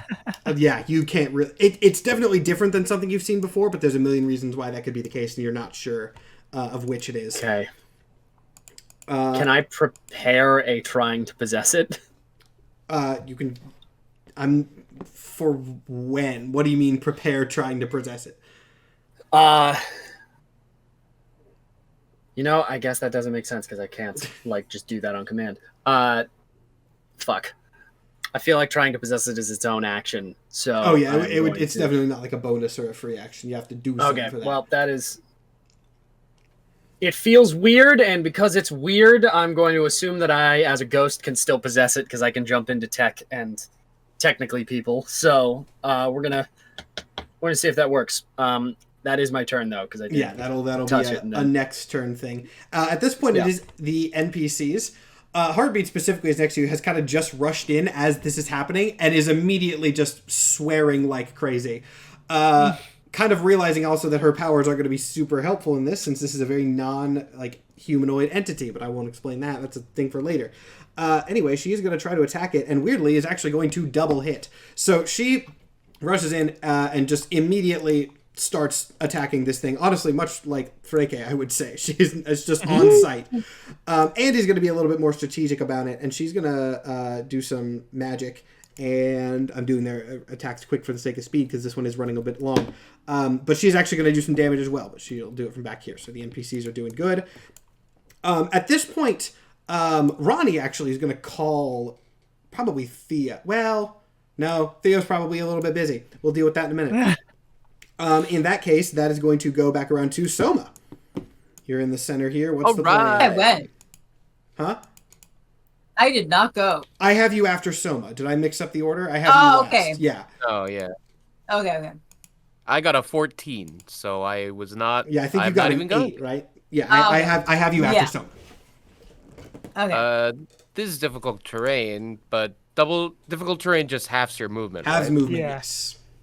So if I go 1, 2, 3, 4, we're still in range. Mm-hmm. Just slice this guy. Oh, thank God. Thank the gods there is finally something to slash. There's been so much thinking today. Huh? And he goes into rage. And we are going to reckless attack. Wow! Wow! Good wow, bad wow. Wow, that was 2 nat 1s. Oh, very bad. Yeah. Wow. Actually, go ahead and make the attack. Go ahead and make the attack for me, Soma. Will do. 1 and 4 plus 3. That's 8 damage. 8 slashing damage. So you you charge at this thing in the sort of difficult terrain, kind of trying to do your best, and right as you get towards him and leap forward, a tentacle blasts out from the side, shoving you and turning you so that your strike hits Theo instead. Great. You are right next to him, so that kind of had to happen. 8. 8 damage, yes. Could be worse. Fantastic. And remember, we do things differently for death. Yeah. So I got spirit saves. Oh, a Greek forced to harm their own family. How original! And we'll take the extra attack. Read a book. I'm sorry. Is Soma the one saying this? yeah. Is Soma Kitaro the one saying this? That's his point. He's done it before. He's not an inventive guy. Will a dirty 20 hit? A dirty 20 will hit. Great. You uncreative shit, I already did this! It's a 7. A 7 damage. 7 damage. 7 damage. Noted. And we'll also frenzy attack. As many hits as you can. Absolutely. Hey, that's definitely gonna hit. That's 26. That definitely hits. Yeah. Nice. Okay, 5 and 6 and 3 is 14. 14. Noted. All right. No, I'm actually realizing... Well, is that your turn? Yes. Okay. I'm realizing now I might have had an oversight on a DMing thing, but luckily one that's easy to fix. Skyen, did I explain to you how we do death in this campaign? Because wait, you saw the first episode. Yes, campaign, you so saw I it. heard Never you. mind. Yeah. So if I tell you to make a spirit save, you have a flat plus 20. This is just a refresher. I know you saw it, but you have a flat plus 20 to that, and then it goes down by 5 at each like 25% health milestone. You're not doing that yet. It was brought up, and I wanted to remind you before we got to that point. Speaking of you, though, it is now your turn. Yes. So, difficult terrain, you say? Difficult terrain. Did Cringe go? That's Oh no! I'm sorry. I skipped Momo. That's my bad. Cringe. We just discussed this, and then I skipped Momo. Cringe, you are in. So everything is difficult terrain. I would say everything inside. So like up until here. This is meant to be like the outside steps inwards. Okay, so I think I can get like my full movement then at least. Let's see. My full you're all the way out movement there. would be- Yeah, I'm 5, 10, 15, 20, 25, 30. Do I have any? I don't know if I have any long range. I'll say. Like a long jump allows you to jump. If you have 10 feet of run up, you can jump equal to your strength score in feet. Oh wow! So I can jump that 17 does not feet. get slowed down by difficult terrain because you're jumping over it. Okay, so I can jump 17 feet then. Yes. Okay. I don't even. So would I round down to 15 at that point? Yeah. Because At that point. Okay, so then let's see if I can at least attack one of these big blobs. So I would go diagonally 15 feet. Get real close. You might actually. I was about to say you can probably hit the one on the left. Yeah, you can probably hit the one on the left. I can reach the one on the left, so I'm just gonna move right here. Take a couple swings at that one. Go for it. Hopefully, I do have 2 attacks, and I hope. I'm not even gonna speak. I don't want to jinx it. All right, that's a 20 to hit. That'll hit.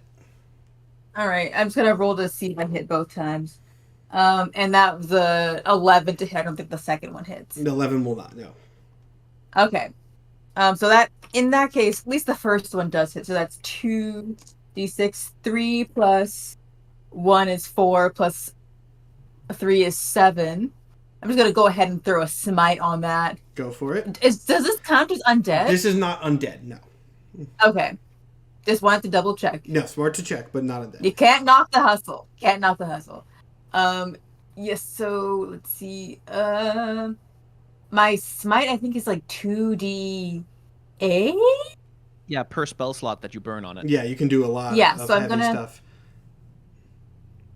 I'm going to burn a first level spell slot. It's 2d8, but I don't know why I can't find it. I literally have it up. Oh, 2d8. And I don't think this is this guy's considered a fiend, even though he sucks.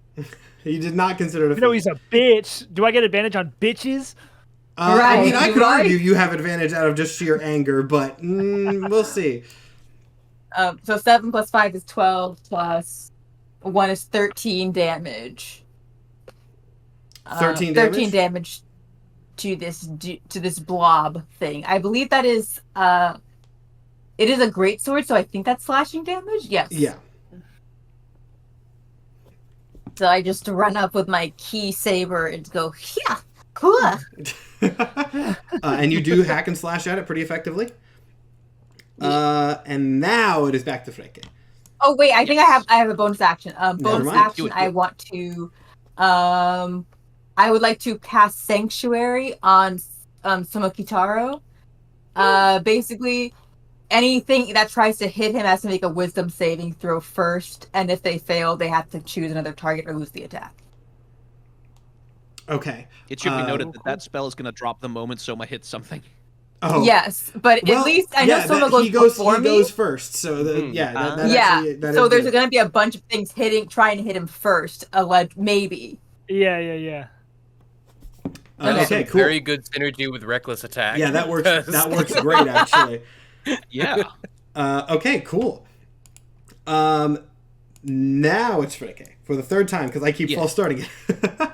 And he's going to also attempt a long jump. So 10 feet of run up, and then he is able to jump 18 feet plus his strength modifier, which is 21. And then he's able to jump another 4 feet because he is a fighter with remarkable athlete, which gets him right back in the fray. Yeah, there we go. I'm sure Eterna's calculating. very happy about that. And, well, we're right back to just tearing into the guy. So, first attack. 19, that's a 27 to hit. 27 will definitely hit, damn. Okay. He'll take 5 piercing damage from that. And then we'll do... That's a nat 1, so that does not hit. But he's going to try and grapple on that first attack. So that's another... Oof. Well, did you... was that an advantage thing, or was that another attack that you got the nat 1 on? It was another attack that he got a nat 1 Okay, on. So give me a Constitution save. Constitution save. Yes. It's a 16. A 16? Okay, actually, let's... With the nat 1... You know, I think we're finally... Yeah, that's reasonable, given the nat 1. Something that's been building for a bit is finally going to happen here. Freke has been eating a whole lot of this cancer man. And while in lore, I believe anything that goes into Freke's sort of gullet is kind of disintegrated, there's no way that Freke is cleaning his teeth thoroughly after this. So yeah, Freke, as you try to bite him again, you feel like something in your mouth. But it is not him. Well, it is him in a sense, as suddenly this mass just explodes in your mouth. You cannot use your bite attack until you get that fixed. It is like muzzling you with this flesh, basically. Fair enough. I am still going to attempt to grapple him, though. Yes, and you can still grapple him. And you did get a 20. All right, I will oppose that. Nope, you do actually manage to grapple this form. Excellent. Well, having my mouth full, I am now out of other options. Okay, so he is grappled. Whether that's good or bad for him, we'll have to see. But Theo, you are up next. Fantastic. There wasn't much talking going on with Theo. No, I mean, now that Freke is muzzled, maybe Eterna can talk again. He just reaches a hand into the sky and like pulls down as if he's pulling something that weighs like a couple 100 pounds. Yeah. And in a 10-foot radius, just a 40-foot pillar of fire appears. That's good. And I believe I can do it in such a way that I get this freaky blob and this big boy by casting it somewhere around here. And not harming my friends. Yeah. And so there's definitely a range in there that you can make work. And so that's going to be, I'm casting that as a 5th level. They both, the blobs and Eterna, or the blob and Eterna have to make a dex save of 17. Dex save is not particularly their best thing. Neither of them are going to make it. Fantastic. Oh, holy shit, this spell is better than I thought. It's a really good spell, yes. I thought it was just the 46 fire, but it's 46 fire and 46 radiant. Yeah, it's real good. So, do you need me to roll those separately for boss reasons, or is it all the same? For that, just go ahead and do them both together. Okay. So that's going to be 8d6.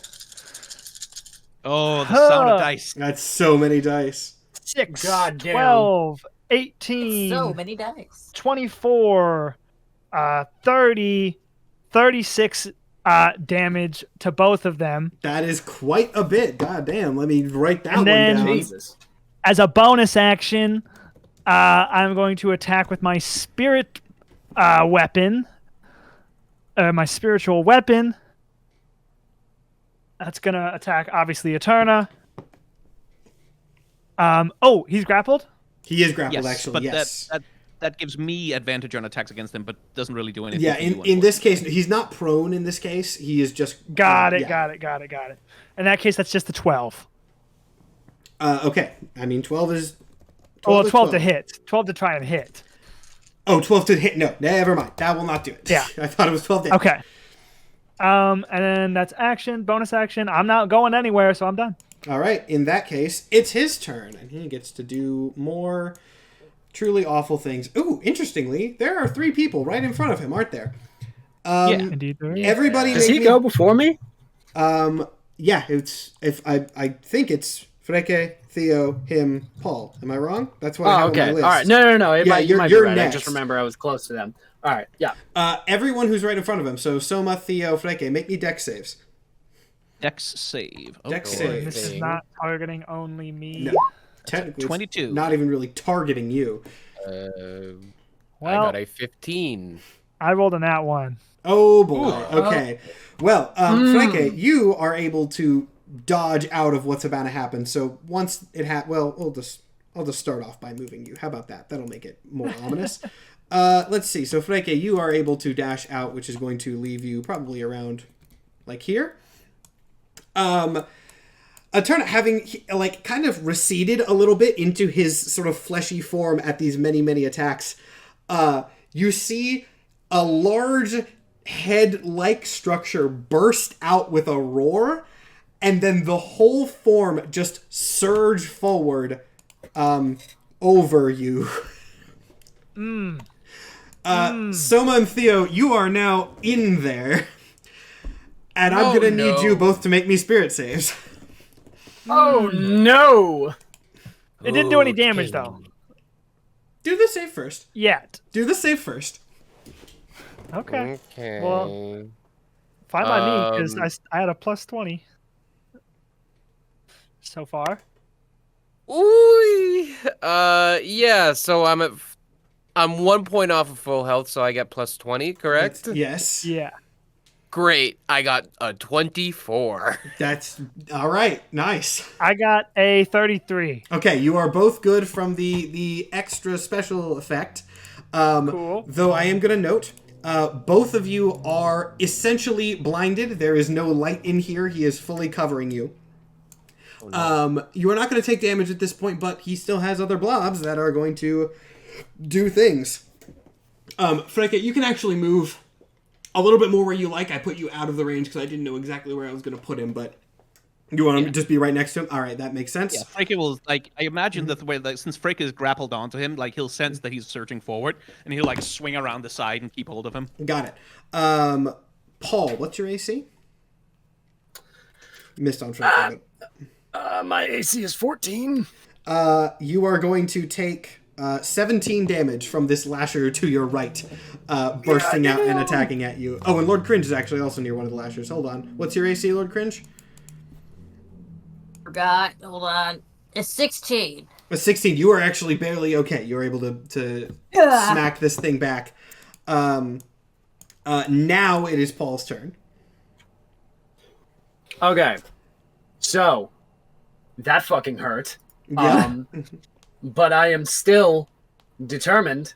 It has only failed me twice so far. I'm gonna try and possess this here lasher in front of me. Gonna be an interesting idea. This is a bad plan, but so far all of them have been. What check do I need to do for that? Give me a good Constitution check. Good constitution Make it check good, somewhere. please. Please. It doesn't sound good. No, it wasn't. That's a 12. No, that's not gonna work. No, I imagined it isn't. Well, that there was an action. Yep. You have any bonus actions? You got any? You're a rogue. You might have something. Yeah, as a bonus action as a rogue, Yeah. wouldn't you, depending on how many levels you have, you should be able to disengage or... Yeah, or dash. I can disengage. disengage. Granted, by your cunning action, make a slide. I got a plan. He's playing right into my schemes now. That's good. That's good. We're okay. Probably. Yeah, Maybe. I am going to disengage the fuck out of this thing because that didn't work. And I am going to. How far is that? Yeah, I can do that. I'm gonna jump over here. Also, real To quick get the note fuck away. for chat. This one might run a little bit longer. I'll try to keep it tight. But we started late. We had tech issues. Most of the delays will be edited out of the VOD. So the VOD will be closer to normal length. But just for note, this one might run a little long. I'm sorry, that out of my And hands. it's the end of the year finale. It also is the end Yeah, of the year we're gonna be finale. gone for like a month and a half. We have the special presentation next week, but that is a little bit different. So anyway, continue. Or did I miss a roll result? Paul moved, and I think that's... Oh, was that? Okay, sorry. In that case, Paul, you are out back to safety, so it is NPCs. Let's see. They are just going to continue doing damage at this point. If they have any notes to do. Damage is going to happen. Actually, Andy's going to say, so if Paul is going back, as he's kind of shooting fireballs at this thing, she's going to turn to the ghost that is manifested next to her and goes, so what was that you that disabled him? What was all that? We only saw part of it from in here. Found the hub. Took control of ARM. No more hub. That's good. So I'm taking it that is the hub. Now the big one is whatever the hub has been moved to. Looks at it. Kill the soul. Kill the mind. Kill the monster. You were quite scary. Seems like a good plan. Yes. And then they're going to keep attacking. They both do damage, which I have tracked. Hell yeah. And then that loops back around to, interestingly, our first person who is currently within the mass, Soma. Good luck. Now, I note that I have covered your characters with this, and you cannot see them. That's intentional. It is pitch black in here. Well, I assume I'm at least, like, back-to-back or can otherwise suss out where Theo is physically so that I can slash and hit flesh mass and not him to try to cut my way out. Give me a perception check for that. It's not going to be a particularly hard one, but give me a perception check for that. Ooh, I got an 8. An 8? An 8? An 8. Okay. Yeah, you actually you can figure out where like Theo is and where this sort of you can get an idea. You kind of back up and you can feel the form. You can see my two glowing eyes. All right, if I hit you again, this one's on me. So sorry. And we roll to attack. Reckless attack. That's a 21 to hit. Theo, what's your AC? 19. Well, that's where the attack is going. I'm gonna. That was not a good enough perception check to beat the deception check he did. So yeah, you slash out whatever the damage is. You hit Theo, and then you feel what you thought was the form of Theo behind you retract back into the sort of dome, as it was a tendril that he had roughly shaped into the body. Cousin! Yeah, I know. Maybe I should have figured some shit out. This sucks. You know what? He's gonna stab up. His next attack is gonna be upward. Smart. I like that. Yeah, you don't even have to do a roll for that. That's smart. Do the damage for Theo. I don't know if you actually rolled that, but you do hit him. Can I roll to see if one of them is a 20? I should have. They weren't. It doesn't matter. You will have to roll to hit still. You won't have to roll to see if you can pinpoint like a thing. Yeah.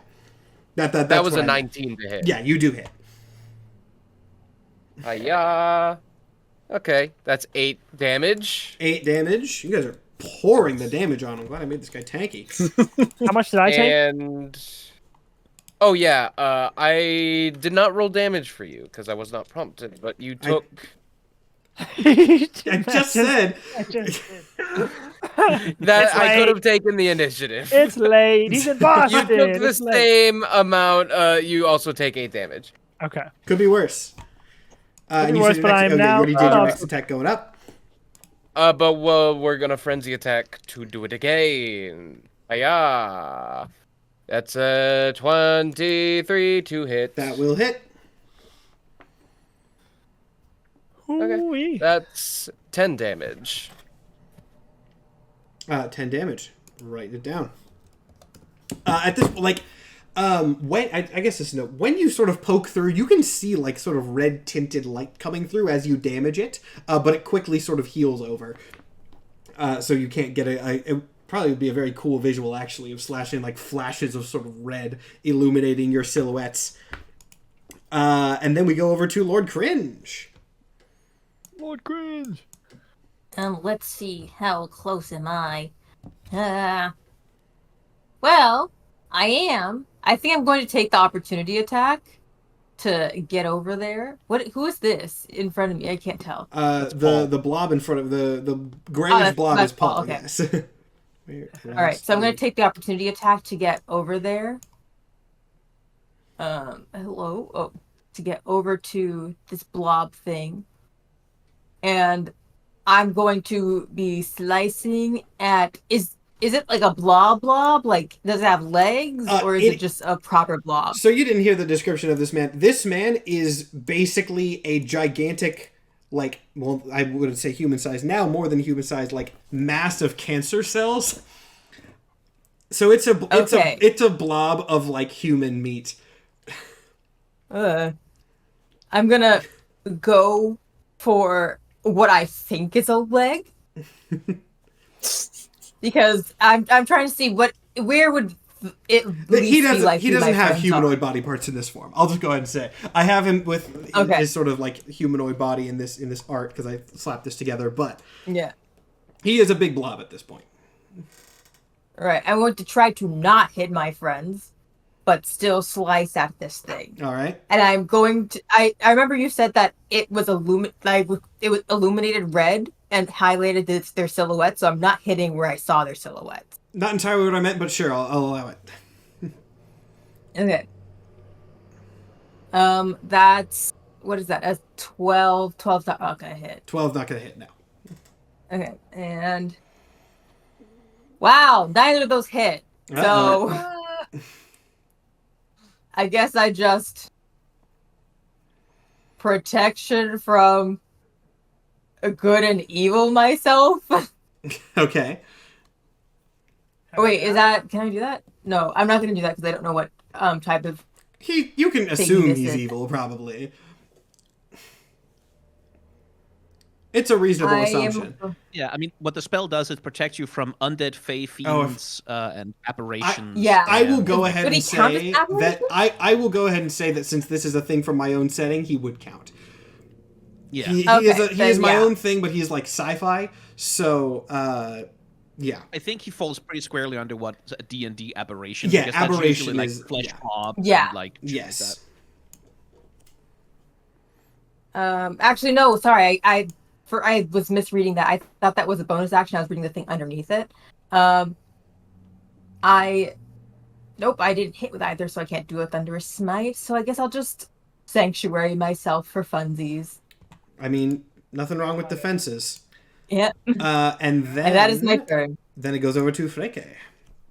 Yeah, and he is just gonna keep doing what tearing Freke does. Tearing people up.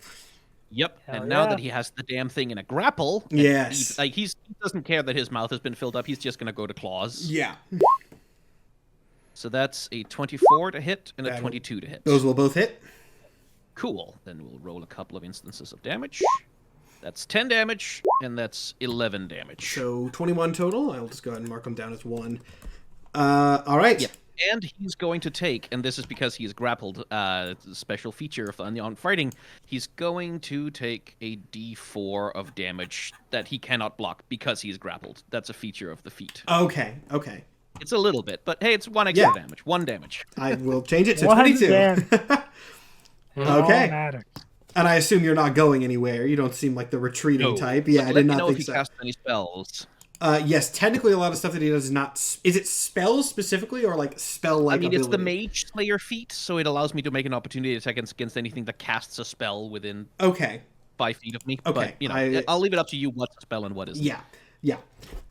In that case, does it... No. Theo, you've got a shot to try to break out of this dome before it's his turn again. I would love to make an insight check on if this guy... This is all like semantics, but would this guy be immune to necrotic damage?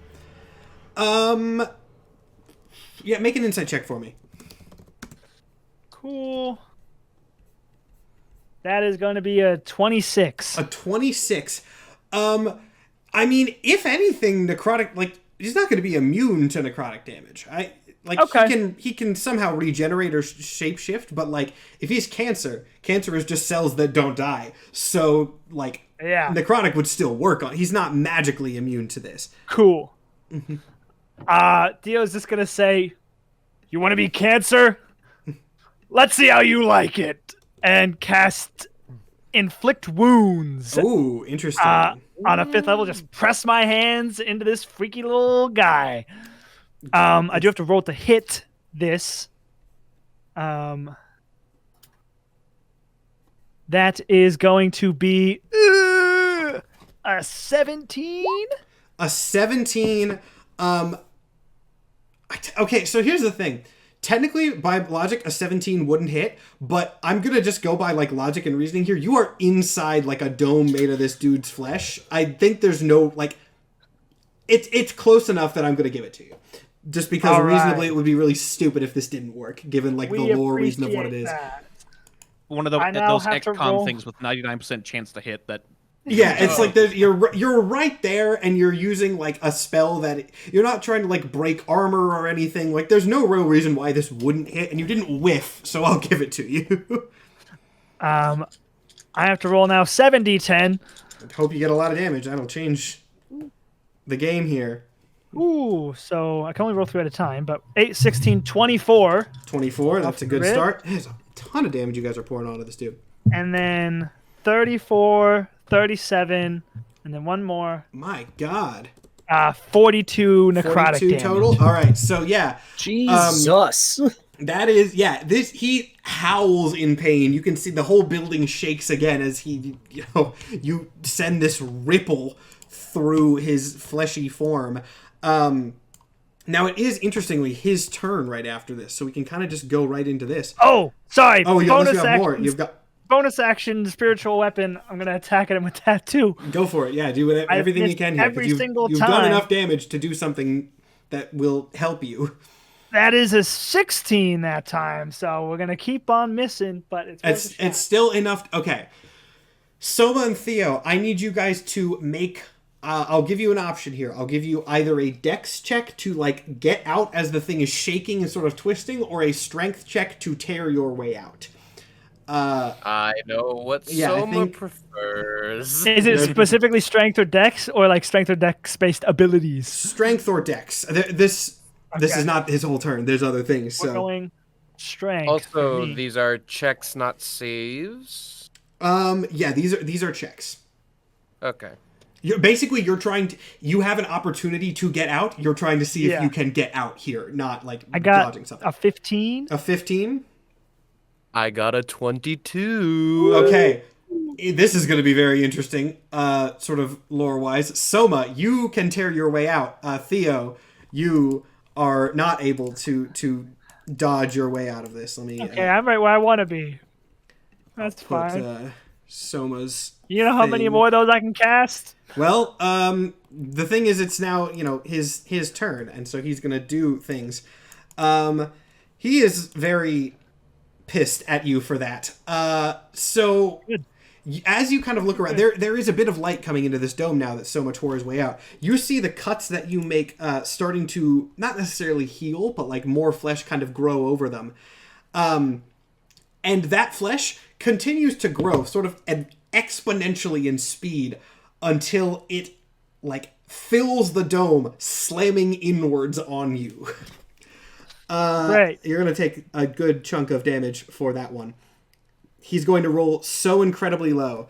So I would not actually worry as much as you would think. Take 12 damage off that. And then do a 12 spirit damage. save for me. That would be my first damage I took if my cousin hadn't chopped Yeah. away 16. Yeah, you're lucky All that, right, that he's rolling so low and you guys are throwing so much damage on him. So I have to make a spirit save. Spirit save as well, Let it though, be yes. known And he's still not that- done, but... Again, because of my cousin. Yep. I now only have a plus 15 to this. A total of, 16 physical damage is not the worst I've done to you in our lives. Ooh, I get to do You know- another fun ability here, actually. All right, 15. Here we go. Plus 15. I got a 27. Okay, you're fine. Now, Lord Cringe and Soma, make me dex saves. I'm no longer blinded to it. You are no longer blinded. Thank God, because one of those was a 2. The other one's a 15. A 17. Okay. Well, do I have the... Yes, I do have this correct. So, as he continues to rage, one of the blobs off on the side suddenly extends and slams across this place, basically becoming like a net of flesh that has engulfed a good chunk of this. You are both going to get hit by that. And he... Oh, well. Not actually too bad. 12 damage on Lord Cringe, 15 damage on Soma. And then his tendrils are still going to attack. He does so many things because he's a gigantic cancer mass. Freke, what's your AC again? 16. 16. 14 damage for you. And, what type? This will be bludgeoning because this is so less damage for you because this is one of the tendrils. And then Paul, your AC? My AC is 14. 14? Okay, he actually does not hit you with the tendril. Wow. I land in one of the only gaps in it. Yeah, seriously. I should also say, now you will note that Lord Cringe and Lord Cringe and Soma, your things are also under this. You guys are also pinned by this sort of web that has extended across, which you will have to deal with on your turn. But Paul is next. Okay, I fucked it up last time, but I really only have one thing because I am a rogue and a goddamn warlock with weak-ass attacks. So, I have one play, and it's take this motherfucker over. So I'm gonna grab a tentacle and try again. It worked great last time. Go again. Absolutely. That doesn't look great. Oh no. That's a 2. Almost disastrous. Not in but that one. Not an out one. With it was my a waste, addition, that's not a 4. tragedy. We'll phrase it that way. Yeah. That would be a 4. Absolutely no, that did not help at all. Oh no, the 2 definitely didn't, but the 4 will. No. Oh, why did you say so? Yeah, definitely. Yeah, again, probably a good idea for me to get the fuck away from this thing now. Disengage. And I'm gonna go over here. And fuck and run. That makes sense. That's kind of where I'm going. That makes sense. Okay. NPCs. Actually, now that you've been they're gonna try to help you out a little bit, Paul. They like you, so they're gonna kind of come to cover you here. Just sort of giving Paul some cover as he retreats. Thank God. And then Lord Cringe. No, not Lord Cringe. Soma. Sorry, I'm mixing up my initiative order. Soma's up. Hooray! Well, Well, You are yeah, you're still pinned under this thing. It's a slightly different situation. You're actually less pinned under and more caught in it, kind of Spider-Man webbing style. I'm not blinded. Am I blinded still? No. Okay. Then, very obviously not in a way that's gonna hit Lord Cringe. We're gonna slash at the webbing and attempt to escape. Let's see if you get a nat 1. And this is an attack roll with the reckless attack. Hiya. Yeah, that's a dirty 20. Yeah, that'll do. Okay. Thank God. love it. Cringe, are you low on And health that- right now? No, but I just didn't want him to accidentally crit on me. Yeah, that would be bad. Fair. That's a 12. 12 12? damage, I should say. Okay. That does hit. Well, actually. And Ooh, we'll- wait. This will be. We're almost at a thing. Oh. Well, we're gonna do it again. What you Hiya. will do could be very interesting. That's another dirty 20. Another dirty yeah. 20. Hell Only that yeah. damage. Nice. That's 11 damage. 11 damage. Okay, that is actually enough. So you sever this thing, and it snaps back to the other side. You cut it completely, freeing Lord Cringe as well. But as you do this, You feel the entire room around you shake as he roars in pain once again, and starts to essentially expand even further. Stop expanding. What Stop the expanding. Stop! Yeah, all of the other blobs get sort of absorbed into this mass. You are now, for the rest of this, fighting the room. For all intents and Right. purposes. Everything is in range of everything, which that has its pros and cons. Well, we still have frenzy He's attack. gonna blow. He's gonna blow. Not on my watch, and I'm gonna stab the floor. Stab that floor. Oh man. That's 19 to hit. 19 will hit. Would be a big problem if I couldn't hit the floor. Oh yeah, the AC is also lower. And that's 10 damage. We went 12, 10 11, damage. There you go. Is that yours? Are you moving anywhere? 10. That is... what's the point? The I was room is the wondering. monster. I stay where I am in Lord Cringe's... Lord Cringe? What's the... The aura auras. thing. Yes, Lord Yes. Cringe is also up now then. Oh. Ugh. That's right. I am up. It is my turn for redemption. I too will stab. Oh, the hold floor. on. I'm sorry. I missed something. Soma, give me a Constitution save. Oh, sick. Awesome. Love that. Awesome. Love that news. Sorry, it's Super just cool a news. little thing I forgot. Hiya! Okay, good. That's a 23. Okay, you're fine. Lord Cringe. I don't like that. I don't like that at all. That was bad. Yeah, it feels bad Right. to just pass the buck off. Someone else is gonna find out what that does, I guess. Right? Yeah. Right? There's a mechanic Should I here. I'm not not just stab being the mean. floor? There's a mechanic. Ah. All right, that's an 18. That'll hit. And that was a nat 20 That'll hit. on my second attack. Oh. Woo! Woo! All right, I'm gonna do the first damage first. That is 2d6 plus 3, which is 10. But I'm gonna throw I think I will throw. Yeah, I'll throw a second level smite on that because I hit. That's going to be 2d8 plus 2, right? Yeah. That sounds right. And Yeah, it's a natural 2d8. 20, so that's a crit, right? Well, that's my second attack I crit on. I'm doing my first attack damage first. There's a lot that's gonna happen in this turn, basically. Yeah. Yeah, it's 2d8 extra damage. Per each spell slot. So it's actually 3d8 because I'm doing a second level. So that's 3 plus 8 is 11. Plus 8 again is 19. Plus 4 is, oh my god, 21? 23.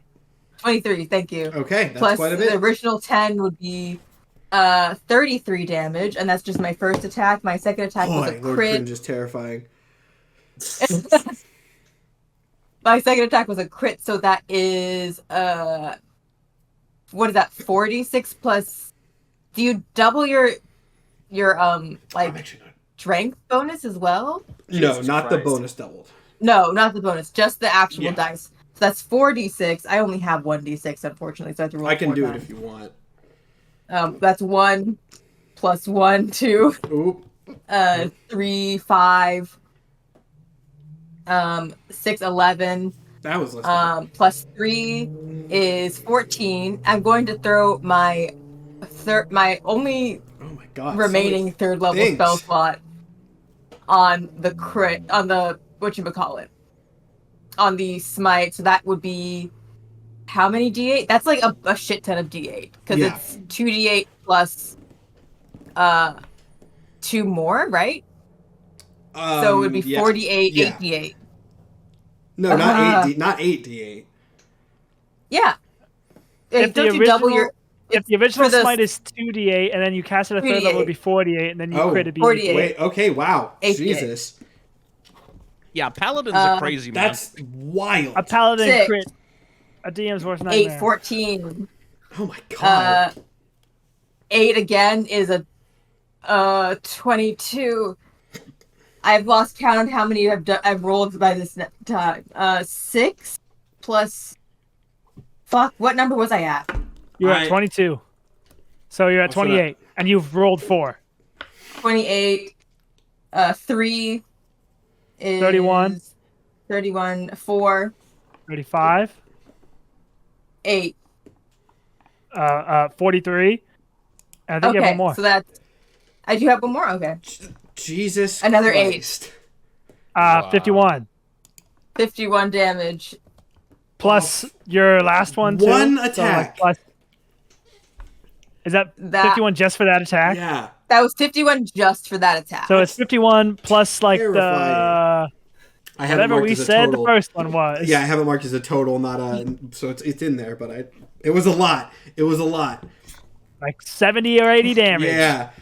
Yeah. Boy, well that sped things up a little bit, but we're not done yet. Oh, that's Lord Cringe doing cringe. How is he not dead?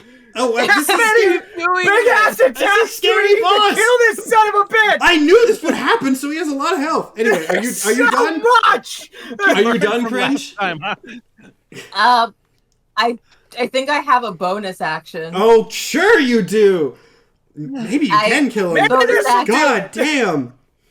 Where is Theo? I can see him, right? Yeah. Yeah. It's probably a little hard to see, but you can parse people out. I say, H.A.D.E.S, avenge your family. And that's my healing word. Oh wow. How much do I heal? If that's your turn, man. I had a whole 1. You heal 1. 1 plus. There's a whole mechanic He for used this all of his phase. energy on the big ass attack that did fuck all. That's... Wow. There was a 1 whole plus mechanic 0. for this phase, and I don't think you're gonna figure it Thank out you. because the damage has been so fast. Lord Cringe, you do have to make a con save. Oh crap! I'm afraid. Oh no! I'm so afraid. It does 80 damage. Oh no, I'm afraid. Oh, no. I'm so terrified. Okay. That's a 23. I really should have made this one harder. Oh my god. Okay. Shut the fuck up, Matt! This fucking fight's been going on for an hour! Yeah, I know, What but do you that's mean why- this shit to be harder? Well, it's not going to go on for long. Frankie might kill him here. My god. Incredible. Freck's turn? And that is my turn. Frankie's turn. Yes. Jesus Yes, Christ. well, having been deprived of a specific target to attack, Freke is now Yeah. just gonna kill the room. I hate architecture. Fuck this building. there was Eat the floor. a mechanic. 31, and that's a critical. Okay. Oh my god. I think at this point you don't even have to roll damage. What a wild shift in the last 12 2 damage, turns. and then I truly did not expect Momo to do like 80 in a turn. That's yeah, I mean, for what insane. it's But worth, hey, I I just did rolled another crazy 30 well. damage. Christ almighty, Lord Cringe comes in with that. This is an unscripted show. Sometimes those things happen. Okay. What was your damage, Sky? God.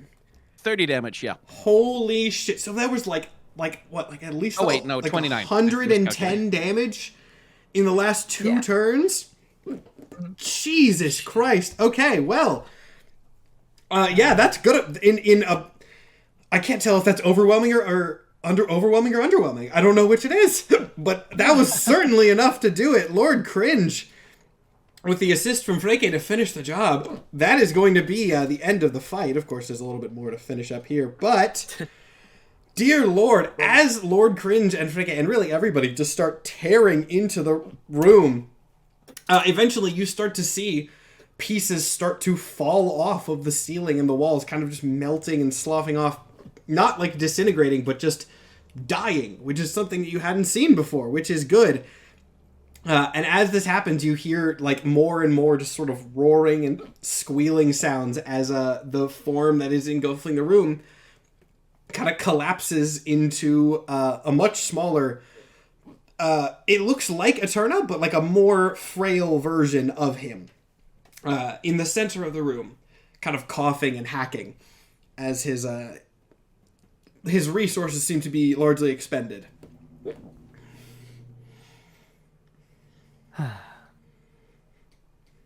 It's over. It's not over. It's never over. Just over this time. Sure. Inflict wounds. Just a little rest today. Yeah.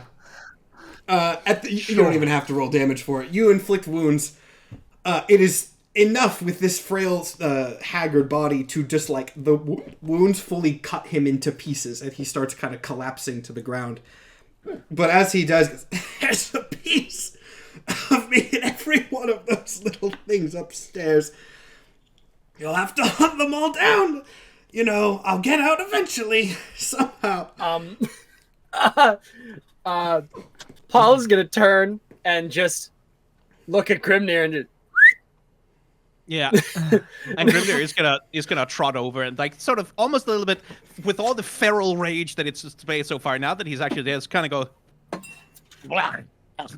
and then like eventually sort of consent to consuming what's left of Eternum's body. And then whatever else you can feel in the building. Yeah. You consume the body. And as you do, there's a brief pause as you eat this form. And then suddenly, from all around you, you hear a piercing just noise. It sounds like voices, but not like a scream or a wail, just voices in a way that you can't parse from all of the pieces around. And then all of the danger clears. The danger is gone. If you want to figure out exactly what that was, you can roll me an Arcana check. Probably not Grimnir, because Grimnir just got back, but... Yeah, Grimnir is gonna like emerge like with sort of a bit of flesh halfway sticking out and speak like, good God. I got a 16. A 16? That actually makes some level of sense. That's enough, so Paul could relay this. Paul, that seemed to be some sort of the simulations, like, not necessarily dying, but shutting down, being released. Whatever souls were in this network are not there anymore, but they're not anywhere. Anything that was in this network has crumbled at this point, with Eterna along with it, which H.A.D.E.S, if your family was also in this network, which you don't know for sure, essentially anything that was in this network probably was only being sustained by Eterna's consciousness. So I'm the one who figured that out, right? Unless, I mean, I said it because you were enough. If anyone else wants to roll Arcana to try to figure it out, but yeah. Theo, you want to make your own roll? Because I'm not sure I I got want to. one. Okay, okay, cool. I'm just gonna say the souls got released, and leave it at that.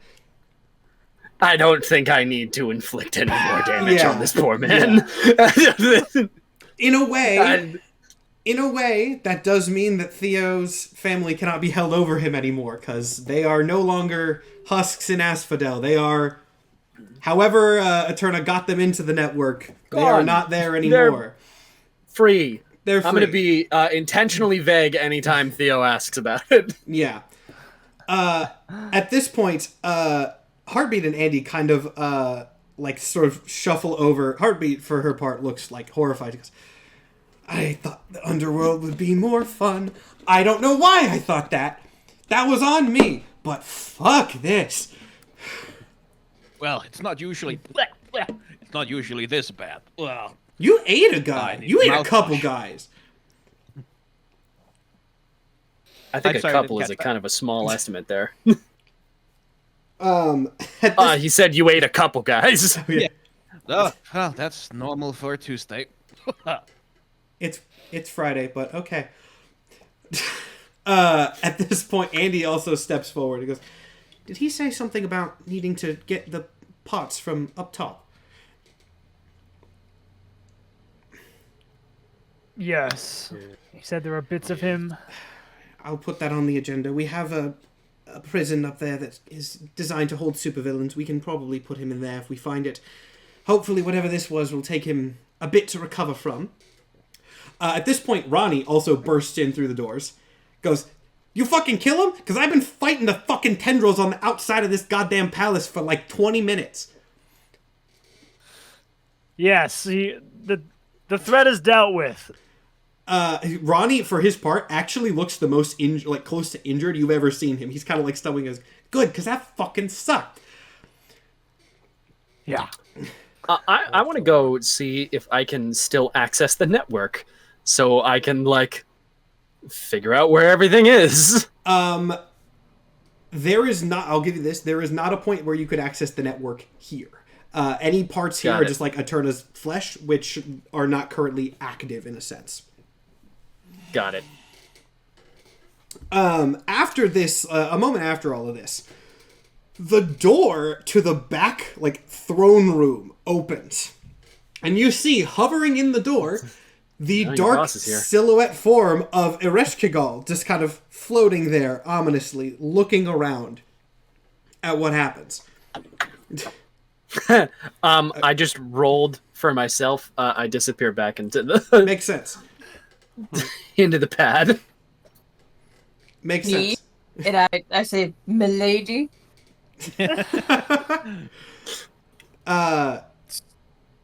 Eventually her gaze drifts over to Soma, who is, as she sees it, in charge here, whether that's the case or not. Messily as it may have happened, it has been handled. She nods and retreats back into the throne room. And the door closes behind her. You dealt with it. Oh, I hate work meetings. You dealt with it. Congratulations. At this point, Ronnie kind of like slumps up against a wall, sort of leaning on that and his oar, and goes, Jesus fucking Christ, I did not think that was a whole fucking hell. Theo's just on his back. Yep. He was standing. He didn't get proned, but he's just lying down. He goes, yeah. Nobody fucking died, which, that was good. I'm surprised. Yeah. You guys were constantly You hear roll well. Crimea, in my- you hear a little buzz on your pad, and just the text on the front of it just says, "We're all dead." Shut Question the mark. Fuck up. I need a fucking I vacation. had my backpack, my rolly backpack in sports mode, having like the straps on my back, so I take it off and I reach into my satchel, like not the satchel, the actual bag part, and I pull out multiple box sets of One Piece, and I say, I have something that I think will make us all feel better. One Piece from episode 1 all the way to episode 4765. Ronnie. And there's like, oh, One Piece, I heard of that. That's the pirate show, yes. The hacking, Yeah. the hacking thing turns off. Yeah. Hello? Hello, Paul? Hello?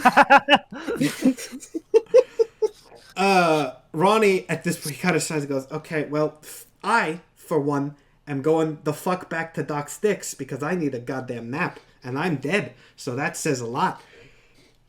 Who's coming with? I'll join you. You have mouthwash back there, right? I can fucking find something. How's that shit taste? You sure you want to spit any of that out, bud?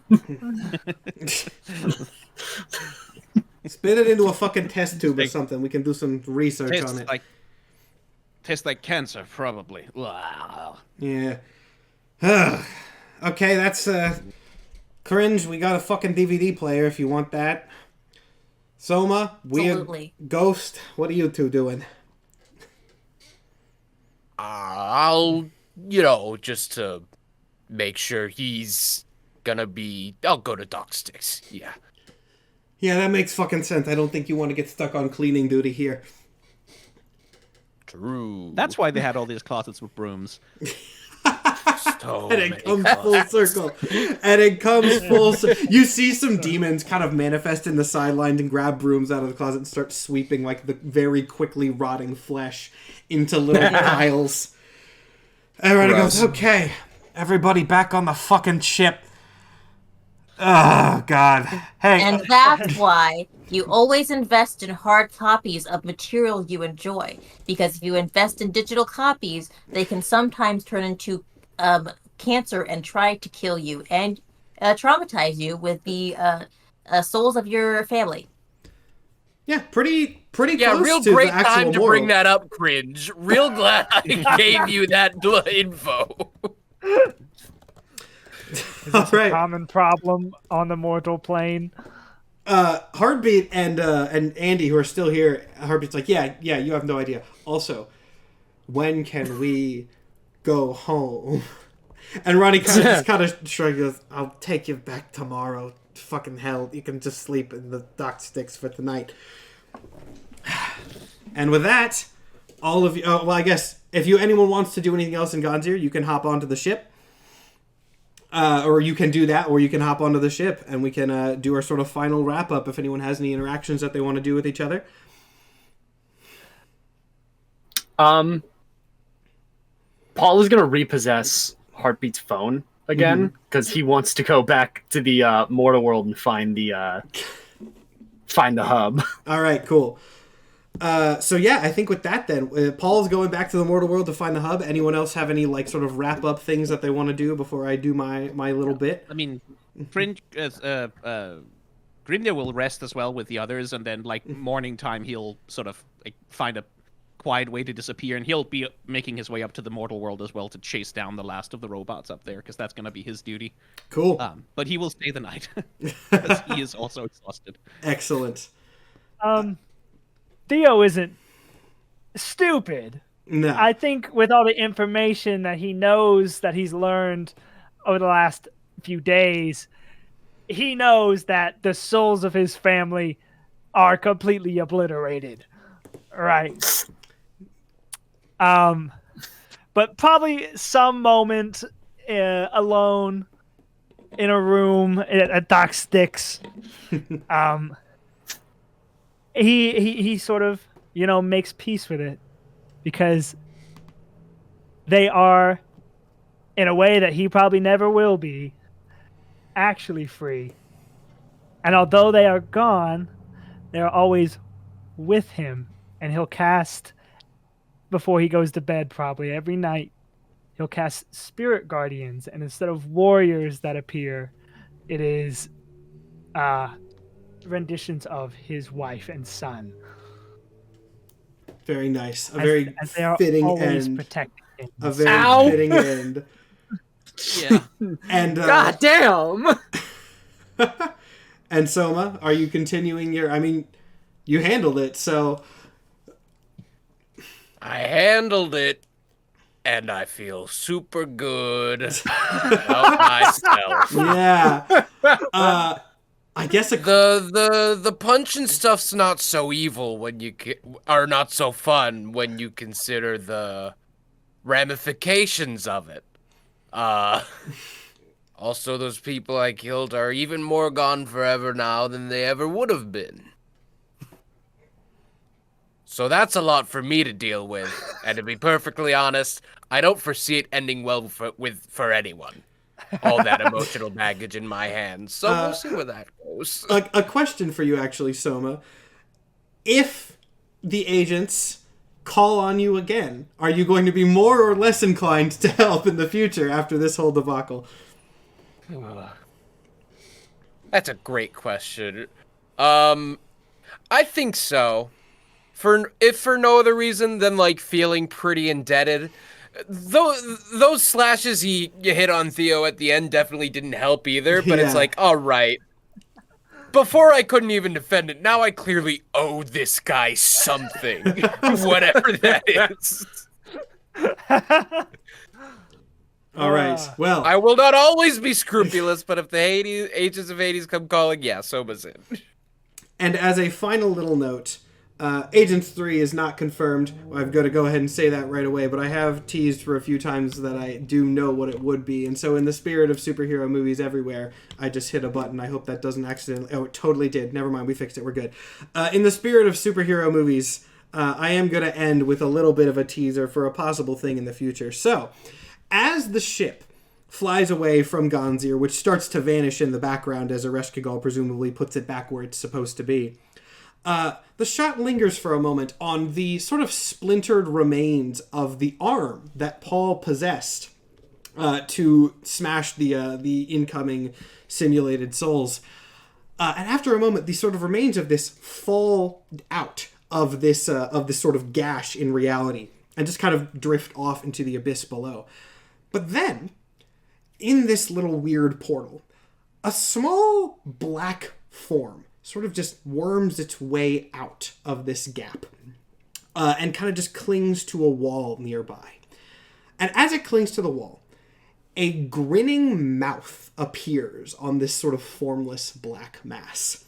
And as the shot zooms into this grinning mouth, the mouth snaps open, revealing inside a singular, unblinking eye.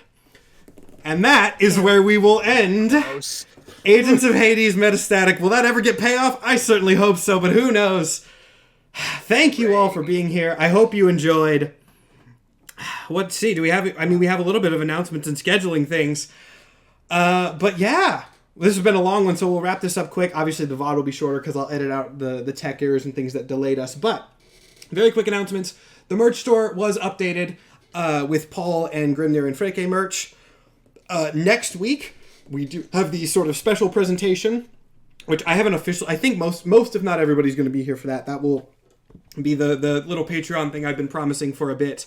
It will be a fun time for all, so do come to that if you can. But that will be the final D&Dorks episode for the year.